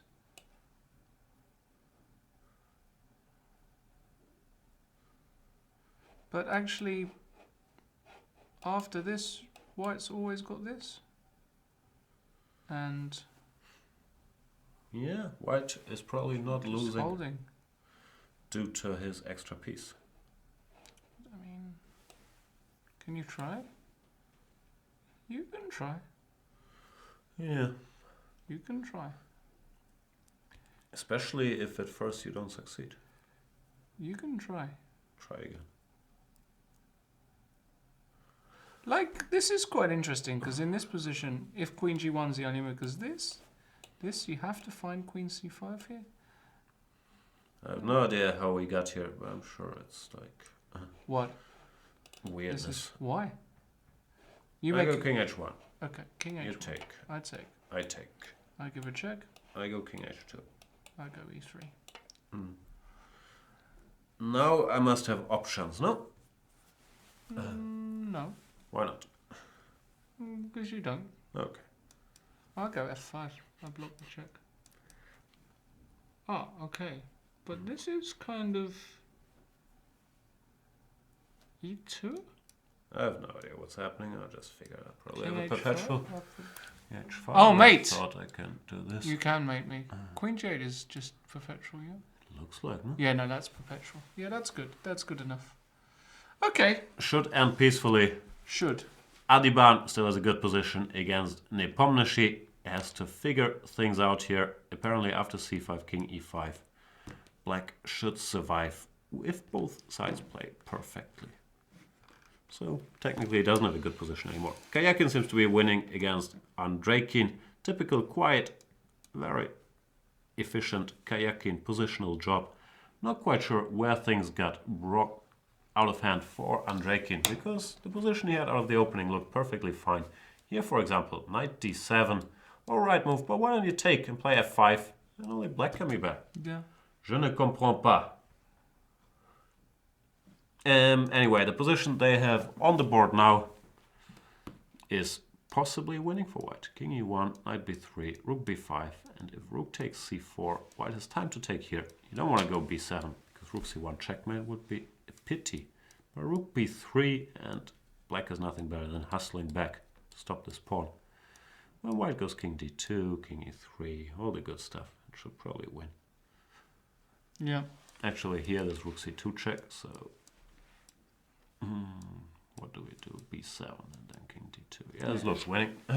Easy. Easy peasy.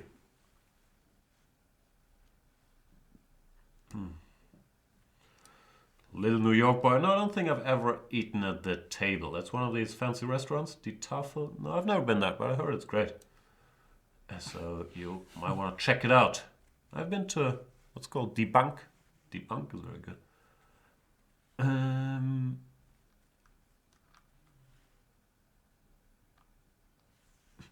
our boy Yanis Polizos, who chimed in yesterday explaining his King's Gambit prowess, is telling us, oh, poor Karana yesterday had a slim chance to become world number 1, and today he is world number 3. Did he lose? Is he world number 3? I don't think so. Has he lost already? Shachpirat asks, is the Ilyanov game now just a draw? Yup. And like a concerned mom, we have to rush to Fabi's game, but he hasn't lost yet. I don't think he's going to lose, actually. He's going to make a draw. Leandro Crisa is going to be very happy. Fabi's going to say, I dodged a bullet. Everyone's happy.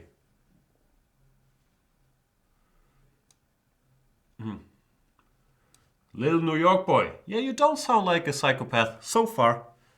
So, by all means, if you're in town, stop by at the office.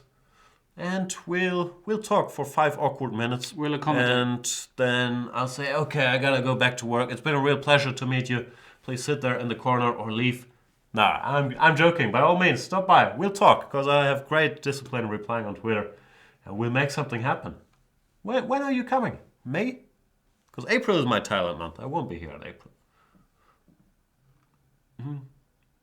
Ambitious Porn is wondering, I was thinking about what we could name Ben Feingold's Banterblitz show.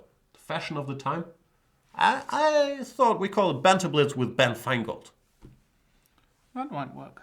That could work, right? Yeah, sure. Anyway, I hope I didn't offend Ben earlier. He's left. Let's hope we can still make this show happen, because I heard he's great. He's fantastic, Ben. He's really fantastic. Did Sergei bungle it? Did he? No, surely not. Sergei is not a bungler. He's normally not bungling things in endgames. Oh, B7 may be a bit Is this? Oh, D2. That's madness. That's a nasty Bangladesh. shot. Rook A1. Mate, Shachmat. That's a nice little trick. So D2, Rook A1. Rook B8.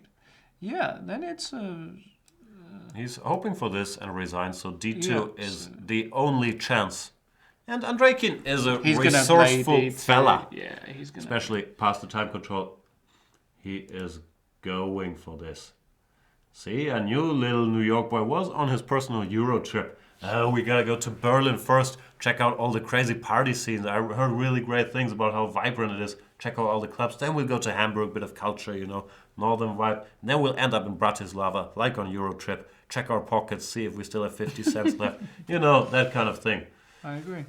Fantastic movie, Euro Trip. Have you started Great it? movie, yeah. Great movie. Is that the one with, horror with movie. the horror movie? No. It's what about a the bunch one- of US college Yeah, kids. yeah. For whatever Is reason. it where they go to the naked sauna spa? There's so many No. cliches. No, no. They're looking for nude beaches in France. No, and no, they I'm can't thinking really of find another them. one. What am I thinking of? The begins with a the.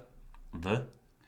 It's definitely a the film. There's a group of American students. They end up in some naked spa in Sounds like us every day. Slovenia or Bratislava. No, that's They're in Euro Trip. Amsterdam to start with, then they go to... They're all over the place. Then they want to go to Berlin, but they end up in Bratislava because some truck driver gives them a lift. No, but- it's not that. Yeah, It's sorry, another man. one.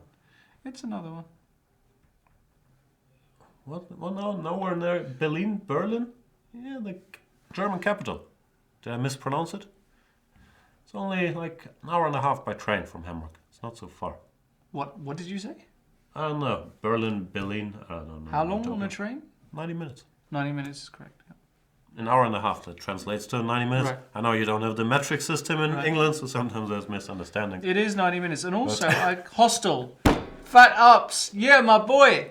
Oh, That is my boy. Is that your boy Arribas? Angel Arribas. He knows all the horror movies. Hostel, that's it. I've never watched Hostel. Hostel. I heard it's crap. Yeah, it's pretty bad. See it? Yeah, Berlin, if you want a tip as well, because train prices can sometimes be quite expensive in Germany. Wow. Flixbus. Flixbus do a great service. It's 3 hours. The guy's from New York. He can afford 25 euros for a train. No, it can be much more expensive than Really? that. Yeah, it can be much more. I'm so out of touch Yeah. with reality. 25 euros, If you're 1,000 euros. What do I care? Give me It that. could be 75 sometimes. It's quite expensive if you don't book in advance. So if you want a reliable, cheap option, Flixbus takes you from Alexanderplatz in Berlin to the bus station in Hamburg, which is just by Steindamm. Very useful. I couldn't disagree more. First of all, it takes much longer. Secondly, Takes 3 hours. bus people are very different from train people. Whenever you can, take the train. And they have like Sparpreise, all kinds of nonsense. Fabi going down, apparently. Wouldn't surprise me at all. Yeah, he's not going down. Nah, he's playing all the best moves. He's he- doing his little calculating thing. He's gonna win. It's just so him to win this position. It's just for the thrill of being lost.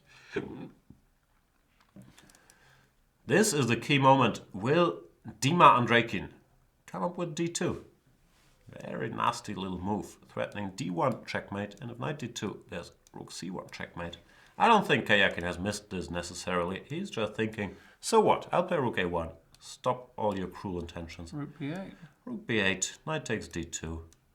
Rook takes b7. Knight takes e4. Why is this winning? And I'll grind this out. I'm not sure. if This it's is winning. definitely not winning at all. No, is I it? think there's very good winning chances. Really? Yeah. Really?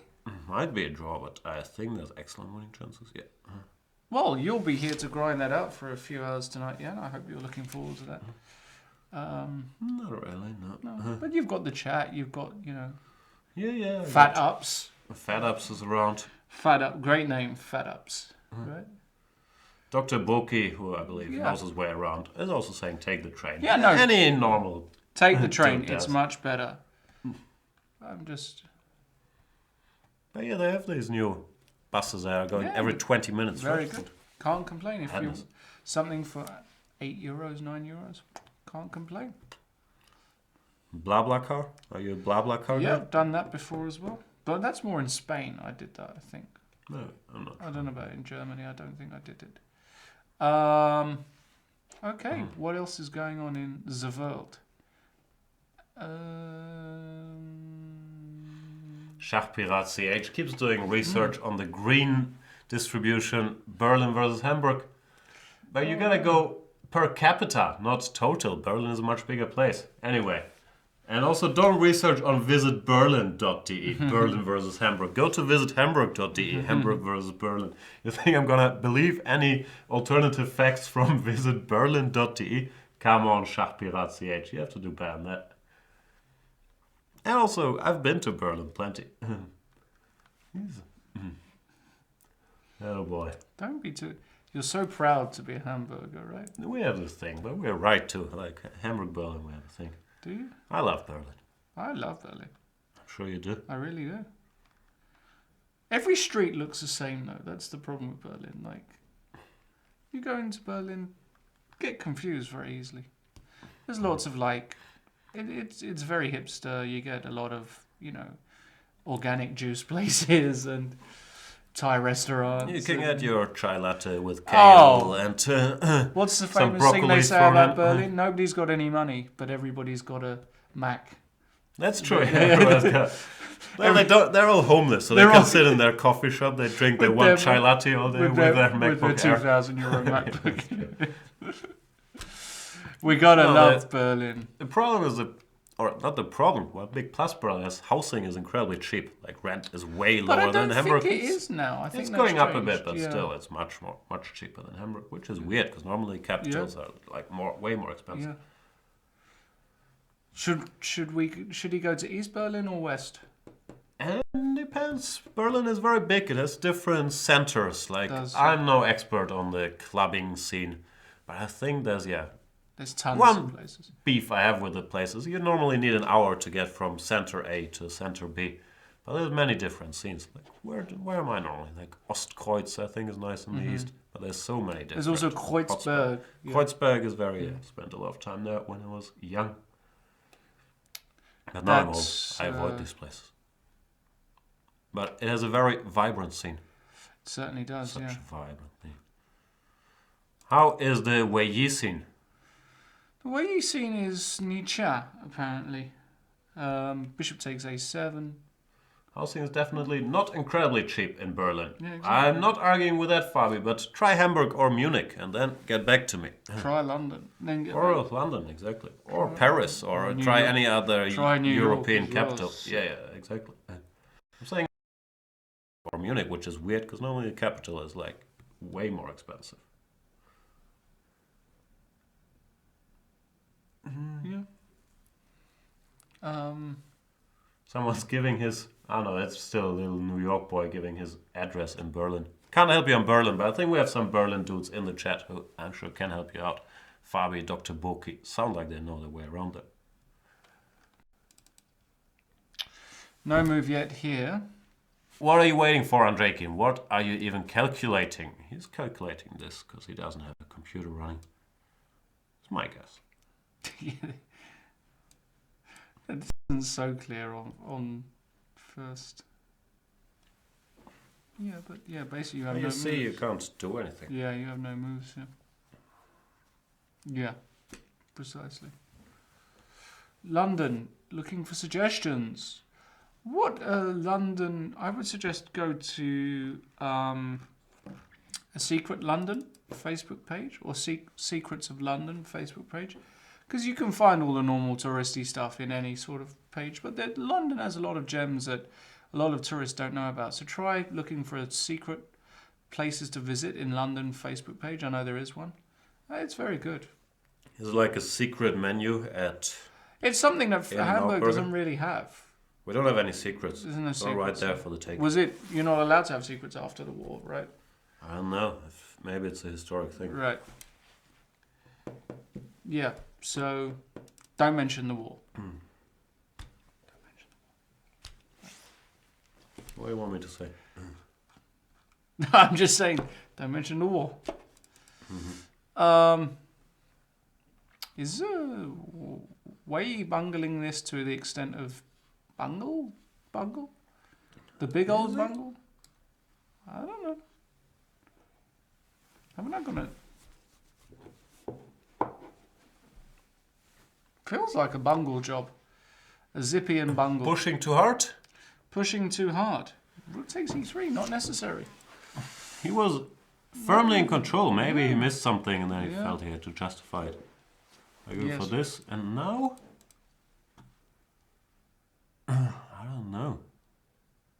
He's a piece down, that's a bit of a problem. That is an issue. You can Queen pick d1, up a bishop pawn, f2, yeah. but no, you don't want to give up the e2 pawn.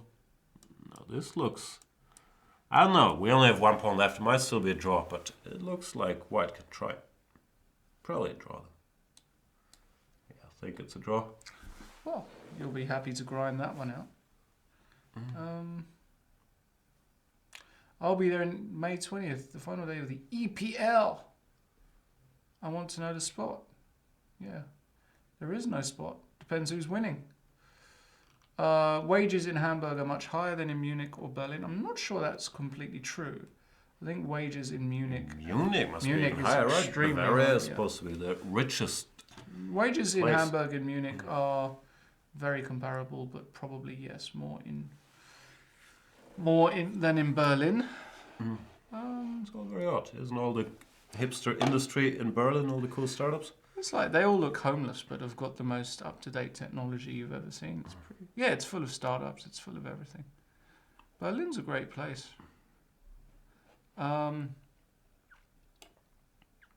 Fabiano.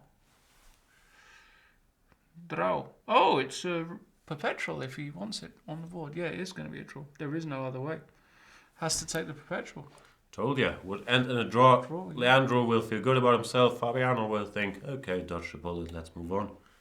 Everybody wins. Yeah, but it's not great, drawing that early in... What doesn't matter? It's what, 10 rounds? Doesn't matter. I'm not sure. You don't know. Fabi's going to be annoyed about that. Well, his choice was getting checkmated. Or Yeah, Maxime drew, Fabi drew. What about... Yeah, this is just Hikaru's gonna 0-1, win, we've yeah. mentioned. This is 0-1. You can't defend this against Hikaru.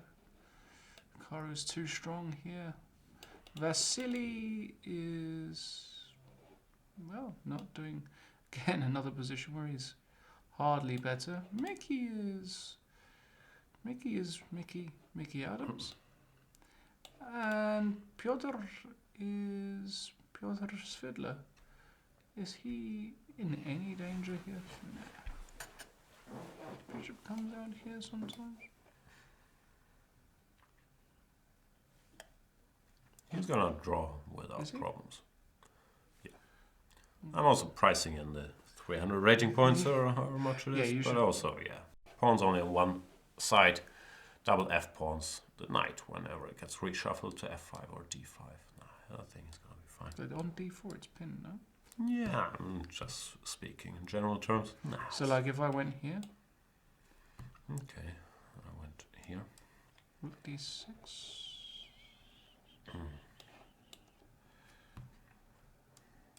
Yeah.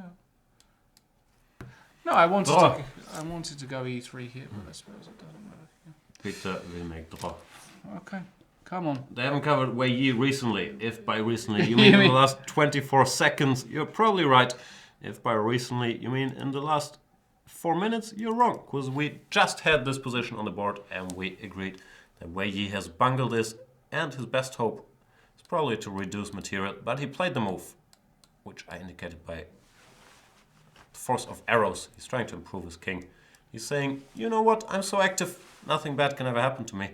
Not sure that's true, because white eventually does have the plan to build a passed pawn on the queen side. So you have to be very careful here. I'm guessing Wei Yi just wants to keep pushing forward. But the extra pawn is quite useful in the extra piece. GF, Queen H3, King F3? Queen H3? Ah, no, there's a check on C3. There's a It's unfortunate. little spanner. So yeah, Wei Yi has to fight for a draw now.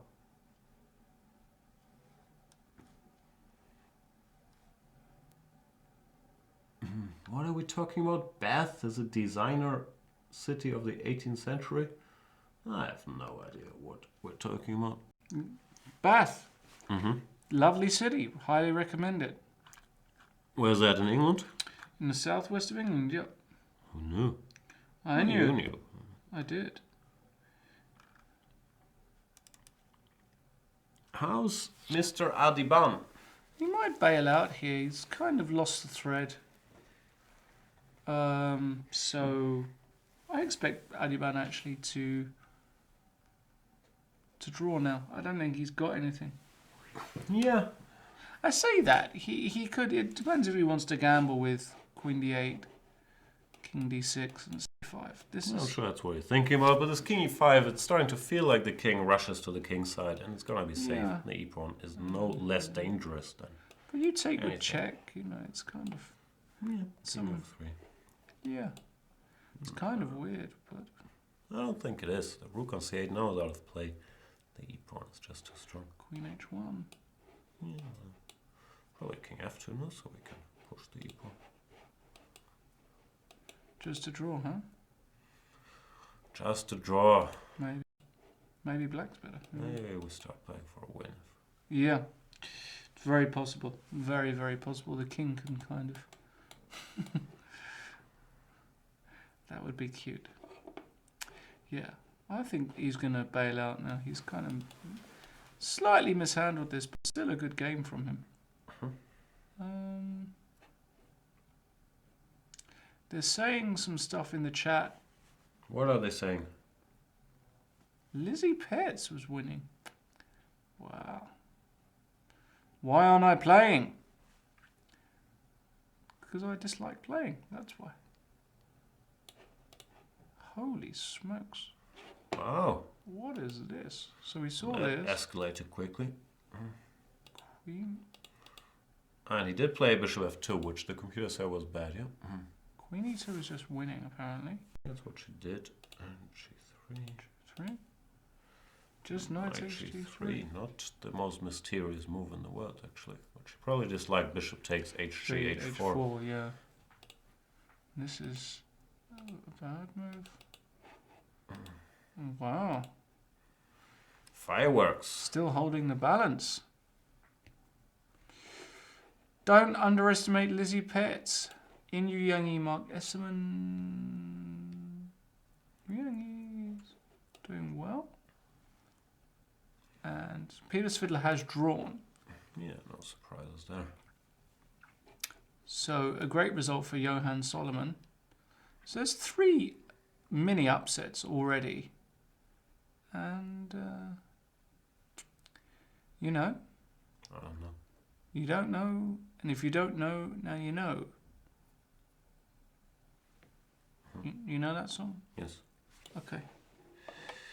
Almagro should make a draw also with Matlikov without too many problems here, I mean.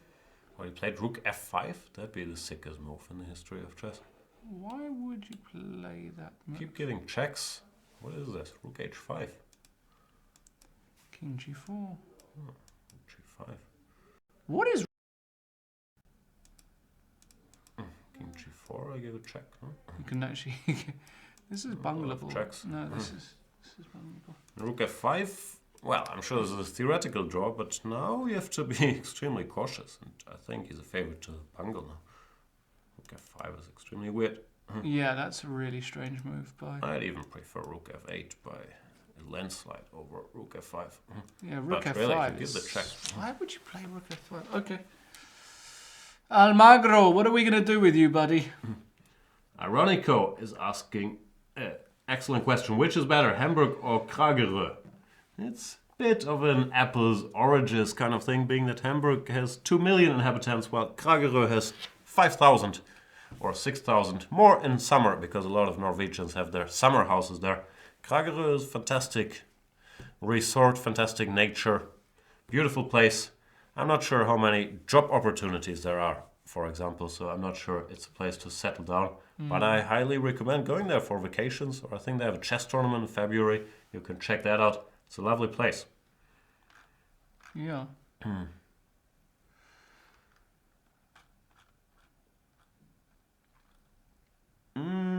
Where shall we go? People are demanding. Sam Shankland has won. They didn't demand Shankland, they demanded Hu Yifan. Oh.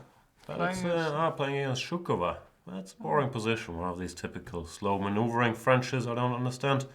I always think white is better, but I never know what to do. And I'm sure they will make another 50 moves, left, right, and center.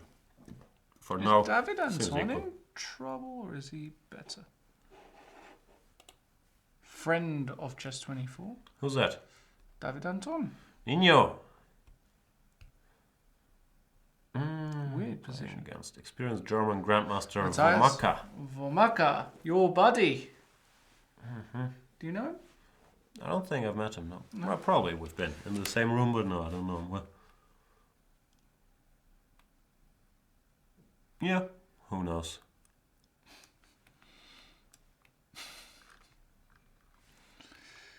It looks like Adiban's going for the draw here, which is a good practical decision, I think. Has Andreikin made a move? Still no move? No, apparently not.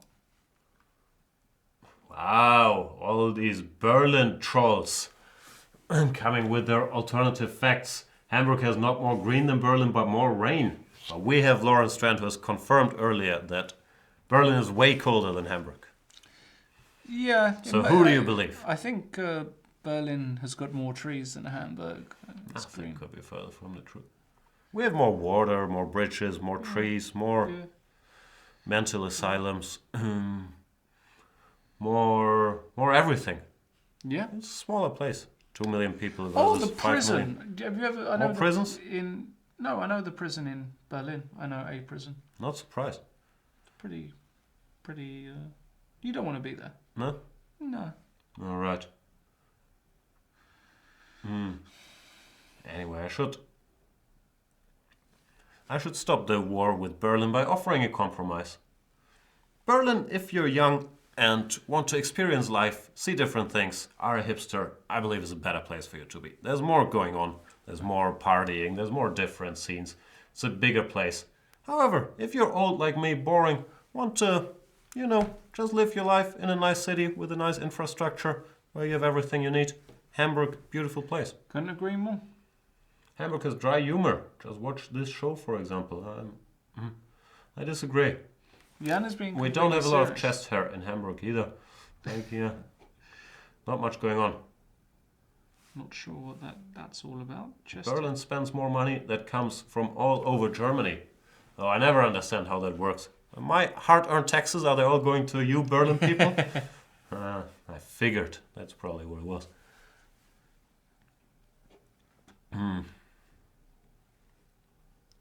Still no move, Dmitry Andreikin.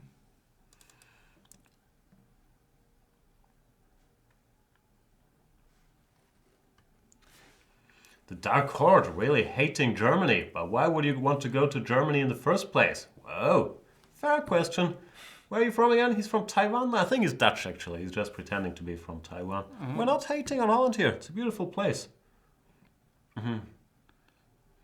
Let's add Frankfurt in this discussion. Frankfurt is not in this discussion, come on, let's be real. Munich we can talk Frankfurt's about. horrendous. Maybe Köln. With apologies to Frankfurt, you're not in this conversation. Horrible. Horrible. So have we made enemies enough Yeah. for today? Yeah, I think so.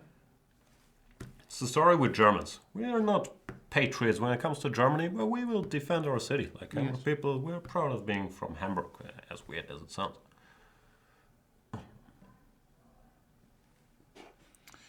Anything going on in... Have we definitely got an update here? Yes. Just want to double check that. Yeah,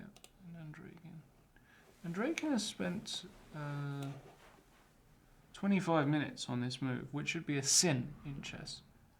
Should be a no-brainer if you have a computer running, but also without the computer. At this point, you should have figured out Rook B8 loses.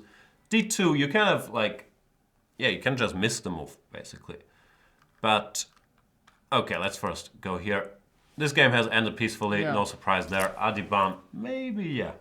Missing some chances was better earlier, but it's always a mess. And I believe he took the right practical decision here, instead of chasing the black king all over the board, when you can only be worse. So this game ends in a draw. That means Adiban stays on +1, great event for him so far. Nepomniachtchi, I believe, stays on -1, not a great event for him. -2 even, 4 out of 10. Not a great tournament for Jan Nepomniachtchi. Dmitry Andreikin still in the tank, and Pavel Elyanov is a piece up against Wei Yi after Wei Yi's bold sacrifice with rook takes e3. Looks like only white can be better now, but Wei Yi does have some counterplay with king g4, f5, f4. I still believe a draw is a favorite here. And Yanis Polizos points out in the chat, Adiban draw. All right, let's continue to discuss exotic locations in Europe. Well, for you crazy Americans. Because for us, we live here. Ambitious Pawn says, seriously, anybody live or gone to Iceland? I'm thinking of going there for holidays. I've played the Reykjavik Open. I've been to Reykjavik. I've never been, yeah. It's a lovely city. I was, I think, unlucky because it was too cold when I was there. Right. It was February and was like -10 degrees and stormy weather, but it's beautiful. The city is extremely vibrant. It's not big, but there's lots of stuff going on. It has this big city vibe, and you go a bit outside. It's not a big place, so you can go anywhere. They have these geysers, these volcanoes, these natural, whatever it's called, warm bath things. It's a very interesting place to go to. Yeah, couldn't agree more. And if you're a chess nerd, you can visit Fischer's grave.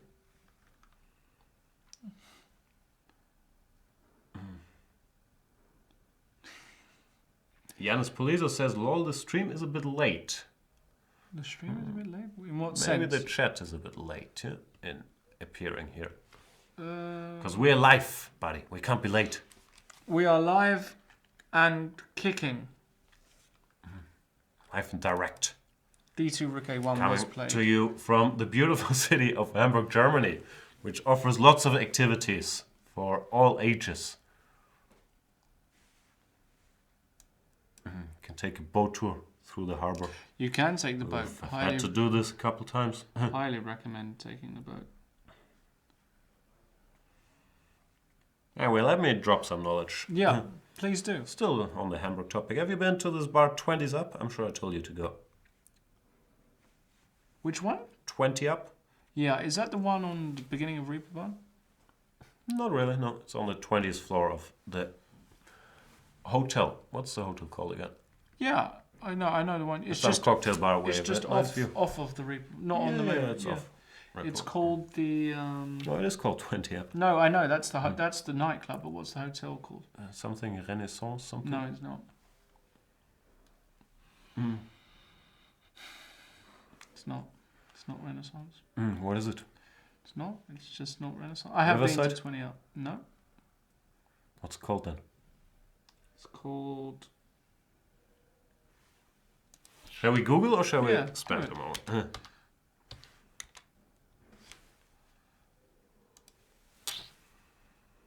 Empire Riverside. So, yeah, Riverside wasn't that far off. Empire Riverside. Yeah, I did Riverside in Empire Riverside. So. Yeah, I've been up there. Yeah, I've been straight to the top. Been there a few times. It's all right. It's a good place to have a look around. Even that place is. Yeah, you get good views of the whole city. It's nice. There's lots of people pretending to be very cool there. Yeah, normally it never Typical lasts more than half an hour for one cocktail. How much do you hate it here? Did anybody force you to live here for 3 years? You. Did Fabiano force you to stay in Hamburg? Yes. It's very sad. I Prisoner in a I foreign don't hate country. it here at all. Sounds like I'm going to defend my city. So all this condescending talk about Hamburg upsets me. It's just if you're a boring old man like Jan, it's a great city for you, as Jan said. If you're a young, why do you choose to stay here then? Because of you. That's not true. We haven't talked for like We 2 years. I wasn't even living here. Where were you? Gibraltar. Why were you in Gibraltar? I was working there. Oh, okay. I'm here for a number of reasons. Important reasons. Okay. You can't talk about them? Can't talk about it. It's fully classified. I don't hate Hamburg at all. Far from it. I've had many glorious memories of Hamburg. Beautiful. I prefer London, but that's understandable. That's Fully understandable. That's it. London's a great city. Beautiful, huge. What's stopping you from going back? Have commitments here. I see. You've planted roots. Can't do anything. Sorry, man. It's the way it is. Torture. It's the way it is, as they say in... Oh, Pramod is back. Finally. Pramod MVS says, hi Christian, hi ambitious pawn. Yeah. Well said. I've just read that staff in a corner shop in the UK refused to sell whiskey to a great grandmother because she couldn't prove she was over 18. She had no ID with her, despite being 92 years of age. But she didn't have her ID with her in her purse. Don't you think they were maybe just being responsible and thought, this 92-year-old lady doesn't need any more whiskey? No. Huh? No. You think it was just It was not just right? not Her right. rights to be sold whiskey Sort in of that place thing that were would happen violated. in Hamburg and Germany, actually. Here we go again. You go in, you look 95 years old, but you don't have ID, so we can't be sure that you're over 18. We must stick to the rules. So you're using a story from the UK Yes. to accuse Yes. Hamburg people of Oh, being no, wait. overly strict, It took place sticking in to the rules. Germany. Oh, sure. No, it didn't. It took place in the UK. That's the way it's all common sense. Doesn't exist in some places. The UK, one of them. No common sense where I live, where I'm from. Yeah, you've sort of... Yeah, you can't take that high ground at the moment. No. I'm admitting. The world is going mad. Is Wesley... Why would you not serve an old woman? Why would you give a 92-year-old woman It's whiskey? irrelevant. You don't know how old she is. She might need it for an occasion. She might need it for... She might be buying it for a relative. You've got Does that offend you to your core if somebody's not sold alcohol? When the claim is that she can't prove she's over 18 because she hasn't got ID. Well, but clearly, that's not the real reason. No, it is right? the real It's just reason. a polite way to put it. No, it is the real reason. That's the reason they didn't sue her. That's the official reason they gave when she made the complaint. Yeah, of course, it's the official reason. What What is else the would you real get? reason? I don't know. They used judgment, common sense, that she doesn't need the whiskey. But that's not... What do I know? It's a story you just pulled from your fake news website that you're reading there. Like, why are we even discussing this? Knight a5, Sergei Karyakin. That one feels a bit odd, putting the knight So Amran. d2 was played after a long thought. Rook a1 forced, rook b8 forced, and the horse decided to defend both pawns. Not the most... hang on, was rook b8 forced? What are we doing? Yeah, not the most outrageous decision, actually. No, it's a good move. Good move. Yeah, it's better than what I thought he would do. Knight Just a5, keeping everything. Knight b5 on the board. Knight b5. The idea is knight c3 or knight d6. Rook d1, knight d6. Rook d2, knight b7. We'll get this, yeah. And the game continues. Continues for a bit, yeah, but white should be just winning. This is weak. We have an outside pass pawn. Pawn up. Rook knight d4. True. Fabi is saying you don't need the whiskey, therefore we don't sell it. Would be completely against basic civil rights. Yeah, I hear your point. Maybe it was a bartender thing. Maybe the 92-year-old lady was already completely wasted. It wasn't a bartender. She was going in the middle of the day in a supermarket. Maybe she was wasted already then. Maybe. We need more information. Please do some research Maybe. about the 92-year-old that jumped out of the window and disappeared. I've got no more fake news, guys, for the stream, which is disappointing. It's very disappointing. You know what? Nah, we don't know.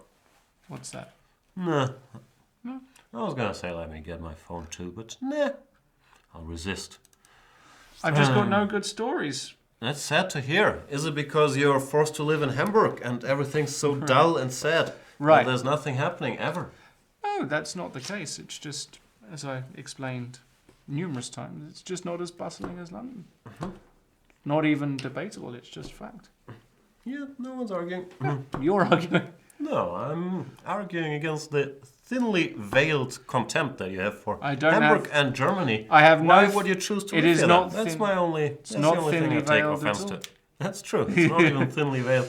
I love Germany. I've had a good No, time. you don't, and that's okay. But, Yeah, I don't. You're you right. know, I like free world. aspects of living in Germany. I've loved aspects of living in Hamburg. You're right. I like the infrastructure. It's very pretty. There are lots of great things about Hamburg. It's great stability for jobs, especially loved ones in your life. It's great. It just, everybody has their preferences and style. Yeah, but you chose to live here. That's my only beef. Else I might even agree. Yeah, I did. Choices.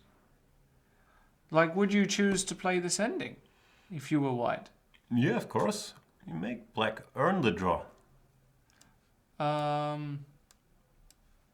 Queen back. This is not easy to win with white. No, I agree.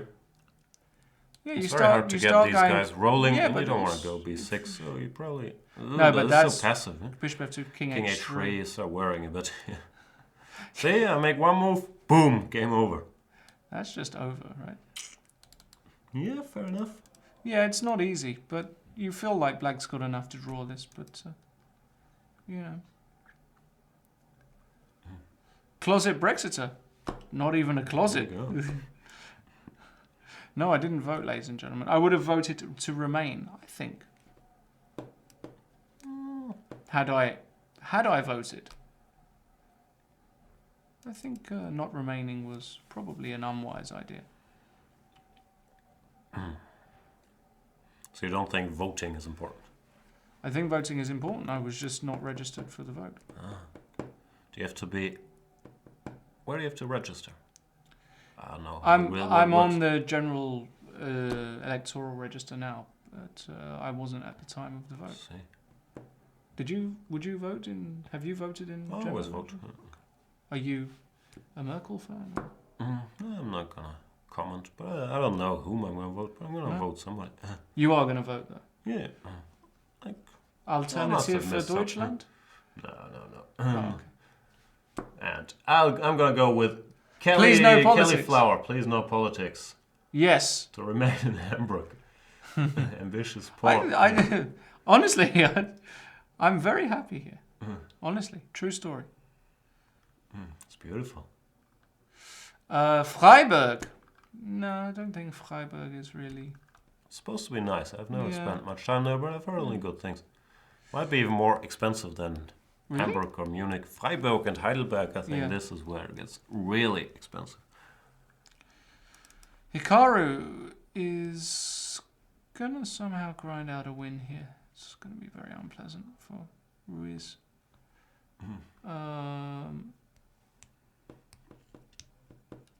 Didn't you miss Pramod? I missed I him. missed him. Yeah. See? So tense today without Pramod there to lighten the mood.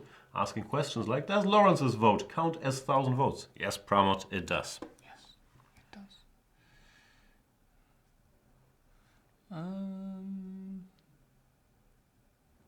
What we got? Lawrence likes the lampposts. I don't know what that's about. Hikaru's gonna grind Can we get the more win out of dating it. tips? Yeah, I'm going to stay away from the dating stuff today. I think I gave a lot of info yesterday. That's true. Pavel, yeah, Queen D3 and... It's a weird position. It's so hard to mobilize because you can't even push your pawns easily. Yeah. Maybe it's just a draw. Yeah, Computer gives this, which is a weird move. First place. I still don't get it actually. F5. He wants to go. Wants to control the pawn from over here and then be able to move the queen. Makes sense, of course, as all computer lies. Not easy. Schach Pirat CH. Oh, Andrejka in difficulties, and they are keeping talking. Keep talking. About other subjects than chess. Alright, let's talk Andrejkin and his difficulties. Andrejkin is in trouble after knight b5. No further moves have been made after rook to d1. He's in real big trouble. Yeah. Because this position is kind of lost. Rook d2, knight b7, knight c6, rook c8, knight d4. I believe we've mentioned all this. This pawn is weak. White has an outside passed pawn. So it's kind of lost. What other information would you like to have, Mr. Pirate? A lot of love for Pramod in the chat. Pramod. Yeah, this is just a bit unpleasant. The knight comes in. Also, there are all kinds of knight e6, rook d8 configurations if the rook comes off the back. Just to put an example. Even something like this, if you were to... I'm trying to show. Now I can take here, which is also a problem. So this is a problem. The rook coming to d7 and the rook coming to d8 is a slight issue. Lawrence, why did Fabiano choose to play in Gibraltar rather than here? That's a very good question. Fabiano wanted the change, basically. He fancied a change. He knew that it was going to be a very strong tournament. He was also aware of the risks of playing in an open, but did very well at the Isle of Man. And it's cold, wet and windy in Vik, and he fancied somewhere a bit more pleasant. So that was his reasoning, as I imagine Maxim, Hikaru, Peter and various others decided something similar. A very strong tournament. So Fabiano was invited, of course. That was his decision. That's it, really.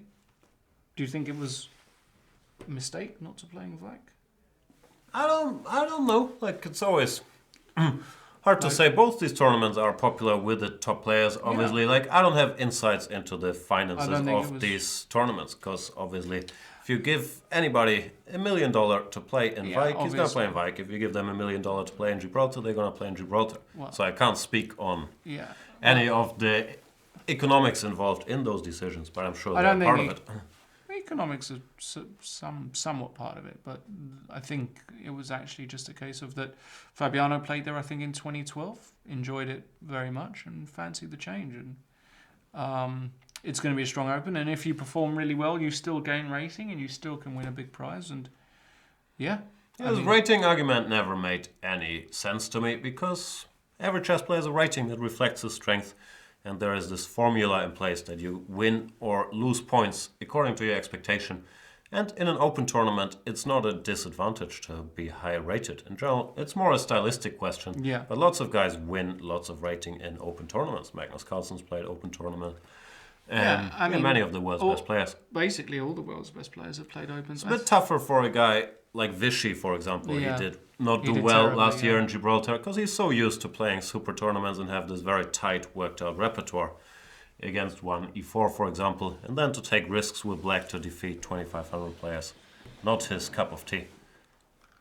Yes. Then again, he just had a bad tournament. Also, Vichy can have a very good tournament. Yeah, you can have a bad tournament. I mean, today's draw is not a disaster. A loss would have been a reasonably big hiccup, but drawing today with black against the 2,500 can happen.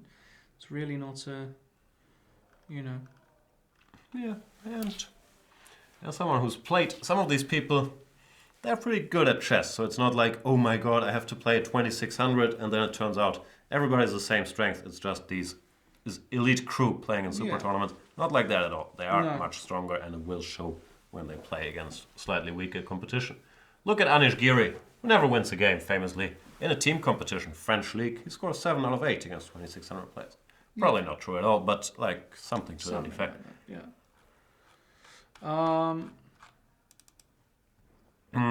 Magnus Carlsen drew. Anish Giri drew. Levin Aronian won. Yeah. Jan Nepomniachtchi drew. Wei Yi plays still. Dmitry Andreikin still playing, but likely to lose against Sergei Karyakin, who would move to +2. Whoever wins this, Ilyanov Wei Yi, and I wouldn't rule a victory by either side completely out here, actually, will move to sole second place. Yes. So just for Adrift of Caruana, I mean,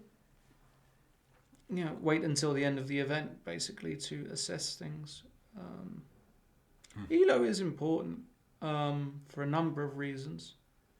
Not just world ranking, but for things like qualifying for the next candidates tournament. That is a huge factor.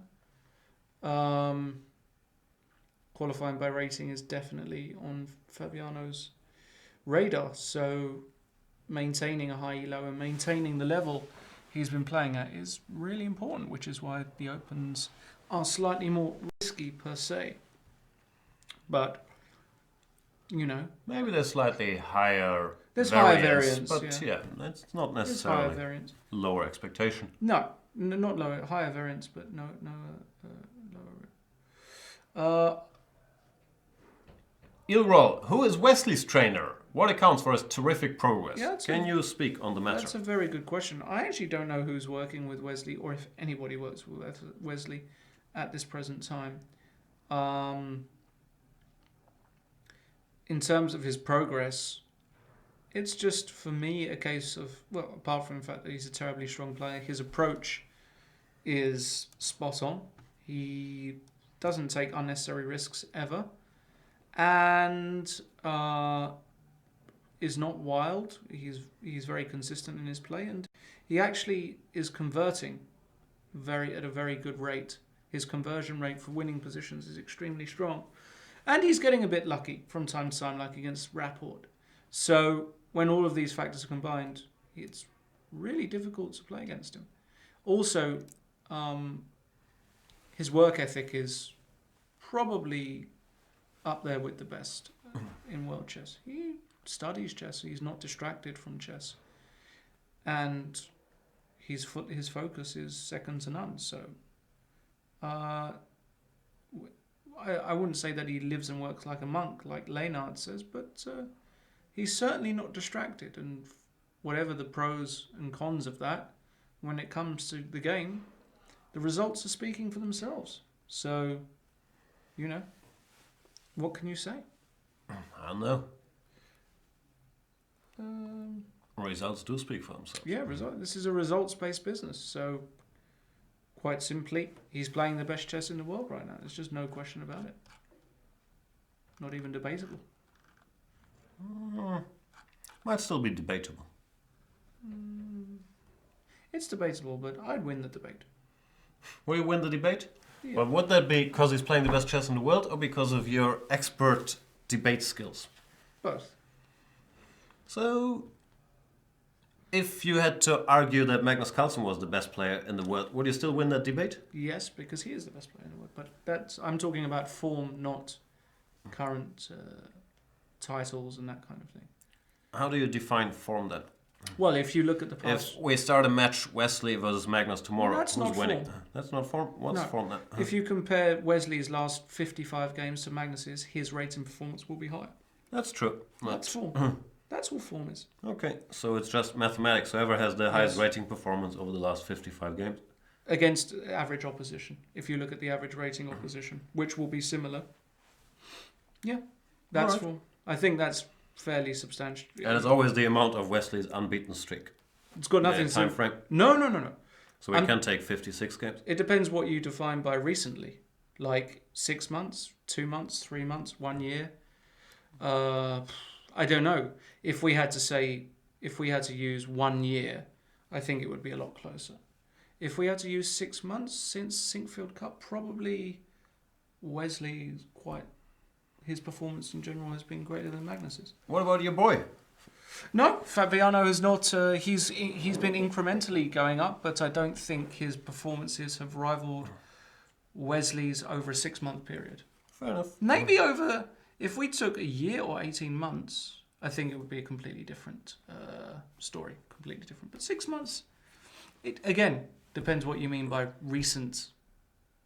What inform what that consists of.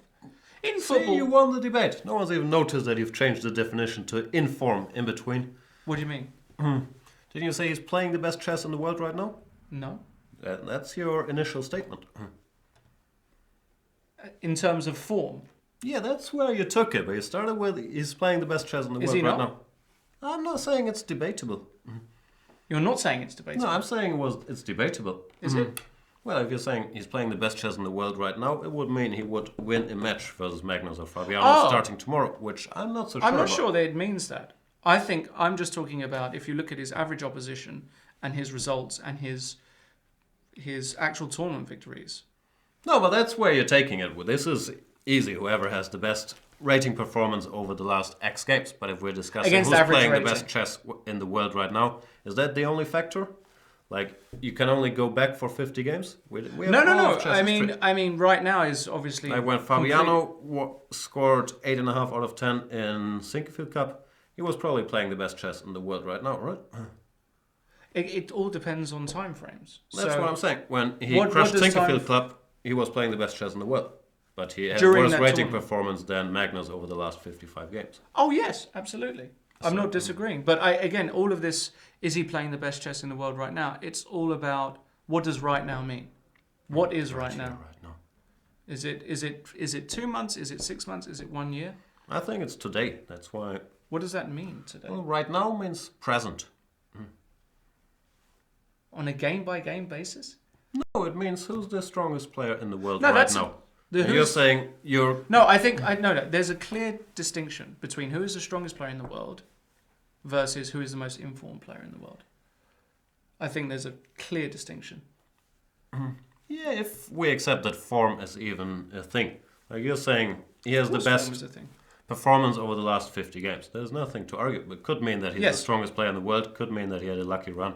We don't really know. Oh no, but then if you're talking about who's the strongest player in the world, then you have to look at more than 6 months, no?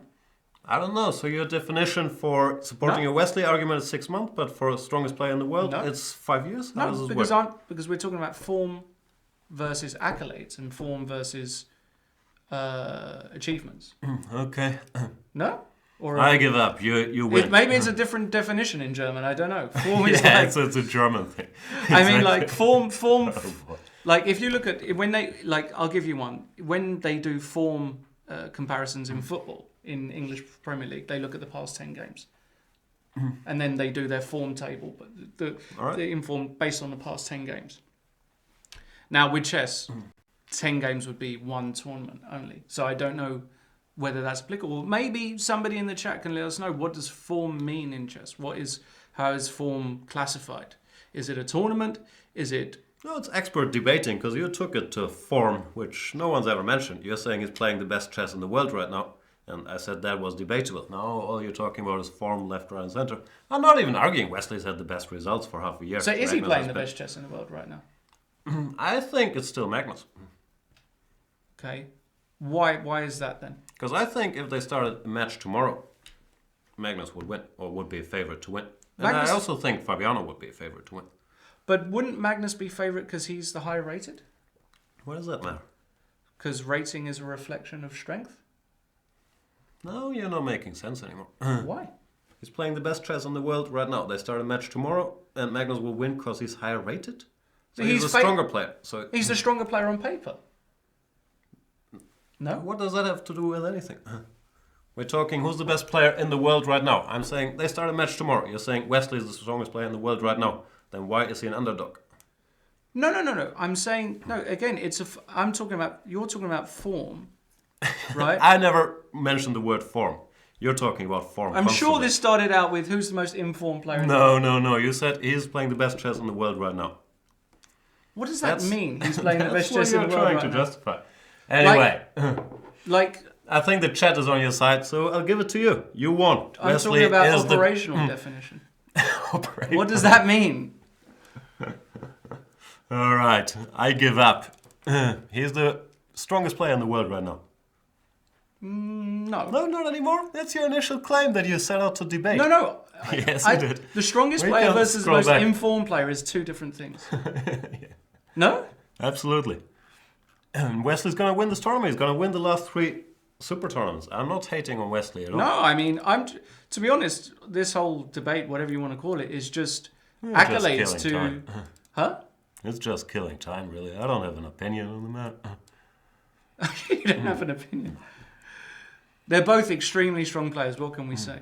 Wesley has been terrific in the past 6 months, and Magnus has also been terrific for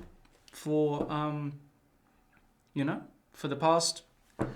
Magnus has been terrific over a longer period of time. It's as simple as that as well. He's done everything, won everything, defended everything. There's no debate that he's the best. So who would win the match starting tomorrow? Magnus is favourite. Against the most informed player in the world? Yeah. Oh. Because I would take into account all previous results and all previous achievements. Again, that would be... So you can be the most informed player in the world, but you can still be an underdog to another player.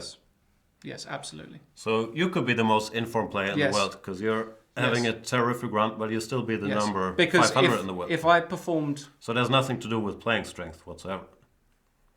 No, but if I performed at 2,900 for 6 months... Right? What if you performed at 2550 for 6 months? Are you still the most informed player in the world? Let's say 2650.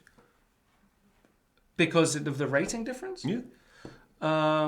No, because when I'm talking about the most informed player in the world, I'm talking about rating performance versus the actual number into the rating performance. So even though I'm performing at 2650, if there's somebody else in the world performing at 2950 with an average rating of opponents which is extremely high, I would consider that greater performance. Okay.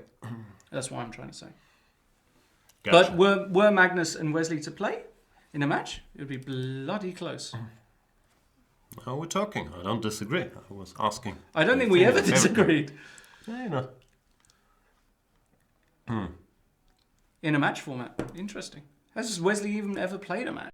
I don't think so. You know, that's the sort of thing I would take into account as well. Experience of Wow. matches, all of these other dynamics.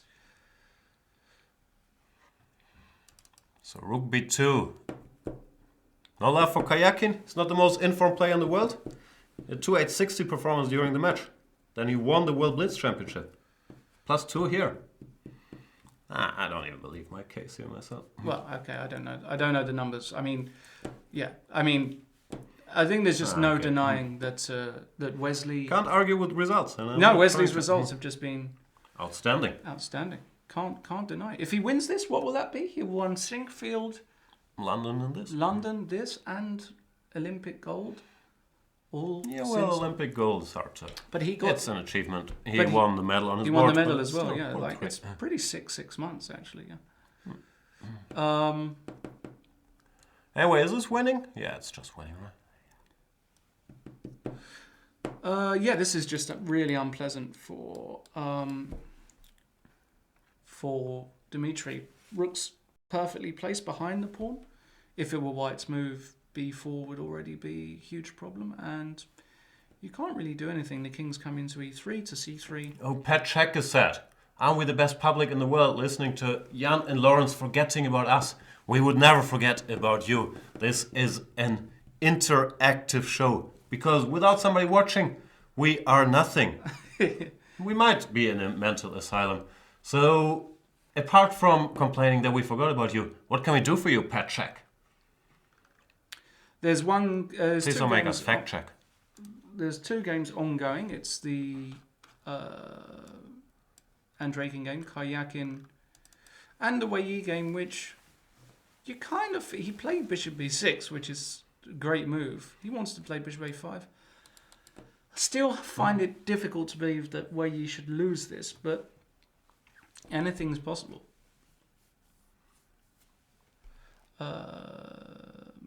Topalov apparently drew as well, so it's just a bunch of players in the Gibraltar Masters who are struggling. Well, it's not easy to beat 2500 on demand, but still if you look at the overall results, I'm not sure that 2700s will lose rating. It's just we focus on the surprise. We don't really talk about the Nakamura winning or the... Well, there has been a lot of draws. So there's a draw on 1, 2. Hikaru... That's true. Actually, he might not win that. Ivanchuk's gonna win. Ivanchuk's going to win. Mickey is... Adam's gonna win. Well, some work still to be done, but I think he's gonna win. Svidler drew, Topalov drew, Yu Young-yi. No, today it's true. There's been more upsets than I thought. Even this, Yu Young-yi might not win. Been a bunch of upsets. Fair enough. Richard Richard got got one, which was an upset in some ways. Oh, that's a cruel pin. That's nasty. Yeah, this is just winning. Nidich seems to be winning also. So, but a few, we call them mini upsets, I think, just not the top seeds losing to somebody 300 points lower rated, but right. Drawing. In other news, yeah, b6 played by Wei. That could be a fantastic move. Well, he's trying to distract this bishop from its good diagonal. Yeah, because if you go bishop takes b6, he wants to go f4 and gf and gf. And if What's going on here? We are a full bishop down, but these pawns are so strong. Yeah. Seem to secure equality. There might be. Oh, no. Is he trying to make the guy like queen e4, king h3? I was thinking about stuff like this. Oh, but queen it doesn't work. queen. Because it's still bishop Yeah, too. yeah. Queen f3 though. Yeah, that's better. Looks like it would So have just a peacefully draw, yeah. once again. Feels like it should be a draw. But it definitely feels like Karyakin is winning as well. Pawn up. King's better. Yeah, Karyakin, I think, is a reasonably straightforward technical job. Gotta try this to break out here. I like that idea, but Well, the computer gives some disturbing lines like this, apparently winning, which is believable, but still odd that you have to allow this. And if takes king h6, we're not on time to go g4. So here there's actually some work to be done, because all of a sudden it's equal pawns. White might still be better with the passed pawn and his rook behind the pawn. But this is a no lot means of work, trivial. yeah. This is. might be I think you have to correct, go h5. I think you have to go h5. You have to get space for that king. And he will. Yeah, I think you will go h5. It's a very natural move. Wesley only 3.9 points from Caruana. Yeah. Wesley knocking on the door. Can't deny it. I think he's a huge favourite to win Tata now with 4 games to go. It's a full point ahead, right? He's a what? What? Ivanchuk lost on time? No. Ben Feingold is telling us Ivanchuk lost on time. kidding me. And he's the one guy who's capable of doing that. You're so kidding me. wow, he did lose on time. Yeah, that's... Oh he my does that sometimes. It's God. so weird. What? Move And he's got a 39. check on b8 as Well, well. it's Like, not a difficult position. You give a check. wow, what a gift Go for here. Ori Kobo. So this really has been an upset day. So far, none of the top Rubbing it seeds. in, yeah. So far, none of the top seeds have actually won. It's true. Hikaru might Hikaru might not win this because, secure. This is not easy. Yeah? like, how do you win this if I just keep my rook semi-active on e2? Like, a5, a4, I play rook a1, king b3, d4 check, king b3, rook e5, rook f5 is coming. I don't think this is actually winnable now against a decent player. Do you? I don't know. I'd lose it. No, you can't lose this. King b3? Yes. Or d4 check. No, d4 check to stop king d4 first. How would you lose this position? Effortlessly. King c3? Rook a2? I mean, the rook, I understand, but... Really? Is this so easily lost? We're in trouble. Get going with those other guys. G4. Take it. Yep. A4. Rook a3 is losing to rook c4, is it? Yeah, I've gone. Yeah, you got some care required. It seems. Telling you. Can we go active with the rook? Nah. So what was it? A5. Let's have a think. What's with Hawaii? The Dark Horde and keeps occupying his corner. How horrible Europe is. We got you, Dark Horde. Europe's a great place. No, I prefer Asia. I'll be honest with Do you. you? Asia is fantastic. Ben is back. And Sarktika is cheap, apparently. Yes. That's amazing if Anshuk lost on time there, isn't it? I mean, it's not amazing. You expect it. You know. I do know. And Wei has done this. GF4, GF4. Ah, Pavel took the pawn, because he had the option of not taking, I think. Compy boy won bishop b4. That's deep, but You it's difficult to not take that guy, isn't it? Then again, you do think that maybe this is a Greek gift. F4, GF. F4, GF, GF on the board. And...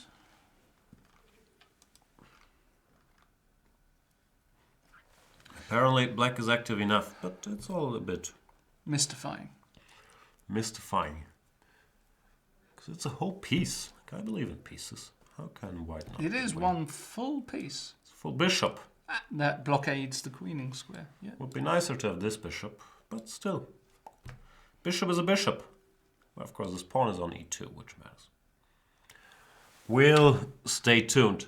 I know you have to go because you're a very busy man, so we'll go on a brief break. Yes. And then I'll come back. Just me, myself, and I. This is going to be a great part of the show, so you got something to look forward to. See you guys in a couple minutes. Bye. Yeah.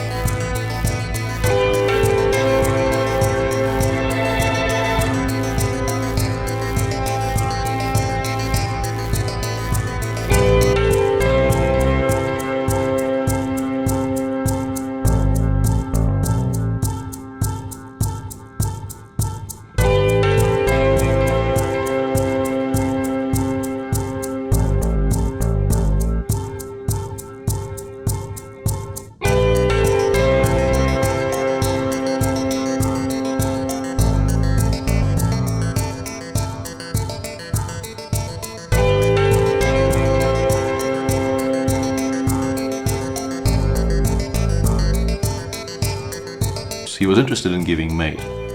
Sadly for him, there is no mate here. King takes b7, queen takes a6, and king c6. And here he must have realized that something has gone badly wrong, because the king is actually doing very, very well in the center here. The knight on d4 is such an octopus that it's controlling so many squares white can give checks from. f3, queen f5, and it becomes very, very obvious that it's not white here giving mate, it is black.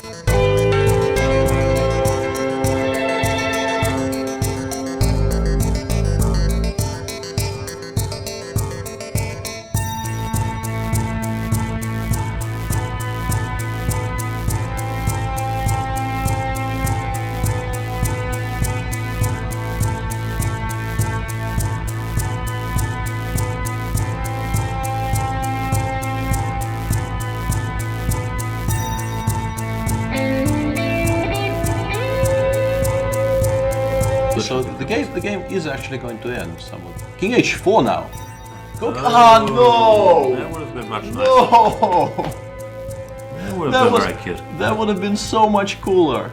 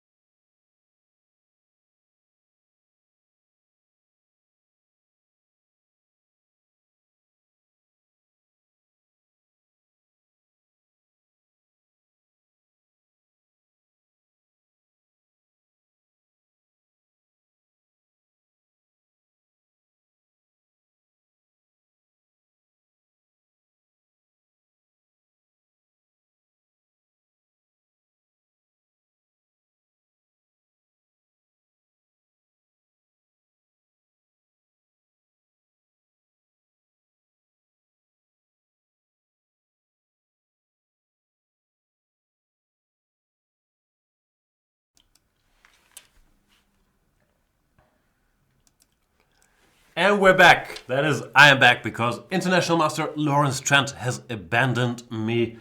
He had more interesting to think. See, I can't speak anymore. More interesting things to do in the lovely city of Hamburg, apparently. We will never find out what he's up to. The good news is I still have 2 endgames, my favorite part of the game. Between... who is it actually? Pavel Elyanov and Wei Yi. Both of these guys are having good tournaments in Vaik an See, no matter what the outcome of the game. And between Sergei Kayakin and Dmitry Andreikin. I'm not 100% sure what's going on in the Elyanov Wei Yi game. To my Patzer eyes, it looks like there has to be some way for White to make his extra piece count. But the computer has been yelling 0-0 for a while now.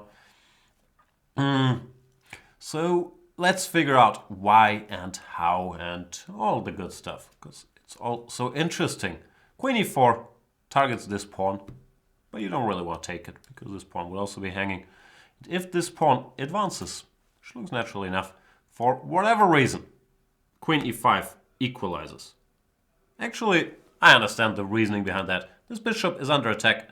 It can't really be defended, because the queen has to stop e1 queen, so it would have to move. And if it moves, then... I was gonna say queen takes b5, picks up the pawn, but that's not the reason at all, because now white wins after king f2. Instead, queen d4 check is apparently a draw. How am I supposed to understand all this? Now I understand that this is possibly a perpetual after queen h8 check only move, but it looks like the solutions are still highly computerish, which means there is room for human error, and I would not write Pavel's winning chances off just yet, just because the computer says 0-0. I am Preciso, saying he abandoned you because you argued his opinion on best current chess player in the world. I forgot his train of thought, but I think he would change it to most informed player or something like that. I'm not sure, but yeah, we're just killing time. I'm not sure there was a real argument there. No one taking anything away from Wei Yi. Not from Wei Yi though, but from Wesley. So if he wins this tournament, winning 3 super tournaments in a row, that's an amazing achievement. And rating don't lie. Guys are coming closer to Magnus. What is the rating situation? Let's bring it up. Can I bring it up? I probably can bring it up.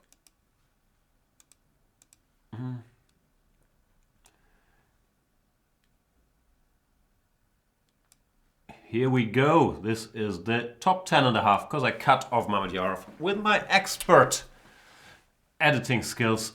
Magnus Carlsen 2838.7. This is from 2700chess.com. 10 points ahead of Fabiano Caruana, who drew today, lost some points there.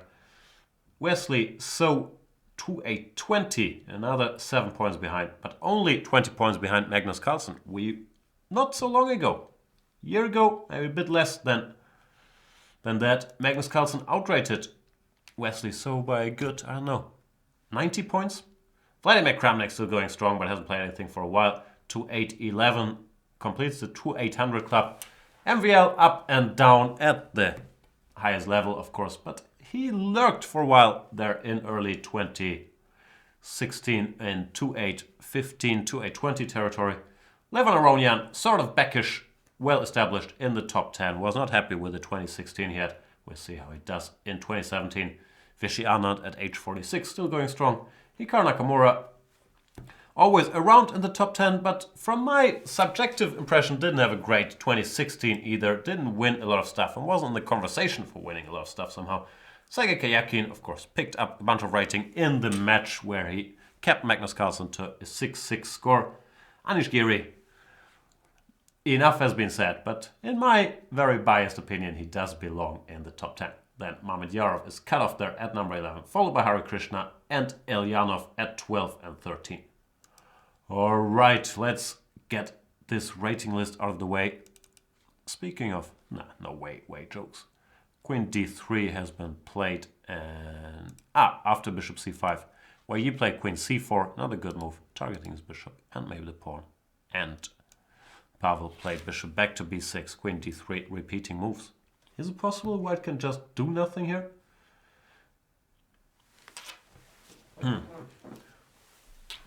Ben 2600 is now telling us Ivanchuk didn't use the space for move 24, so he thought both sides made 40 moves. Wow. I don't know. There have been so many incidents with Ivanchuk losing on time in move 39.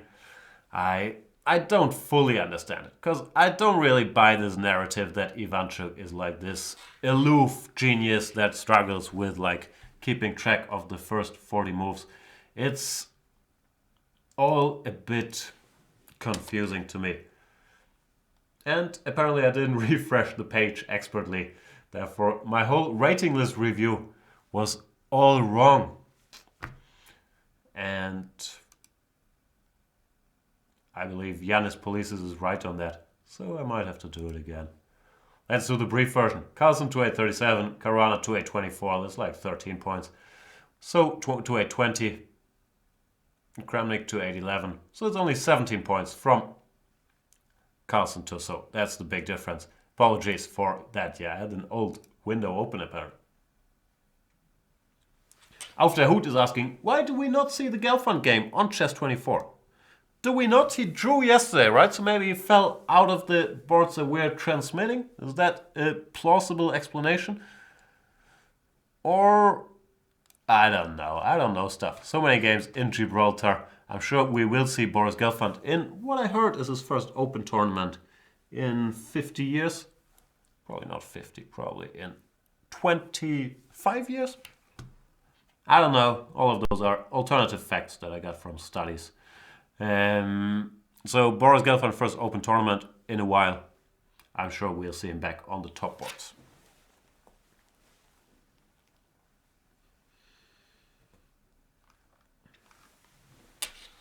What else is there?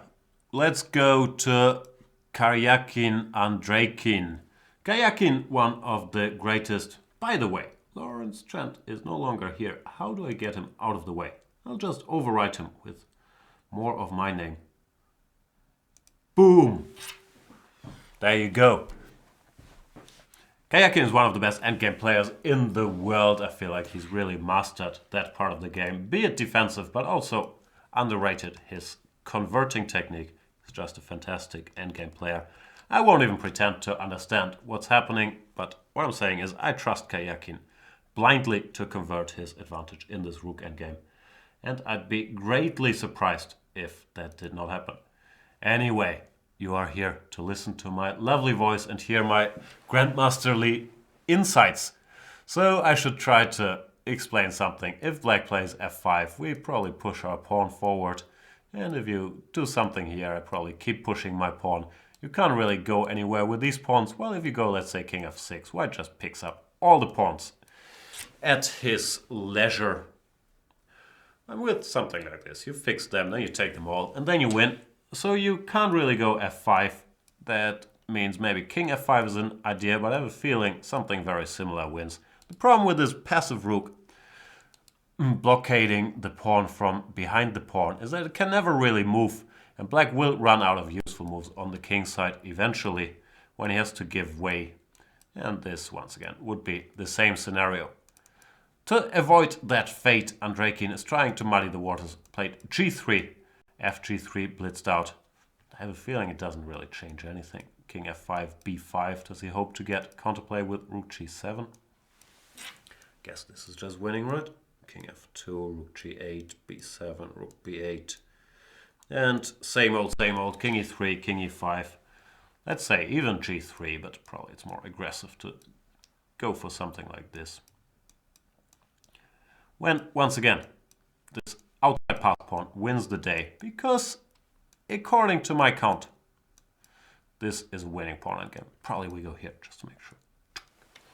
So Karyakin's gonna win, and Wesley So, and why do I keep saying Wesley So? Wei Yi and Pavel Ilyanov drew their game. This is a bit study-like and confusing to me, that in spite of having a whole extra bishop, there is absolutely nothing for Ilyanov to do. He tried this bishop c5, queen c4, but found nothing better than going back to b6, accepting the move repetition. He did miss the computer move in this position, king to h2. Pretty sick move. Just parting with his bishop, because after queen c5, you can go queen takes e2 check. However, I doubt this would have changed the outcome. Am I sure about this? Not really, but I still doubt it, because after king h4, it looks like black should still draw this. Not 100% sure.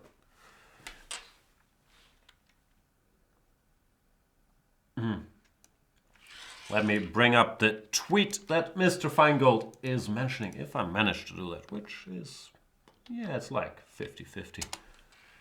I probably will match.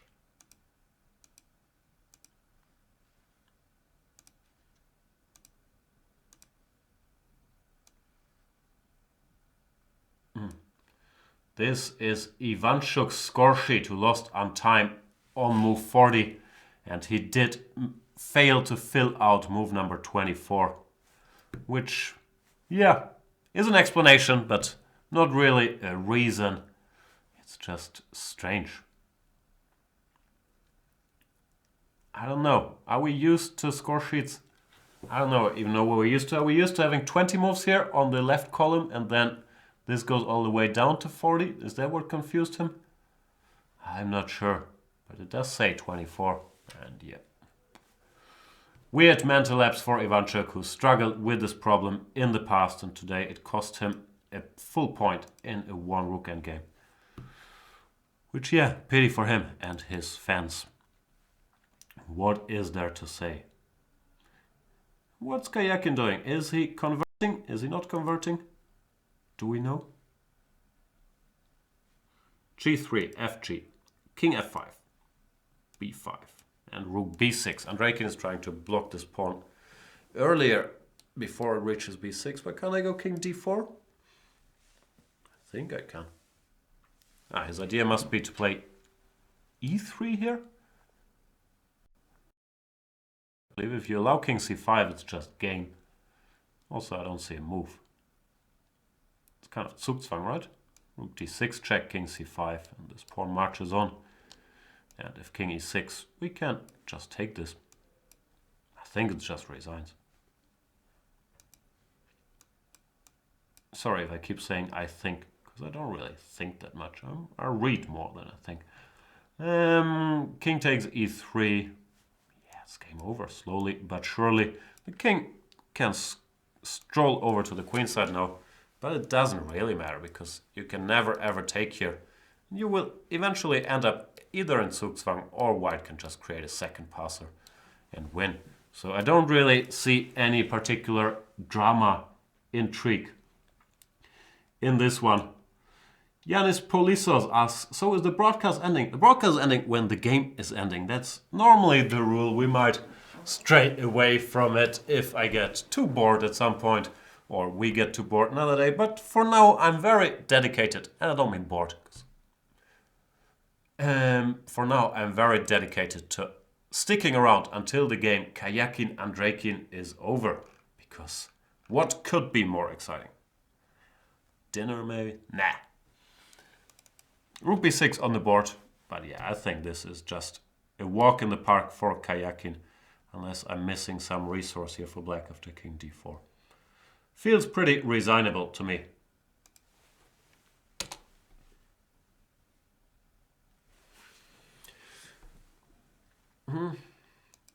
Let's look at the scores so far.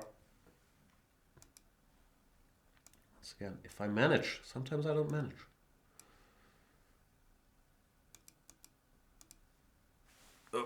Sorry. All right. I'll be humble and go with the small version.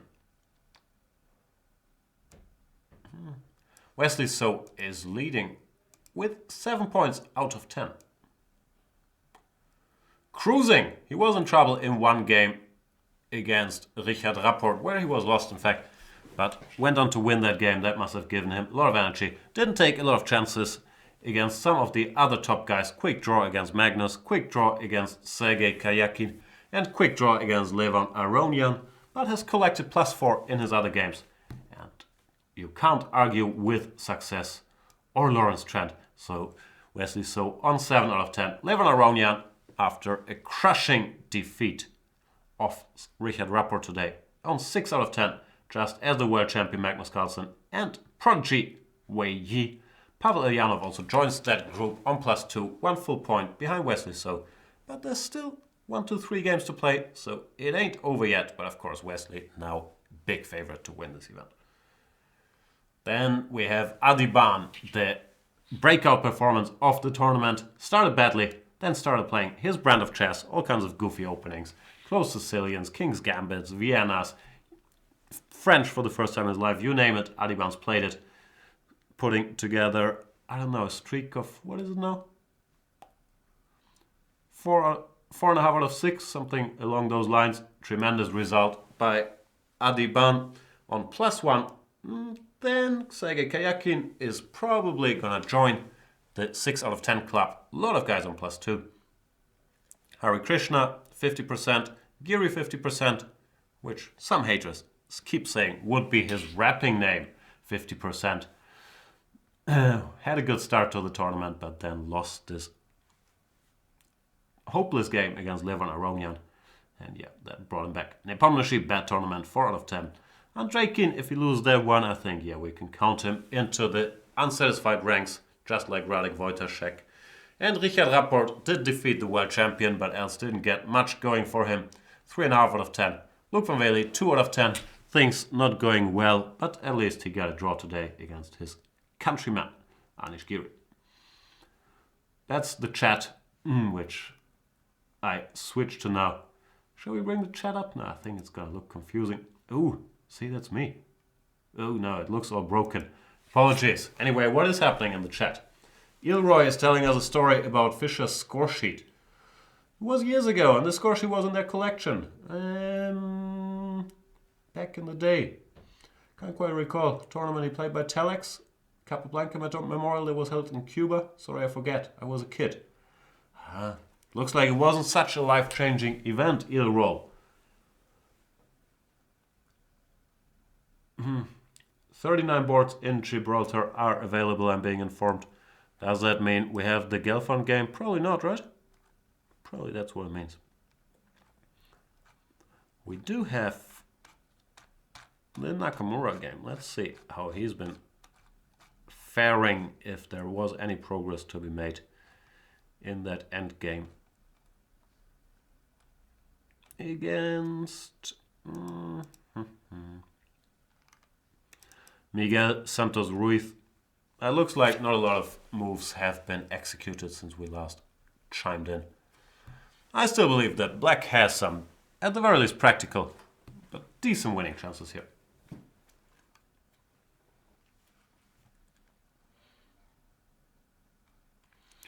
In the Challengers group of the Wijk aan Zee tournament, many a result has come in. Niels Gradelius crushed Vladimir Dobrov. We've mentioned that. Lu Shanglei lost in a mere 20 moves to Eric Hansen with the white pieces. That, not the result itself, but the way it happened, is a major surprise. And here he decided to just go home after fe3, rook e3, not continuing the game, which looks very early, but his position is indeed lost. For example, bishop d1 takes, and bishop f4 picks up the queen.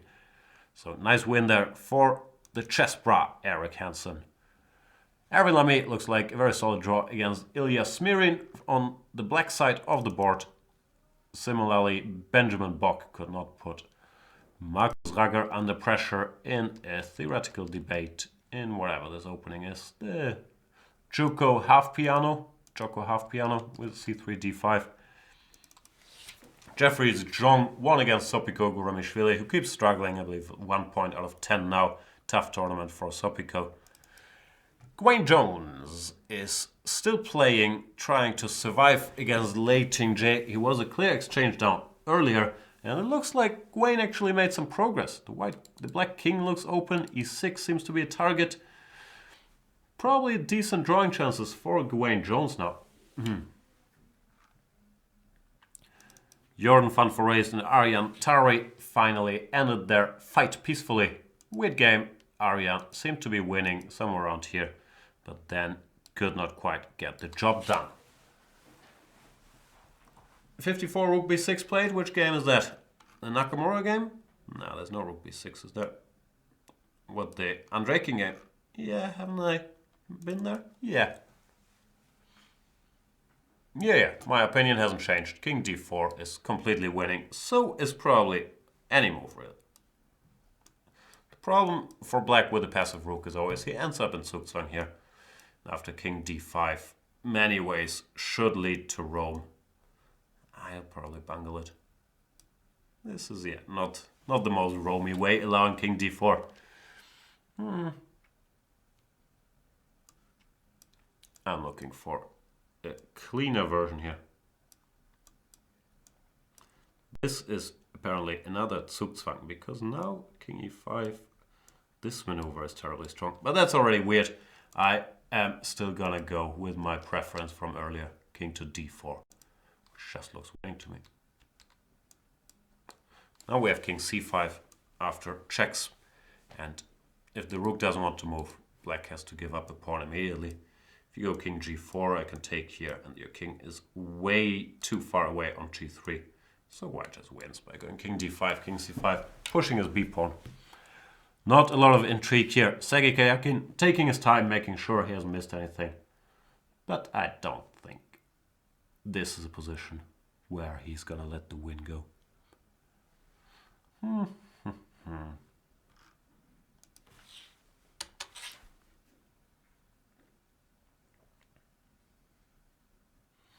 I was once taught that you should only speak if you can add something to the picture. And isn't that a lovely picture? It's me, and then there's a chessboard. Very hard to add to that.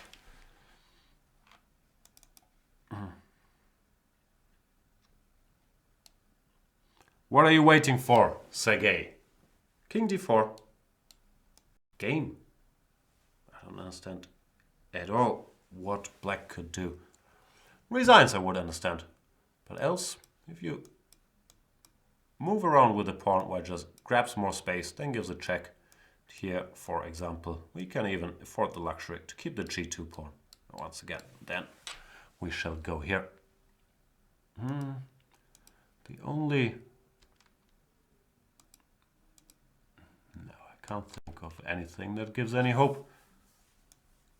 Any rook endgame experts out there, why hasn't king d4 been played? Why doesn't black resign?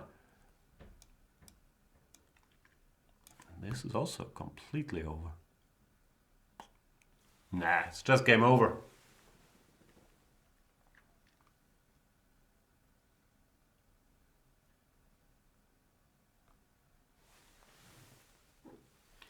Speaking of game over, do I have any coffee left? This looks like coffee. It's probably not very warm anymore, but I'll take what I got. Someone signed this mug. I have no idea who. Looks like it's been around a while.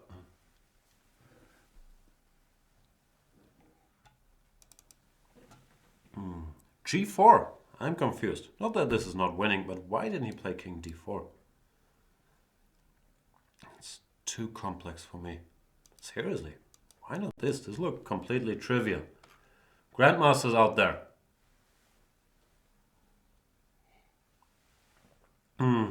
Let us know.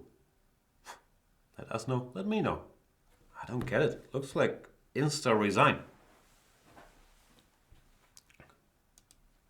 I'm not saying g4 bungles it, not at all. Maybe he's dreaming of a setup like this, which also looks winning, but it still doesn't seem to improve the situation. The point is here you can't take because of rook f5 check, and b5 will drop.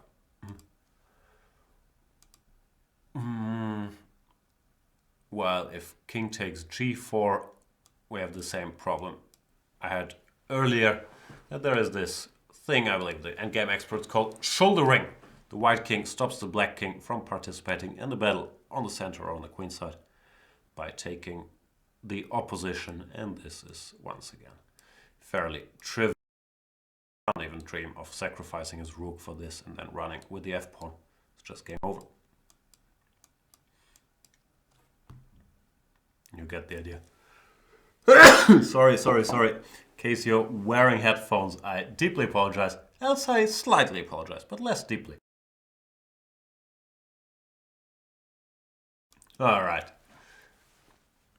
So yeah, g4 did not spoil it. I'm still surprised he did that, and not king d4, not even allowing this rook king to e5. Now it seems like you can do some of this subtle maneuvering, which I tried earlier, didn't really figure it out, with moving the rook around, and you still win. And I think you also win by doing this. Even though I was taught you should keep your rook behind your b pawn, but here we are just picking up the e4 pawn. So this is also a reasonably straightforward win. And that's what Karjakin is going for. Rook f2, intending rook f5, defending the pawn from the side, and then picking up the e4 pawn. There's really not much to hope for.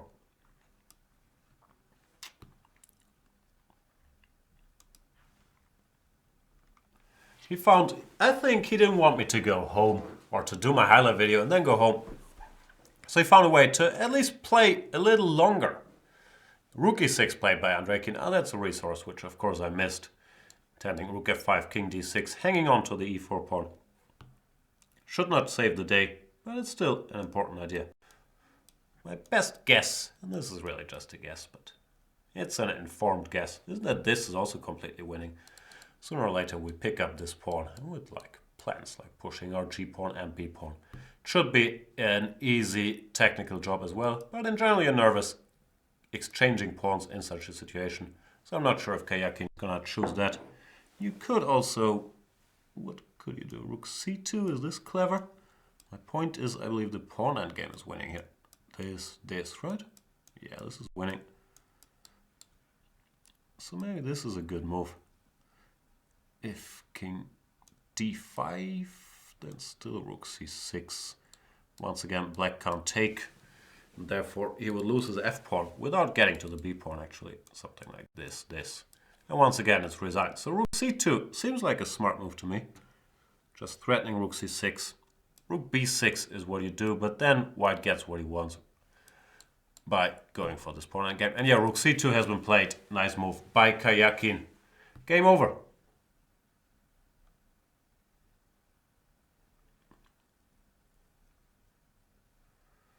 Apparently it was a mate in 18. I don't know if that's true, but yeah. This is a nice touch because it's rook c6 threat or rook c5 check followed by rook c6. The threat is so strong that there's very little Andreikin can do about it. I don't even see a way to continue playing. Would not be surprised if he resigned here. King d5 is by far the most obvious move. But then rook c6. Game over. Takes. King here, king here, king here, and let's keep it simple. Here. And I learned in my Pioneer's Palace that in such a position you do win by not playing g4. g4 would be a bit of a mistake after king g7. But if we go, let's say g3, king h6 also wins. King g7, g4, black is in Zugzwang, has to give way. And now we will support our little toy soldier. Here, can we go g5? I always have to double check. Yeah, but this works. And once you get the queen, you know, you might not want to continue the game. What else do we have today? Harry, Magnus, well played game. Drawn, I believe Magnus will probably be slightly upset looking back at a position like this, where he could have kept some pressure, maybe by playing b4, maybe by playing queen c7, not allowing Harry to go for these simplifications after which the game was equal. Luke from Giri draw, once again bad opening prep by Luke, but the position never got out of hand, so he made a solid draw against Anish Giri. Levon Aronian played the game of the day, crushing Richard Rapport with a piece sacrifice. Some around here after the opening went horribly wrong for Rapport. Levon kept his foot on the gas, went e4, h6, e, but nothing, hg, f6, c5, f4. Tremendous sequence by the Armenian superstar, f4, g4, f5, and the two f-pawns got the job done. Certainly the game of the day. Adiban Nepomniachtchi was a sharp theory debate in these trendy Najdorfs they're playing, where Adiban's preparation seemed to last a little longer than Nepomniachtchi's piece sacrifice right out of the gate. Nepomniachtchi got into some trouble after rook e8 and especially his later decision to play b5, queen a8, ba4. Computer said white had a big edge at many a point, but in the end Nepomniachtchi took a good practical decision somewhere around here, gave an exchange and created enough counterplay to hold the draw. Ilyanov Weyi was a confusing draw where it looked like Weyi was in the driver's seat, then he sacrificed, and then it ended peacefully. Wesley So cemented his lead by winning a nice game against Radek Wojtaszek. Bunch of theory, then, at least to me, reasonably new idea. This move knight to d5, h6, bishop to d2. Radek reacted in the most natural way with a4, but after bishop b4 and the fourth sequence that followed, I would guess Wojtaszek missed the move b2, b4 from afar, which already posed a lot of problems, cashing in on the fact that you can't take en passant right now. Very nice, straightforward victory. Once again, a flawless game by Wesley So, who stays in the lead. I would even argue he's the most informed player in the world right now. Sergei Karjakin is in good shape too, the reigning Blitz world champion. And it seems like he's going to win this game against Dmitry Andrekin after a very quiet opening. Where, yeah, I keep coming back to this position, because if you just take and go f5, like, how could black ever be worse? I don't understand it at all. I would actually take black here. But knight d7, played by Andrekin, also intending to go f5, even more ambitious. It allowed white to go simplify. Get an equalish endgame that Karjakin went on to convert into a better endgame after some inaccuracies. Or so I would guess by Andrekin. Maybe b5 wasn't ideal. Maybe we should have gone g6 at some point. What they got now looks fairly hopeless for black, but he found a way to continue the game after rook c2. Rook to e7. And Karjakin just thought, you know what, if I can push my b-pawn, that can't be a bad thing. b6, rook b7. Here went rook b2. Now the rook has the b5 square available. King d5.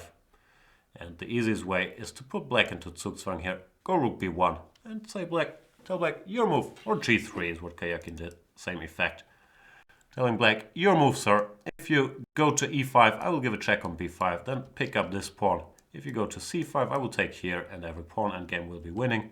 If you move your rook, I will go b7 and you will have the exact same problem.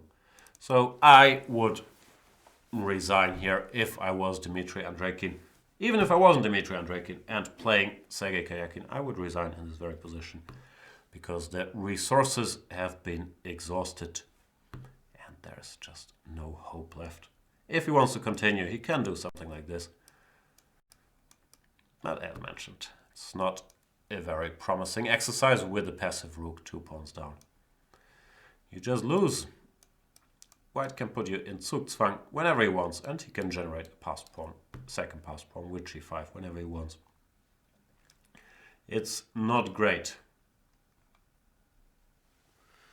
The Dark Horde saying next time he's in Hamburg, he'll surely visit our office. I don't know, I haven't forgotten all the things you've had to say about Hamburg and Germany, the Dark Horde, so I doubt he'll be back here soon, but thanks for the gesture. Ben Feingold is reminiscing. He used to go to Oak Park Chess Club Thursday night, 30 to 35 years ago. Showing your age there, Ben. Even I didn't go to a chess club 30 years ago. 27 years ago, maybe? 26 years ago. Wow, Andrekin, really not a big fan of resigning. Keeps chugging along here. King c6, king takes e4. Very unclear to me what he's hoping for. Rook e7, king f5. Now he's seen enough. Maybe it was, yeah. He just needed to see this pawn disappear from the board.